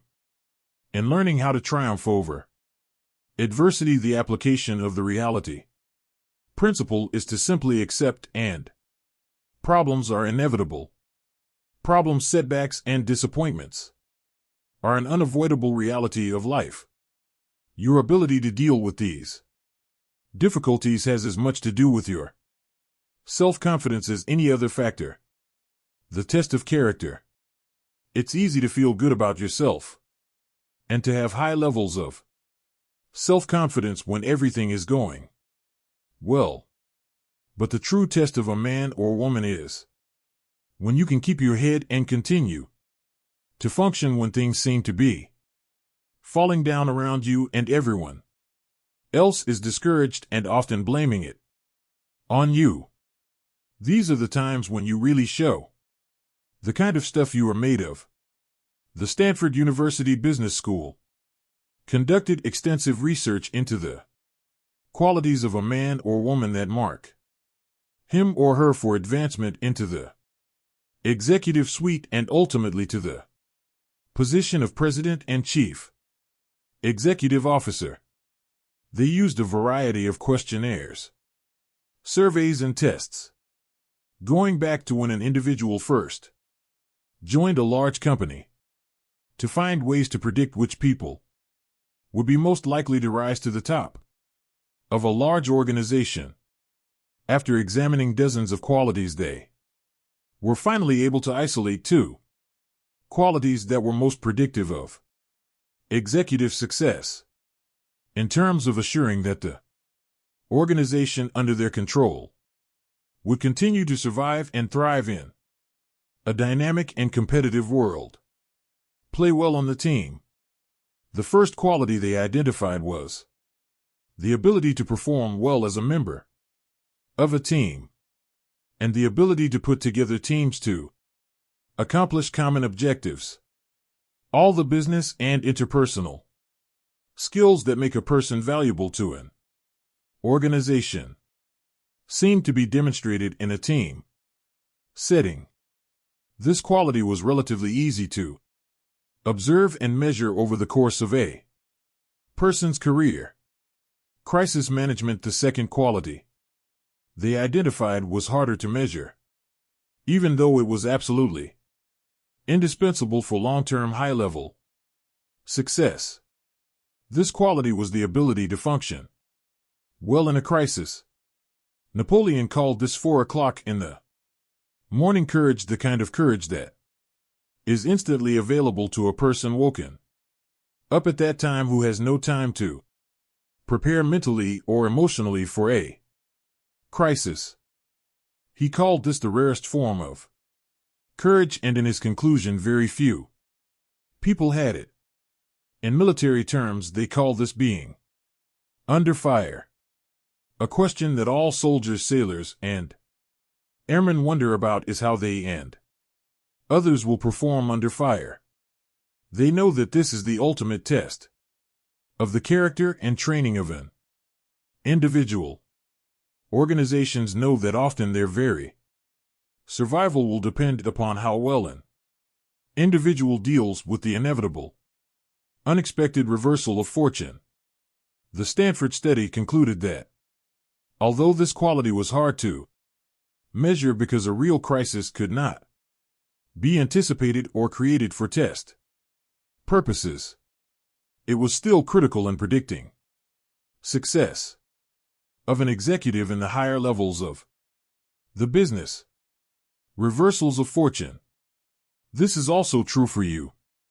Your self-esteem and self-confidence is closely tied to your deep inner feeling about your ability to be effective when faced with problems and difficulties that hit you like a punch in the solar plexus. It is your ability to pick yourself up from the mat and keep on swinging that is the real measure of what you are made of. One of my favorite poems is The Quitter by Robert W. Service. There is a verse in that poem that goes like this: "You're sick of the game, well that's a shame. You're young and you're strong and you're bright. You've had a raw deal, I know, but don't squeal. Buck up, do your damnedest and fight. It's the plugging away that will win you the day, so don't be a old pard. Just draw on your grit, it's easy to quit. It's the keeping your chin up that's hard." The quality of your entire personality is affected by how you deal with adversity, how well you keep your chin up. Successful and self-confident people are not those who do not have problems, they are merely those who deal with their problems in a more effective way than the average person. B.C. Forbes, the founder of Forbes magazine, wrote that history has demonstrated that the most notable winners usually encounter heartbreaking obstacles before they triumph. They won because they refused to become discouraged by their defeat. And so can you.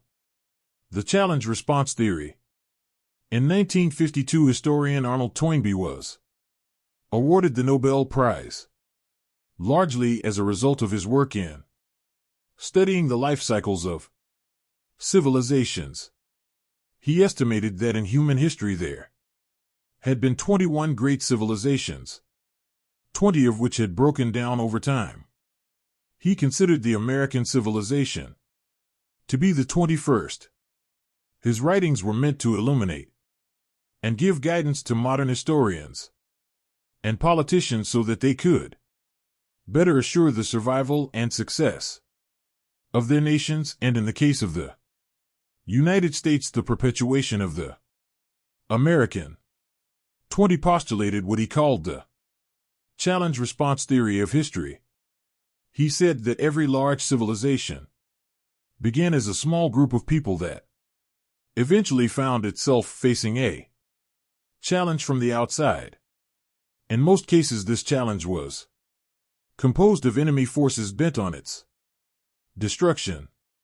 But in some cases, the challenges came from weather or geography. Deal with the challenge effectively.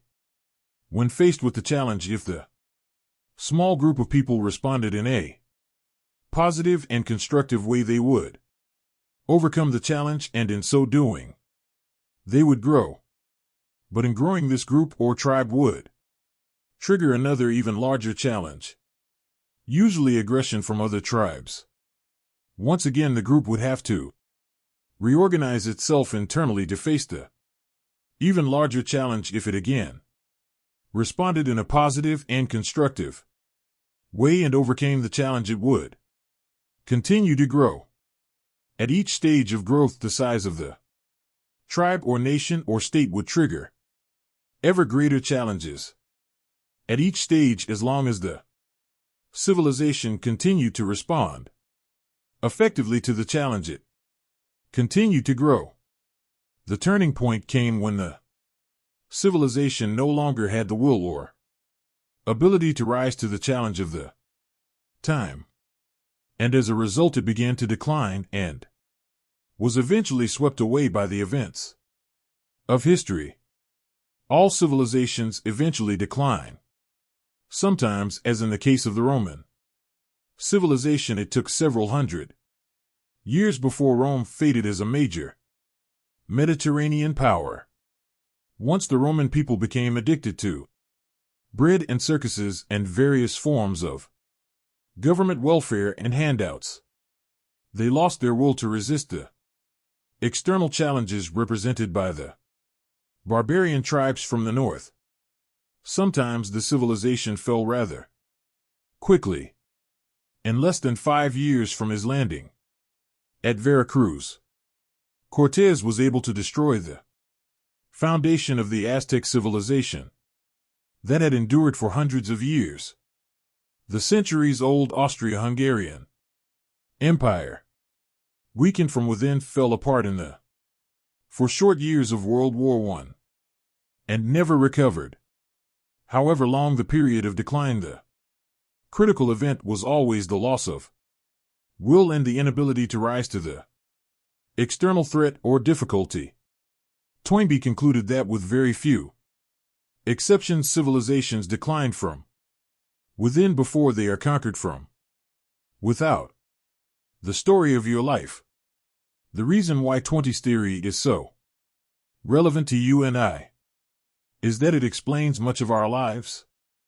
No matter how well our parents protect us when we are growing up, sooner or later we face challenges and difficulties in our relationships, our work, and in our other activities. Each time we face one of these external challenges, we have the choice of either responding positively and constructively, or of letting it overwhelm us. If we choose deliberately to respond in a positive and constructive way to keep our minds calm and cool and deal effectively with the inevitable problem, we learn and grow and become stronger. Our self-confidence goes up, our belief in our ability to achieve our goals increases, our self-esteem rises. We develop a better self-image and we become more self-assured, confident, and optimistic. The rise and fall of a business. Every small and large company goes through the same cycle of challenge and response. If a small company is capable of rising to the inevitable setbacks and reversals, It experiences. It continues to grow and in so doing, triggers even greater challenges, reversals and setbacks. Peter Drucker said a company stays in business as long as it continues to make enough money to pay for its mistakes. One business consultant estimated that every 3 months a small business has a crisis that, if not responded to properly, will lead to the collapse of the enterprise. You and I are similar to small businesses in many respects. Fortunately, an inability to respond will not lead to something as final as a business collapse, but if for any reason we don't get on top of the challenges, but rather let them get on top of us, our self-esteem and self-confidence will decrease and our ability to deal with subsequent difficulties will diminish dramatically.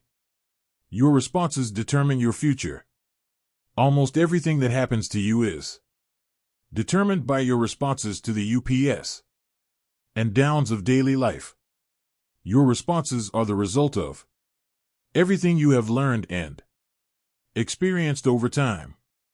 Thomas Huxley said, "Experience is not what happens to a man. It is what a man does with what happens to him." Your life and everything about you is demonstrated in the way you react. It's not in what happens to you, it's how you respond to it. This is why the Stanford study was quite clear about this quality when it stated that the proven ability to function in a crisis is the absolute prerequisite for promotion to a senior position. In a way, what we are really talking about here is character. One of your aims in life should be to develop your character to become a better and finer and stronger human being. And the development of character, essential to your long-term happiness and well-being, requires that you go through the crucible of setback and temporary defeat and emerge victorious. Problems and difficulties come unbidden. You probably make every effort to organize your life in such a way that you minimize the unexpected and usually unpleasant surprises that may occur. You use your intelligence, education, and experience to arrange your life and affairs so that you avoid adversity. Whenever and wherever possible, you probably plan and prepare carefully in advance to assure that things go smoothly at home and at work. You are especially careful with your health and with the well-being of members of your family. You are thoughtful about the things that you can do to assure a greater likelihood of success in your business or career. You lock doors, ensure properly, drive carefully, and otherwise reduce your potential exposure to unhappy events. Almost everyone does this except for those who are thoughtless and irresponsible. Yet in spite of making every effort to avoid adversity, you experience adversity. Nonetheless, adversity comes to you unbidden. You tend to be blindsided by adversity. It befalls you in spite of your very best efforts to the contrary. Adversity and character development. But yet in the absence of adversity, you cannot develop a stronger character. You cannot become a better person. You cannot develop resilience, perseverance, and resoluteness of personality. You cannot develop into the kind of person who enjoys high levels of self-confidence and a feeling that you can meet and master whatever you are faced with. You cannot grow stronger without the adversity that you so conscientiously avoid. Caught in this conundrum, you have only one choice. You can choose in advance to be equal to the occasion. And Landers summed it up beautifully in these words. She wrote, "If I were asked to give what I consider to be the single most useful bit of advice for all humanity, it would be this: expect trouble as an inevitable part of life, and when it comes, hold your head high, look it squarely in the eye, and say, I will be bigger than you. You cannot defeat me. Your responsibility is the key. Frederick Robertson said it's not the situation that makes the man, but the man who makes the situation. It is not what happens to you, but how you respond to what happens to you that determines your whole life. And the responses chosen are contained the determining factors of human greatness or depravity. Great men and women are simply those who have responded well when the chips were down, and the rest is history. Dr. Abraham Zalznick of Harvard is one of the few people who has ever done extensive research into the subject of disappointment. What he found in studying the way that different people respond to disappointment was that you could largely tell how high and how far a person was going to go in life by simply observing how they reacted when they faced frustration and setbacks in reaching their goals.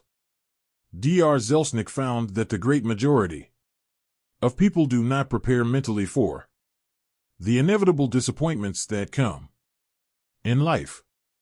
And when they arrive, they tend to be taken off guard and emotionally overwhelmed.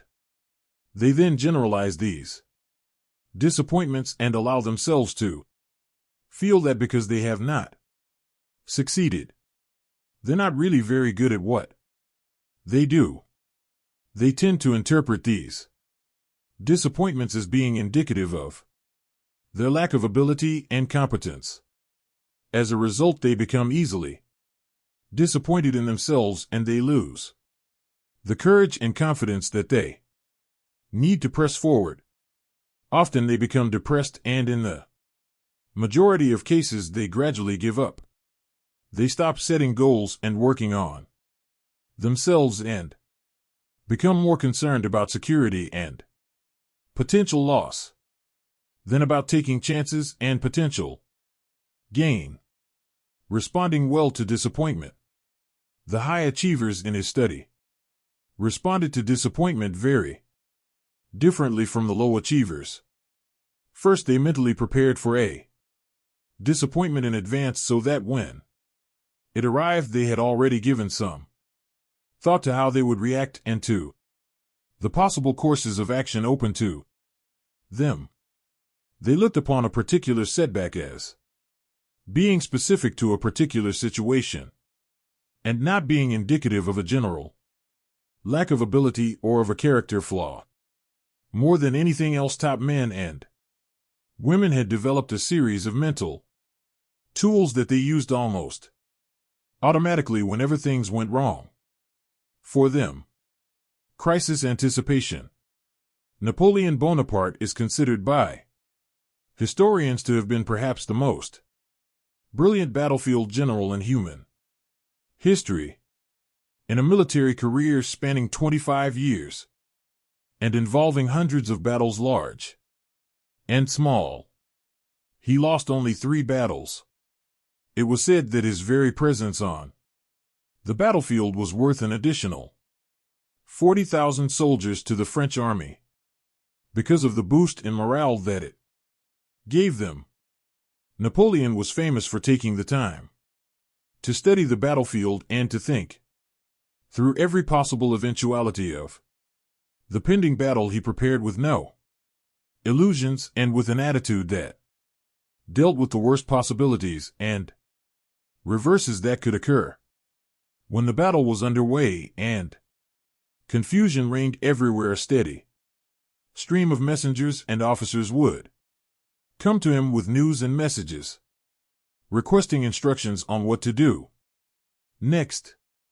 His responses were always clear, concise, and immediate. No matter what happened, he had an order and an answer at the tip of his tongue.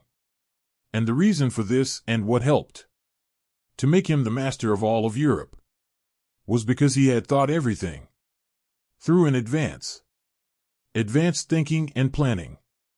This program on the power of self-confidence is meant to be practical. and helpful to you. In the time ahead, I will share with you some of the best mental tools used by the most effective men and women in our society to cope with adversity. What I suggest is that you study these ideas, turn them over in your mind, and review them regularly until they become an automatic part of your thought processes. And when they do, I promise that you will take a giant step toward becoming unstoppable and toward enjoying the high levels of self-confidence that are possible for you. The concept of failure. The first mental technique is for you to reassess your entire attitude toward the concept of failure. You know that the fear of failure is the greatest single obstacle to success and happiness in adult life. You also know that this is a conditioned response which originated in early childhood as the result of destructive criticism and other mistakes that your parents made in bringing you up. Fortunately, it is a learned fear, and because of this it can be unlearned, thereby freeing you from the fears that hold you back and giving you the self-confidence that propels you forward. The starting point of eliminating this fear is for you to accept and realize that no success is possible without failure. All success is preceded by failure. Usually great failure repeated over a long period of time. Abraham Lincoln was considered one of the great failures of American politics. A man who lost his business, lost his sweetheart, and was defeated for election over and over again. However, by learning from every defeat, he won the final election and became one of the most important and respected presidents we have ever had. As Stanley Judd wrote, "Don't be afraid to fail. Don't waste energy trying to cover up failure. Learn from your failures and go on to the next challenge. It's okay to fail. If you're not failing, you're not growing. Double your rate of failure.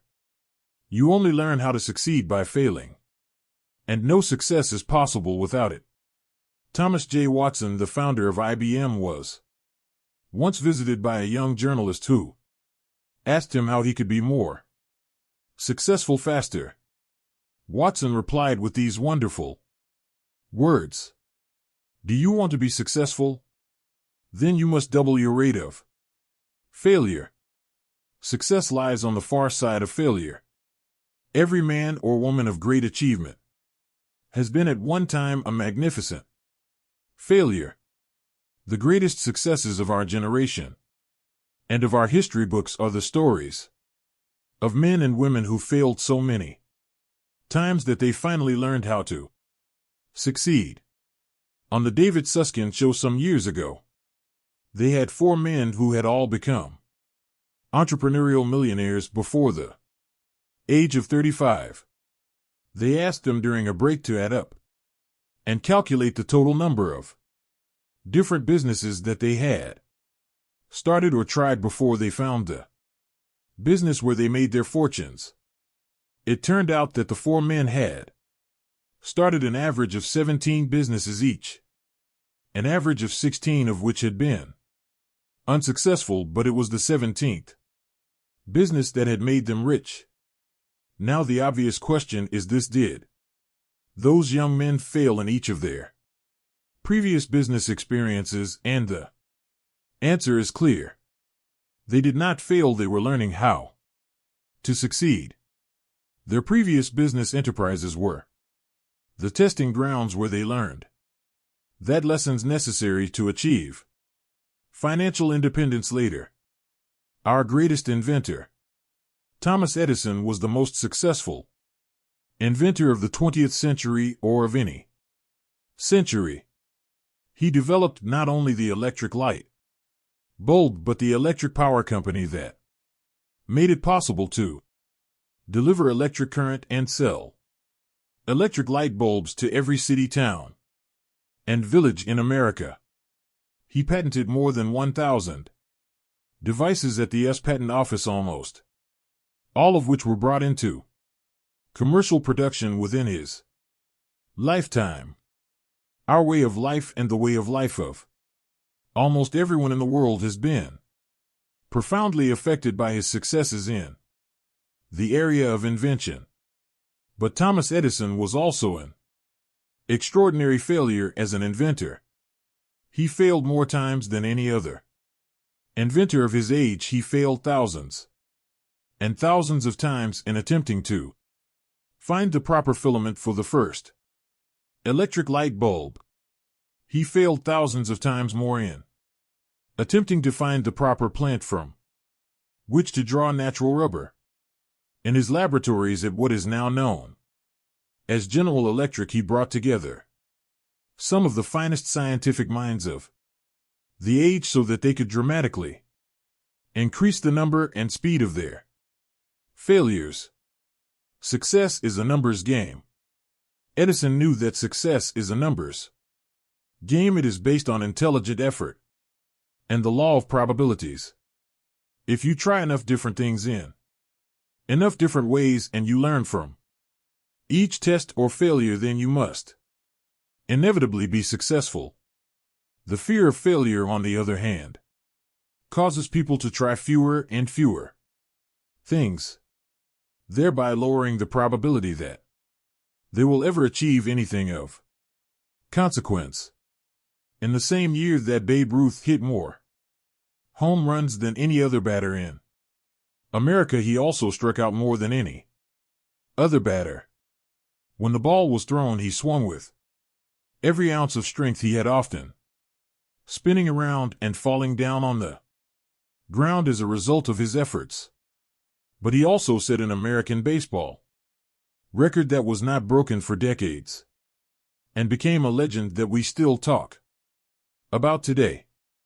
Henry Ford, who was bankrupt at the age of 40 and who went on to become one of the world's richest men, wrote, "Failure is just another opportunity to more intelligently begin again." D.R. Joyce Brothers wrote that the person interested in success has to learn to view failure as a healthy, inevitable part of the process of getting to the top. Learn from every failure. Your job is not to fear failure or to avoid failure so much that you also avoid success. Your job instead is to move forward and take intelligent risks, thinking them through in advance, and learning everything you can as you go along. Zig Ziglar said that you can tell how high a building is going to be by looking at how deep they dig the foundation. The height to which you rise in life will always be determined by the depth of your own personal foundation, which is almost always the quality and quantity of your failures and what you have become as a result of them. Napoleon Hill wrote, "When defeat comes, accept it as a signal that your plans are not sound. Rebuild those plans and set sail once more toward your coveted goal." Dale Carnegie wrote, "The successful man will profit from his mistakes and try again in a different way." The starting point of triumphing over adversity is to overcome the fear of failure to the point where you are willing to proceed boldly in the direction of your dreams. Whatever your emotions, fear, or desire, they control your decisions and everything you do. When you write down clear goals and make detailed plans for their accomplishment, and then think about your goals all the time, you build up within yourself the white hot heat of desire, which can eventually become so powerful that it overcomes any fear of failure that might hold you back. The more you think about your goals and talk about your goals and write out your goals on paper, the more determined you become to make them a reality, and the more likely it is that you will push yourself forward to overcome the fears that might hold you back. Plan for the future. The second mental technique that you can use to deal with adversity is called crisis anticipation. and it refers to your ability to think. Your mind is the most powerful tool that you have with which to apprehend reality. Everything you feel, that all your reactions are initially determined by how you think about any subject. If you change the quality of your thinking, you change the quality of your life. And this begins by applying your ability to think to your existing situation. Crisis anticipation is the exercise of looking down the road 6 to 12 months and making a list of everything that could go wrong in the areas that are important to you. It's similar to what Napoleon did in anticipation of an upcoming battle.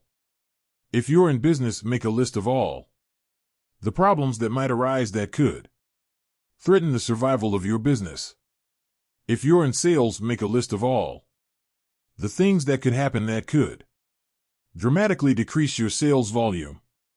With regard to your family, or even when considering a family vacation, make a list of all of the unexpected events that could occur that would derail your plans and goals. Spread the risk. In one business I worked with, the owner found that more than 60% of the sales were coming from 2 of the 11 salespeople. If one of those people quit, or worse, went to work for a competitor, the company's sales volume would decline dramatically, and its ability to survive might actually be threatened. Once the owner was clear about this, he immediately began an intensive sales training program for all his people. Simultaneously, he began recruiting and looking for better salespeople while making arrangements to encourage his poor performers to go elsewhere. Within 6 months, no single salesperson accounted for more than 15% of the business. And when it happened that one of his previous top salespeople did decide to leave, the business was able to absorb the temporary drop in productivity and continue to grow. What could go wrong? What are the likely crises that might occur in your life? What if interest rates doubled, or your business dropped by 50%? What if your best-selling products stop selling, or your best customers stop buying? In what areas are you overly dependent on someone or something else for your continuing success? And what steps could you take starting today to guard against a crisis should it occur? You will be amazed at how much more self-confidence you will have when you have thought through the critical areas of your life and made plans in case something goes wrong. Otto von Bismarck, the Iron Chancellor of Germany, was considered to be one of the finest statesmen of the century. He was famous for always having what came to be called a plan B for every situation.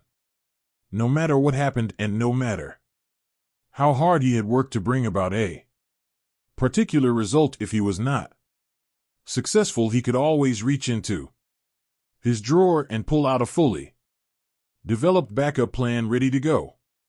This habit of preparing for the unforeseen outcome led to him becoming one of the most powerful statesmen in Europe. Become intensely solution-oriented.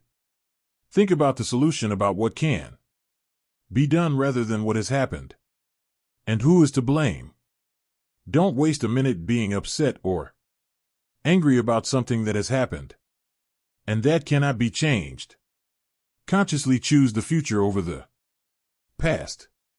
Become intensely solution-oriented rather than problem-oriented. Think about what can be done immediately to resolve the difficulty. Look for the valuable lesson that you can learn from this situation. Think how you can minimize the damages and maximize any opportunities that might arise out of this setback. As Friedrich Nietzsche, the philosopher, once said, "What doesn't kill me makes me stronger." The only real antidote to worry and negativity is positive, purposeful, constructive action in the direction of Your goals. As soon as you take action, your self-esteem and self-confidence start to increase again. You begin to feel more in control of your emotions and of your life. You stop making excuses and you start making progress. You start thinking about how you can turn this situation to your advantage. Never consider the possibility of failure. In the final analysis, you triumph over adversity by having clear values, clear goals and plans, and complete control over your mind and your thinking. You win by thinking about winning all the time and refusing to consider the possibility of losing. You begin by resolving to persist no matter what the odds, no matter what happens, until you succeed. You recognize that persistence is a form of courage. It's the courage to endure in the face of adversity and disappointment. And it is the one quality which guarantees that ultimately you will be successful. Calvin Coolidge, president of the United States, summed this up when he wrote, "Nothing in the world can take the place of persistence. Talent will not. Nothing is more common than unsuccessful men with talent. Genius will not. Unrewarded genius is almost a proverb. Education will not. The world is full of educated derelicts. Persistence and determination alone are omnipotent. Courage and persistence. Persistence is self-discipline in action. Each time you exert the self-discipline to persist in the face of adversity and disappointment, your self-esteem goes up. When you practice persistence, you build up your resistance to taking the easy way out. You create the friction that comes from going against your natural tendencies. You generate the heat that crystallizes your character at a new higher level. And with this higher level of persistence, self-discipline, and character, your self-esteem, self-respect, and personal pride increase. Your belief in yourself serves as a deep foundation of confidence upon which you build a great life. You become more positive, more optimistic, and more unstoppable in everything you do. And you do this because, as Churchill said, you never give up. Never. Never give up. Now here are some exercises that you can use to apply these ideas. Number 1. Identify one major adversity that you dealt with and recovered from. What did you learn that has helped you to become a better person? Number 2. Determine the worst possible thing that could happen in your business or career. What could you do now to minimize the negative effects if it did occur? Number 3. What are the 3 worst things that could happen in your personal and family life? And what could you do to prepare against them? Number 4. What are the 3 biggest mistakes that you have made, and what did you learn from each one? Number 5. What is the most effective way you could respond to your biggest problem today? Number 6. In what areas should you be prepared to take action and move forward rather than playing it safe? And number 7. What one action are you going to take immediately to face your fears and to move forward toward the achievement of one of your most important goals? Chapter 7. Self-confidence in action. James Allen said, "Above all, be of a single aim, have a legitimate and useful purpose, and devote yourself unreservedly to it." One of the most valuable experiences you can engage in accomplishing any goal you can set for yourself is to ask yourself, what is my limiting step? What is the one factor that determines the speed at which I achieve my goal, or whether I achieve it at all? Your ability to identify your limiting step is one of the best demonstrations of your intelligence. and your capacity to eliminate this limiting step is one of the best demonstrations of your overall competence in achieving anything you want. Self-confidence is critical in studying everything that has been written or said about personal success. The conclusion I came to was that your level of self-confidence is probably the critical factor in everything you accomplish. When you have enough self-confidence, you will try almost anything, because success is largely a matter of averages or probabilities. The more things you try, the more likely it is that you will achieve greatly. For many years, Amoco Petroleum was famous amongst oil companies for having consistently developed and maintained higher levels of oil and gas reserves than any other major oil company. The president of Amoco was asked why his company was so successful in this area. He replied simply that we drill more holes. They didn't purport to be better or smarter than their competitors, they just focused on drilling more wells, and by the law of averages they ended up drilling up more successful wells and becoming one of the most profitable oil companies in the world. Try more things. The same is true for you. When you set more goals, try more things. Engage in more activities and explore more opportunities. Your probabilities of success increase dramatically. The only real limiting step that you might have is your level of self-confidence. When you reach the point where you believe in yourself absolutely, the barriers that exist in your external world will not stop you. The major obstacles to success always lie within the mind of the individual. They are not contained in external circumstances, situations, or people. As soon as you win the inner battle, the outer battle seems to take care of itself. The development of self-confidence has been the turning point in my own life. The reason I feel so strongly about the subject is because of what it has meant to me. The development of greater self-confidence has enabled me to go from rags to riches, from limited means and worries about money to national and international renown.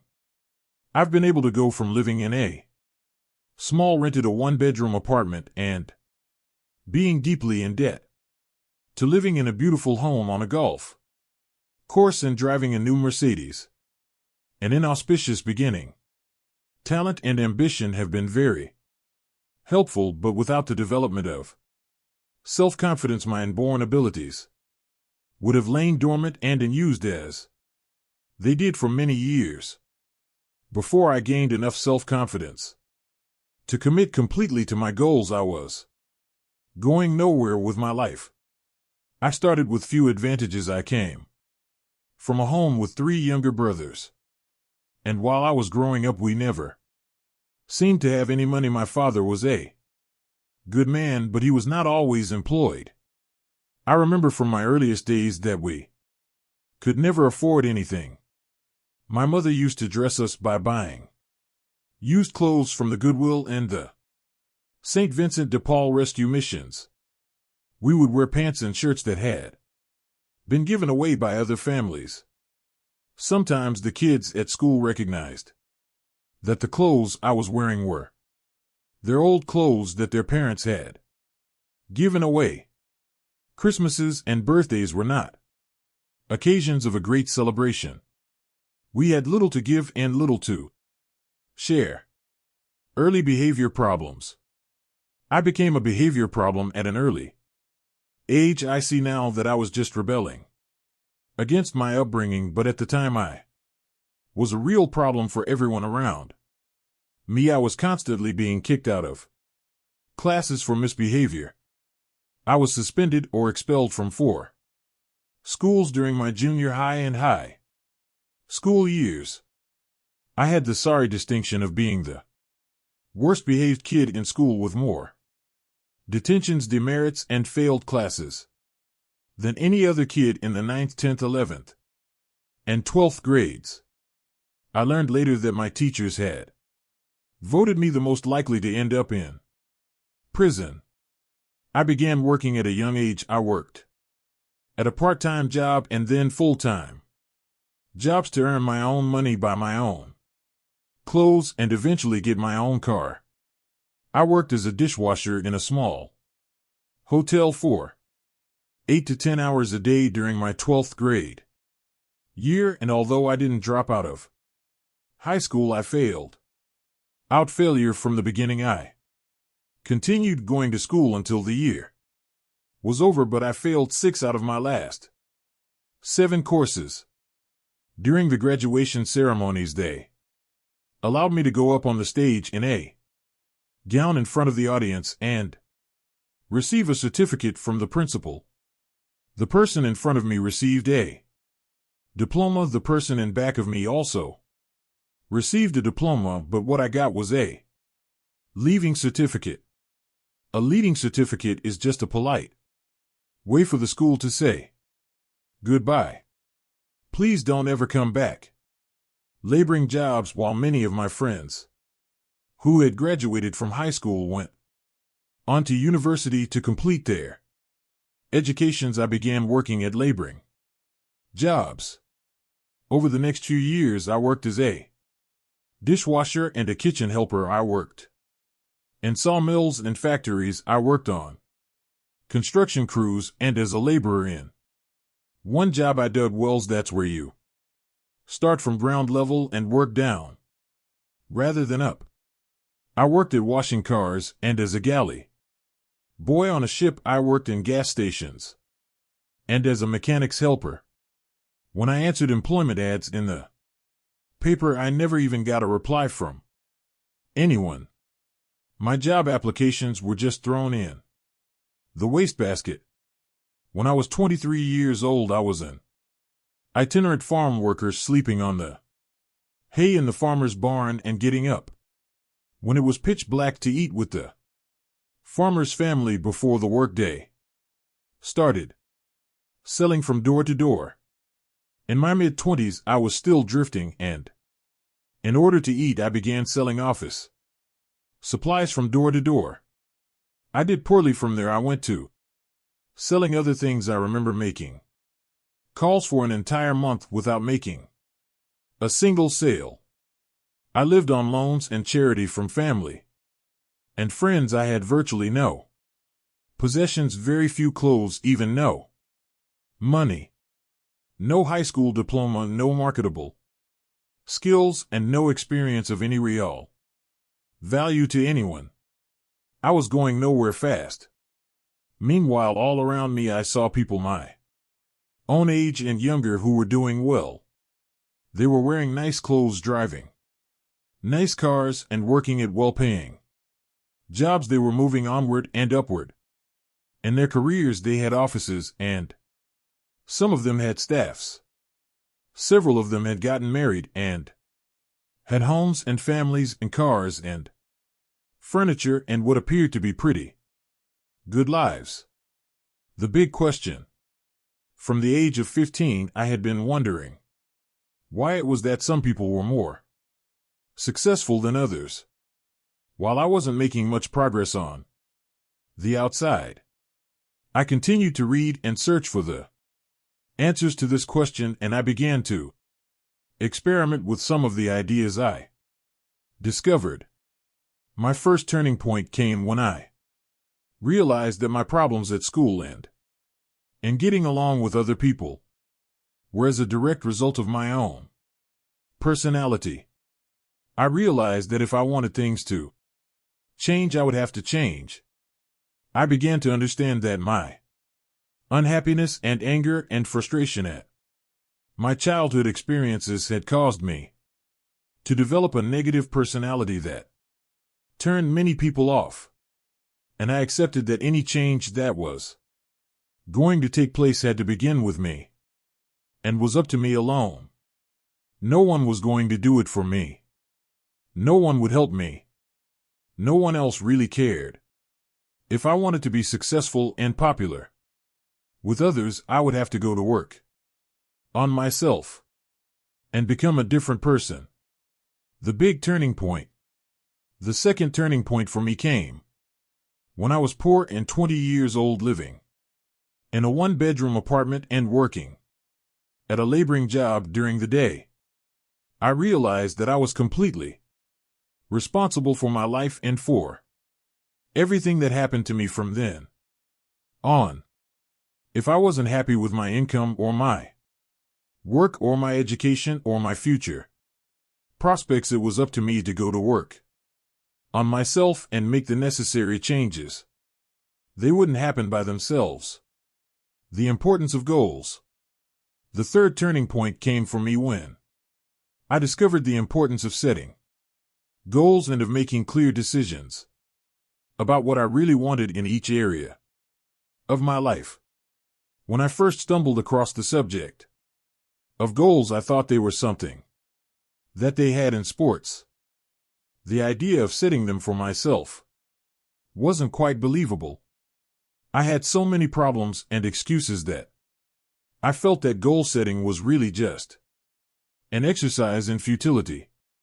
It might be a pleasant entertainment, but nothing would come of it considering my situation, because I had low self-esteem and limited self-confidence. The first goals I set were not very high. They were consistent with what we talked about in the second part of this program. But I looked upon the exercise as more of an entertainment than as an important stepping stone to success. I remember sitting in someone's cheap hotel room many years ago. I took out a piece of hotel stationery, wrote out a series of goals, put deadlines on them, and then made a simple plan for accomplishing them. I promptly lost the sheet of paper, but exactly 31 days later, just as I had written, and as a result of a remarkable series of coincidences, my goals were all achieved.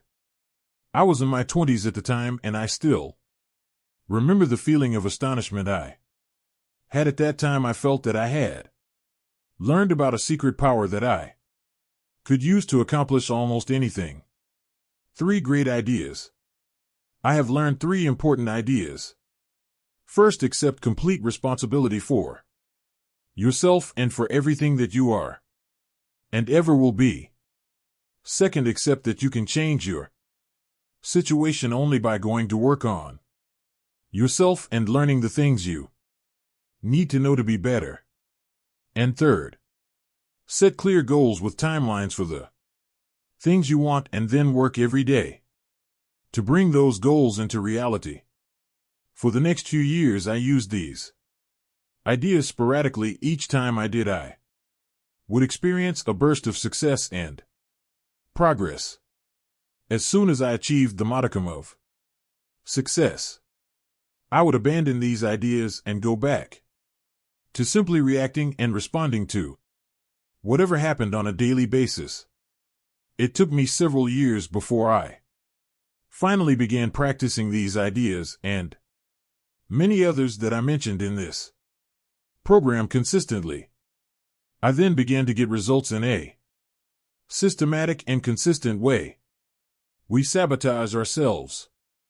I learned later that our natural tendency is to work hard until we find a method or technique that works for us, whether in life or work or relationships. And then, for some perverse reason, we promptly abandon the technique and go back to behaving in our old way in a random and haphazard manner.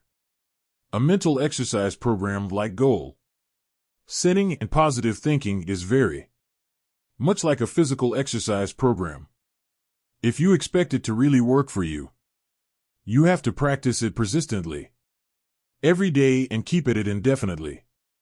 When I began to apply these proven success principles to my life and worked on them every day, I was able to bring about almost miraculous changes in every area of my life. And so can you. And here's the point I learned in retrospect, that the reason why I suffered so many frustrations, and why I drifted away from using these principles so often was because I lacked self-confidence. My conscious mind told me that these principles made sense, but my subconscious mind, my storehouse of memories and emotions and previous experiences, was telling me that I wasn't good enough and that success was not really for me. As my friend Zig Ziglar says, I was engineered for success, but programmed for failure. I wanted success on the outside, but I didn't believe I was capable of it on the inside.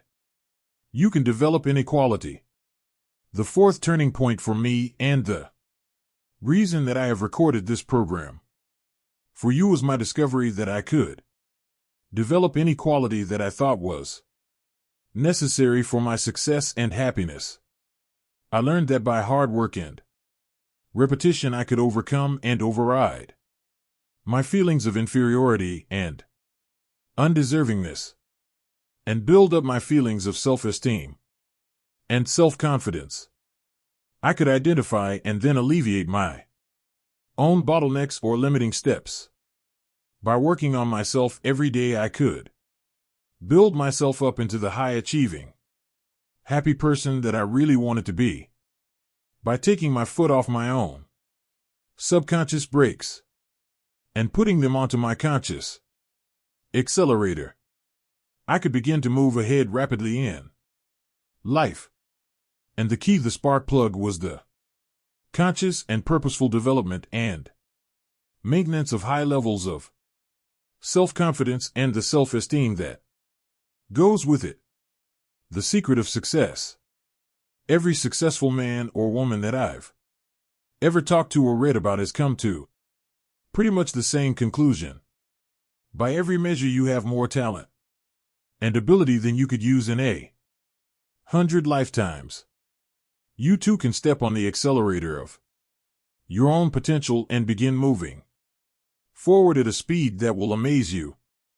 Many people who have listened to my programs or gone through my seminars have come back to me and told me that they cannot believe how fast their life begins to improve when they begin to apply these principles on a daily basis. The 4 Ds of success and self-confidence. Here's the question: how do you infuse your whole life with the kind of self-confidence that makes everything possible for you? It is contained in what I call the 4 Ds, which determines success in anything you really want to accomplish. The first D is desire. You must really want to become a totally self-confident human being.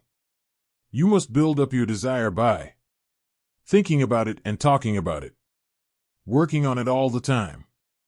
Your desire must become so intense that it overrides your fears of failure and rejection and inferiority, and it becomes the dominant emotion governing your behaviors. Intense desire is the starting point of all personality modification and goal attainment. The second D is decision. You must make a do or die decision that you will go to work on yourself and keep at it until you achieve the kind of self-confidence that enables you to do and be and say whatever you want. You must burn your mental bridges. Many people want things, but they never make the clear, unequivocal decision that they are going to do whatever it takes to get them. The third D is determination. Once you have started to make significant changes in the way you act, your internal gyroscope will try to take over and bring you back into your comfort zone, into your old ways of acting. Sometimes progress will be slow, and often you will see no progress at all. Nonetheless, you must persist in the positive and constructive behaviors that you know will lead to making you into the kind of person you wish to become. Your determination must be as unshakable as the self-confidence that you desire. The fourth D is discipline. Underlying and surrounding all great achievement in life is the quality of self-discipline. This is the ability to make yourself do what you should do, when you should do it, whether you feel like it or not. Every practice of self-discipline strengthens your discipline in every other area of your life. As Napoleon Hill said after more than 20 years of research into the lives of successful men and women, self-discipline is the master key to riches. It is self-discipline that makes everything else possible. If you have the desire to change, the decisiveness to take action, the determination to persist on your forward track, and the discipline to make yourself do whatever you need to do, your self-confidence and your success are inevitable. Positive knowing versus positive thinking. We said earlier that self-confidence comes from positive knowing rather than from just positive thinking or hoping. It is only when you have a firm conviction or belief in your abilities, based on experience, that you really know that your self-confidence is not an act. This is why every act of self-confidence builds your self-confidence. Every success you experience builds your self-confidence and your ability to achieve further successes. Every mental exercise that you engage in to improve and strengthen your personality builds your self-confidence. And everything that you learn in practice from the lives of other self-confident people improves your own self-image, increases your self-esteem, and raises your own self-confidence. The Gallup Success Survey. Some years ago in the mid-'80s, the Gallup organization conducted one of the most extensive surveys into the reasons for success ever conducted in America. They selected 1,500 men and women whose names and biographies had appeared in Marquee Who's Who in America, the most prestigious register of noteworthy individuals in the country. They asked them at great length what they felt were the reasons why they had become so well known and respected in their lifetimes. This group included Nobel Prize winners, university presidents, heads of Fortune 500 corporations, leading academics, writers, inventors, entrepreneurs, and even a high school football coach, a man who continued to have a significant impact on the lives and personalities of the young people he had trained. 5 essential qualities. After many months of research and interviews, they were able to isolate the 5 most important qualities for success and self-confidence in America. And their findings turned out to be consistent with virtually all the other research that's been done in this area. Number 1 was common sense. The first and most important success quality was defined as common sense. It is said that the average person has an enormous amount of common sense because he or she hasn't used any of it yet. Common sense seems to be something that a person accumulates as the result of experience over a long period of time. Common sense was defined by the participants in this survey as the ability to cut to the core of a matter, to recognize and deal with the essential elements of a problem or a situation, rather than getting sidetracked by similar issues or symptoms.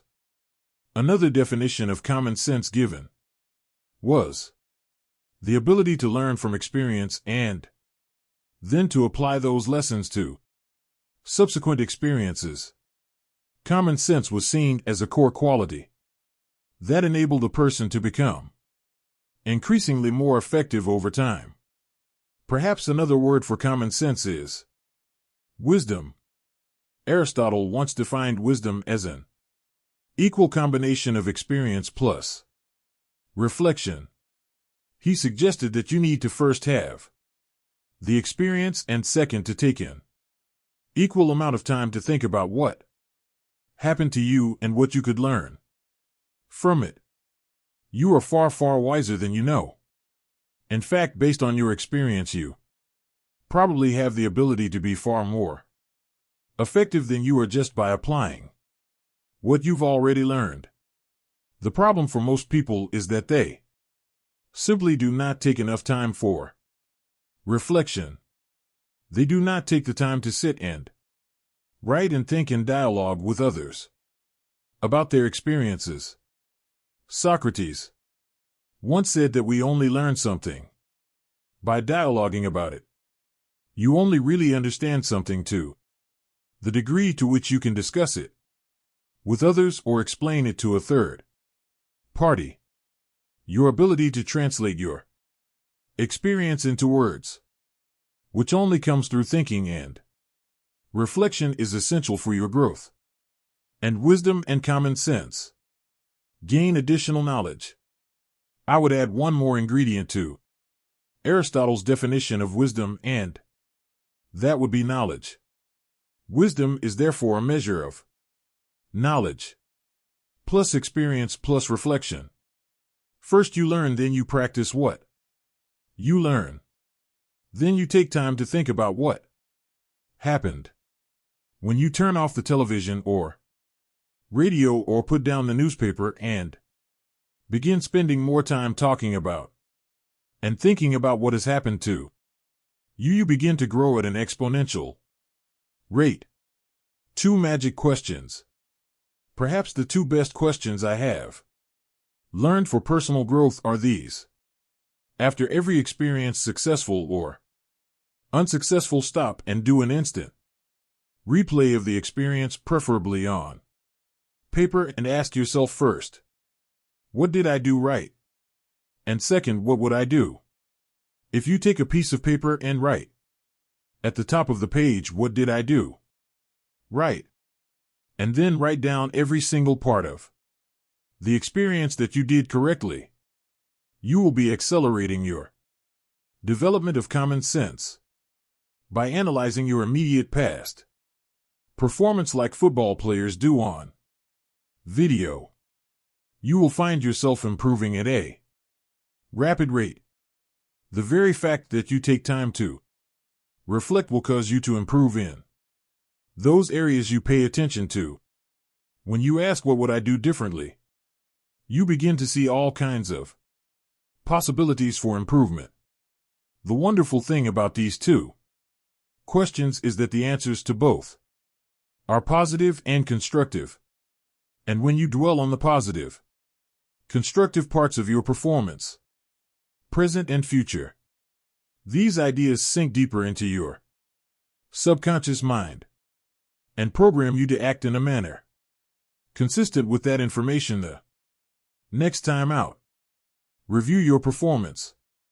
One famous football coach would sit down with his better players and replay videos of their last games. He showed them running or passing or catching on the video, but without comment. The players whose egos were very sensitive were quite aware of their mistakes and weaknesses. Nothing needed to be said. As a result of reviewing the videos together, the players became better and better, and the coach was seen to be a great builder of men. After every sales call or interview, do an instant replay alone or with someone else, and ask yourself quickly, what did I do right, and what would I do differently? You'll be amazed at what you see and how fast you begin to improve. This simple method will probably assure that you make more progress in 1 month than the average person makes in a year, or even 2 years. Just try it for 1 day or 1 experience and prove it to yourself. Be good at what you do. The second quality for success and self-confidence that came out of the study was that of expertise. I talked about this at great length in Part 3. Most successful happy men and women are very good at what they do, and they know they are very good. They have learned and practiced and reflected and gotten better and better, until they are recognized by their peers as being among the very best in their fields. And this feeling of being the best is an absolute prerequisite for deep and lasting self-confidence, self-reliance. The third quality identified in the study was that of self-reliance. Men and women who are respected by others tend to look primarily to themselves for the answers to their questions and for the solutions to their problems. They are highly self-responsible. They do not blame others or make excuses when things go wrong. They look upon themselves as the primary creative forces in their own lives.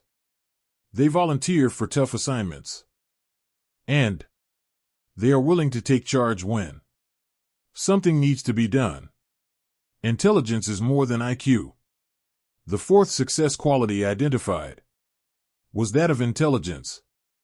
Intelligence seems to be a key requirement for success and self-confidence in any field. But when they looked at this subject, they found that intelligence was not necessarily measured in terms of IQ. Many of the most notable men and women alive today had done poorly in school. They had gotten low grades or no grades, and many of them had not completed university or even high school. One gentleman in the study could not even read or write, and yet he had gotten all the way through university by covering it up and getting others to do his assignments for him. Income and IQ. In a recent survey in New York, they selected 1,000 adults at random and tested them for IQ. They found that between the person having the highest IQ and the person having the lowest IQ, there was a difference of only 2.5 times. But between the person earning the greatest amount of money and the person earning the least amount of money, there was a difference of more than 100 times. The income and the person earning the most was by no means the person with the highest IQ. How is intelligence defined? If intelligence is not necessarily IQ or grades or years of schooling, what is it? In my estimation, intelligence is really a way of acting. If you act intelligently, you are intelligent. And if you ask stupidly, you are stupid, irrespective of your IQ or your education. Smart people take the actions necessary to get the results they want. They are effective in whatever situation they find themselves in. Intelligence is more a matter of doing the right things rather than doing things right. Intelligence defined. What then is an intelligent way of acting? Here's the answer. An intelligent way of acting is acting in a manner that is consistent with the achievement of your own self-professed goals. Whenever you do something that moves you toward achieving a goal that is important to you, you are behaving intelligently, you are smart. But whenever you engage in a behavior that moves you away from one of your own goals, you're behaving stupidly. The world is full of people who are behaving stupidly hour by hour and day by day because they are doing things that are guaranteed to bring them the opposite results of what they say they really want. Make your actions congruent. If one of your goals is to live to be 80 or 90 years old and have a happy, healthy life, then everything that you do today in terms of your eating, drinking, exercise, rest, and especially avoiding unhealthy behaviors is smart. However, if you don't exercise, if you eat the wrong foods or smoke cigarettes and neglect your health in any way, you are behaving stupidly by your own definition. If you are in sales or business and you learn how to manage your time well, so that you get a lot done in the course of your working day. You are acting intelligently. If you do things that undermine your productivity or move you away from your goals, you are acting foolishly in terms of your own goals. Here's a key insight. Everything you do is either moving you toward one of your goals or moving you away from it. Nothing is neutral, everything counts.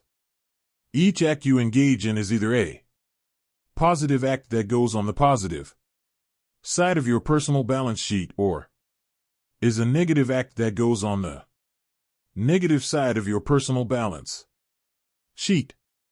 A great life is simply a life that has far more marks on the positive side than it does on the negative side. This means that an intelligent person is one who does far more things that move him or her toward the things that he or she wants to be and have and do than an unintelligent person does. Avoid self-delusion. Don't fall into the trap of deluding yourself into believing that only what you want to count counts. Many people think that if they don't count it, it doesn't have any effect on them. They think that if they don't read a book or listen to an audio program, if they don't spend time with their families and play with their children, instead of playing on their computers and watching television, if they don't do the things that are leading to a happy, healthy, successful life, then somehow it doesn't matter. They will get a pass, it won't count. But the fact is that everything counts. Nothing is neutral. Everything you do or don't do contributes toward making your life a great life or a mediocre life. Everything counts. With regard to your self-confidence, every time you do something that is moving you in the direction of something that is important to you, you feel like a winner. But every time you don't do things that move you forward towards something you want, or even worse, moves you away, you feel like a loser. These behaviors are not only progressive, they are habitual. The more you engage in one behavior or the other, the easier and more automatic that behavior becomes. The more you engage in winning behaviors, the more consistently you act and feel like a winner. The higher will be your self-confidence, and the greater will be your belief in yourself and in your goals. Your actions shape your character. Getting the job done. The final quality of success identified in the study was that of result orientation. This means that you know that you are capable of getting the results for which you are responsible. All highly respected men and women are recognized as being the kind of people who can get the job done, whatever it is. They are invariably decisive, results-focused, action-oriented people. They are performance-oriented. They have a bias for action and a sense of urgency. They have trained themselves to be extremely capable at doing whatever is required. Bigger and better jobs and responsibilities seem to flow to them. The world tends to step aside and make way for the person who knows what he or she is doing and knows where he or she is going. Get onto the fast track. One of the most intelligent things that you can do is to get better at the most important things you do to get the results that determine your success. The better your results, the higher will be your self-confidence and self-esteem. You'll be promoted more often and paid more because you will be producing a higher quality and quantity of work. You'll receive more and better job offers. You'll be immune to economic downturns because your services will be so valuable. By becoming intensely result-oriented, you will guarantee yourself a future of success and prosperity. Do what the top people do.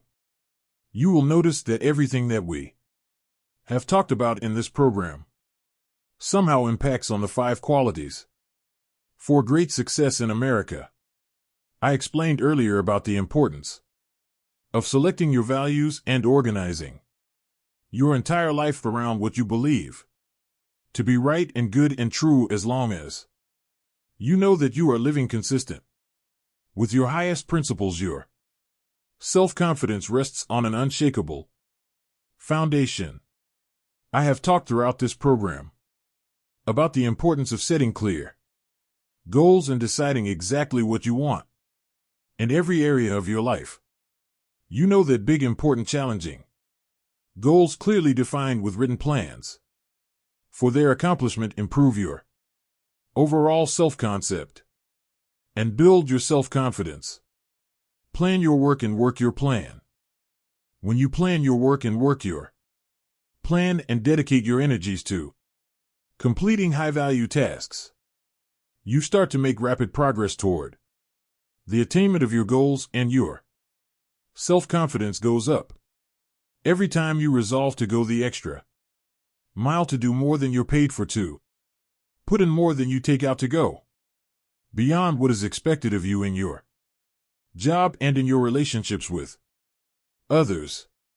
You feel terrific about yourself.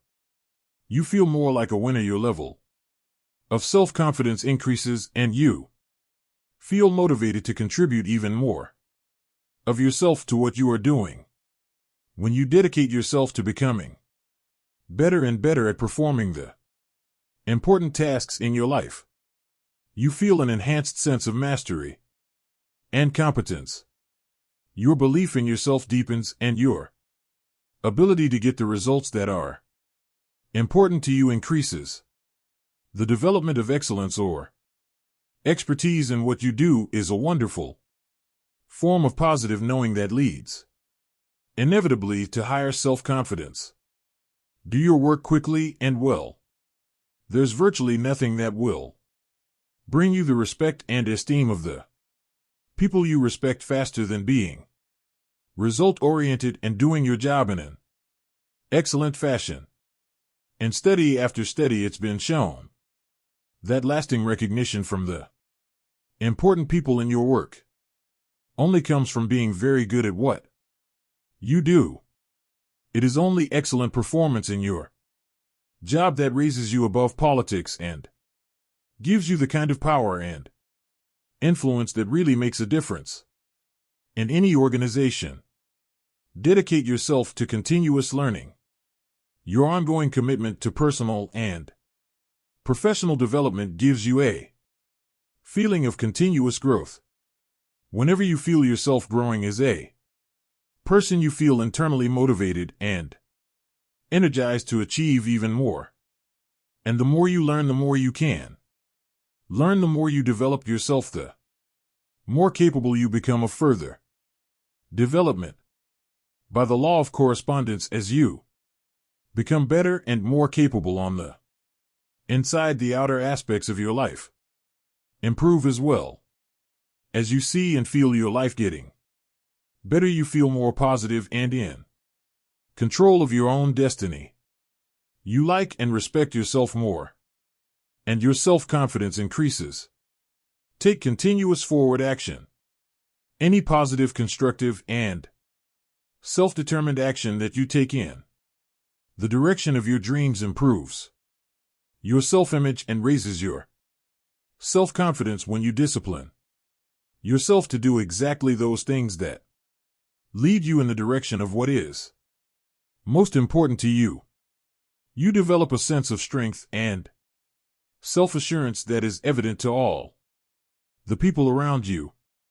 Every positive action generates the positive emotion that goes with it. When you keep your thoughts and your actions consistent with your highest aspirations and your most valued goals, you are progressively building the unshakable kind of self-confidence that enables you to accomplish almost anything. Be your own cheerleader. When you get up each morning, say to yourself, "This is going to be a great day." Make the development of a positive personality your overarching goal and organize all your behaviors in that one direction. Remember, you are demonstrating the highest intelligence when everything you do contributes toward generating the feelings of self-confidence and self-esteem that you desire. Talk to yourself positively all the time. Say to yourself, I can do it, I can do it. Or say, I feel healthy, I feel happy, I feel terrific. In your conversations with others, keep your words positive and upbeat. Get away from people who complain and criticize. Make it a game to find something nice to say about everyone and everything.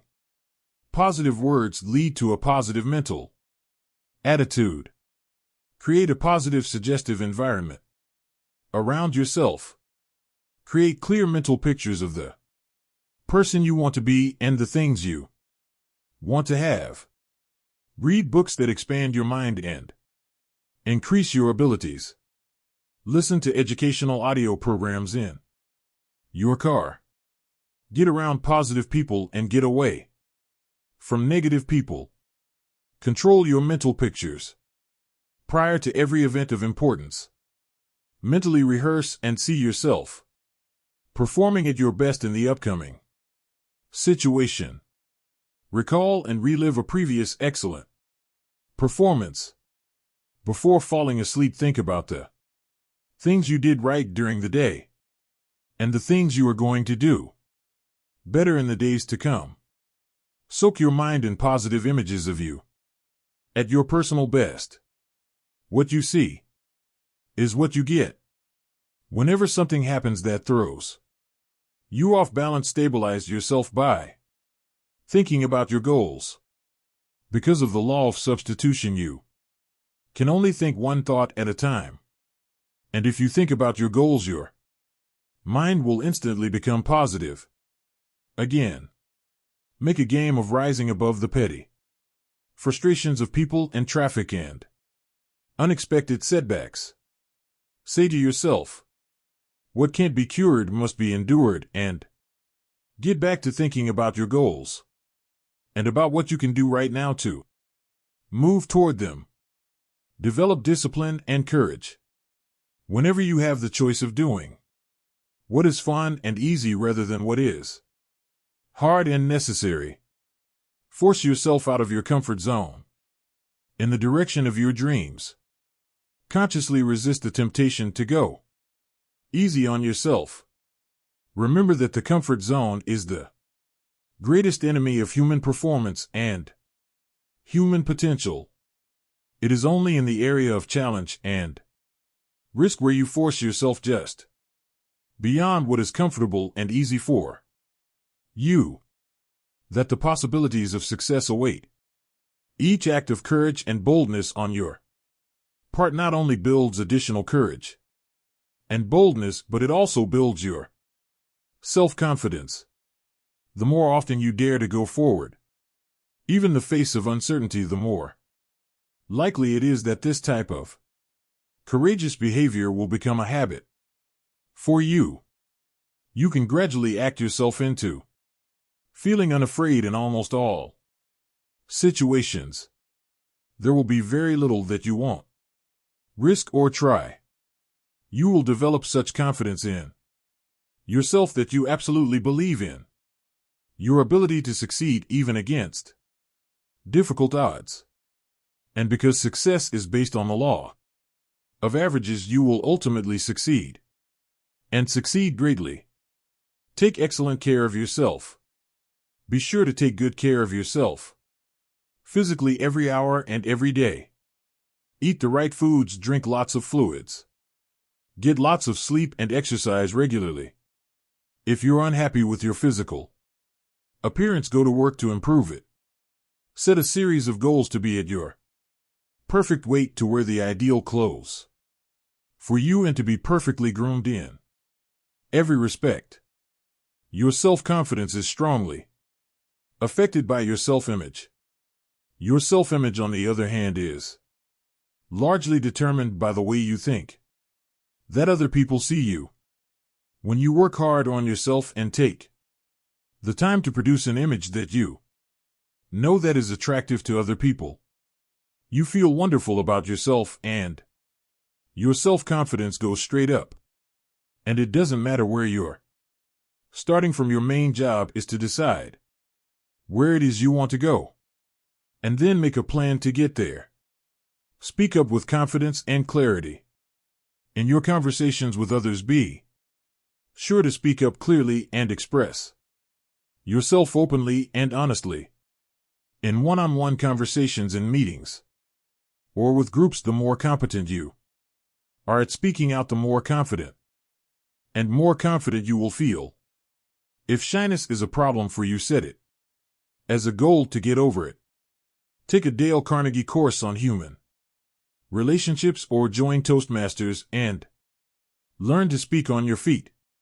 Either one or both will make you a far more positive, outgoing, and self-confident person. Practice no-limit thinking. You can develop unshakable self-confidence if you really want to. And if you put your mind to it, you can develop within yourself any personality characteristic that you really want. You're always free to choose. Everything you are and everything you become is under your own control. The final key to self-confidence was put forth by Dorothea Brande in 1935 when she said the high road to success is to act as if it were impossible to fail. And it shall be. The real difference between the winners and losers in life is the difference between taking action and making excuses. It is between the people who do and the people who talk about doing. It's between the movers and shakers on the one hand, and those who just watch the world go by on the other. Perhaps your greatest responsibility to yourself is to become a person of action, to act yourself into feeling the emotions that are consistent with high performance. Your primary job is to make any effort, overcome any obstacle, and scale any height to become the dynamic, unstoppable, irresistibly self-confident person that you are capable of becoming. And when you have developed in yourself this irresistible quality of self-confidence, everything else will be possible for you. Now here are some action exercises to put these final ideas to work in your life. 1. Resolve today to act as if you had all the self-confidence in the world. Say what you think, ask for what you want, and persist until you succeed. Number 2. Write down your 3 most important goals in life right now. Then write down 3 steps you could take to achieve each of these goals, and take immediate action on at least one step. 3. Identify the 3 most important results you achieve in your work and resolve today to work on those activities most of the time. 4. Create a clear mental picture of yourself performing at your best, calm, confident, and optimistic. And replay this picture over and over throughout the day. 5. Dedicate yourself to continuous personal and professional improvement, getting better every day. 6. Accept 100% responsibility for everything you are today and for everything you become in the future. Refuse to blame anyone for anything. And number 7. Resolve today that you will never give up, that you will persist over all obstacles until you succeed in creating the wonderful life that is possible for you. Thank you very much for listening, and good luck to you. Thank you for taking me on this journey with you. This is Dark Psychology World Channel. Thanks for watching. Don't forget, subscribe, like, and share.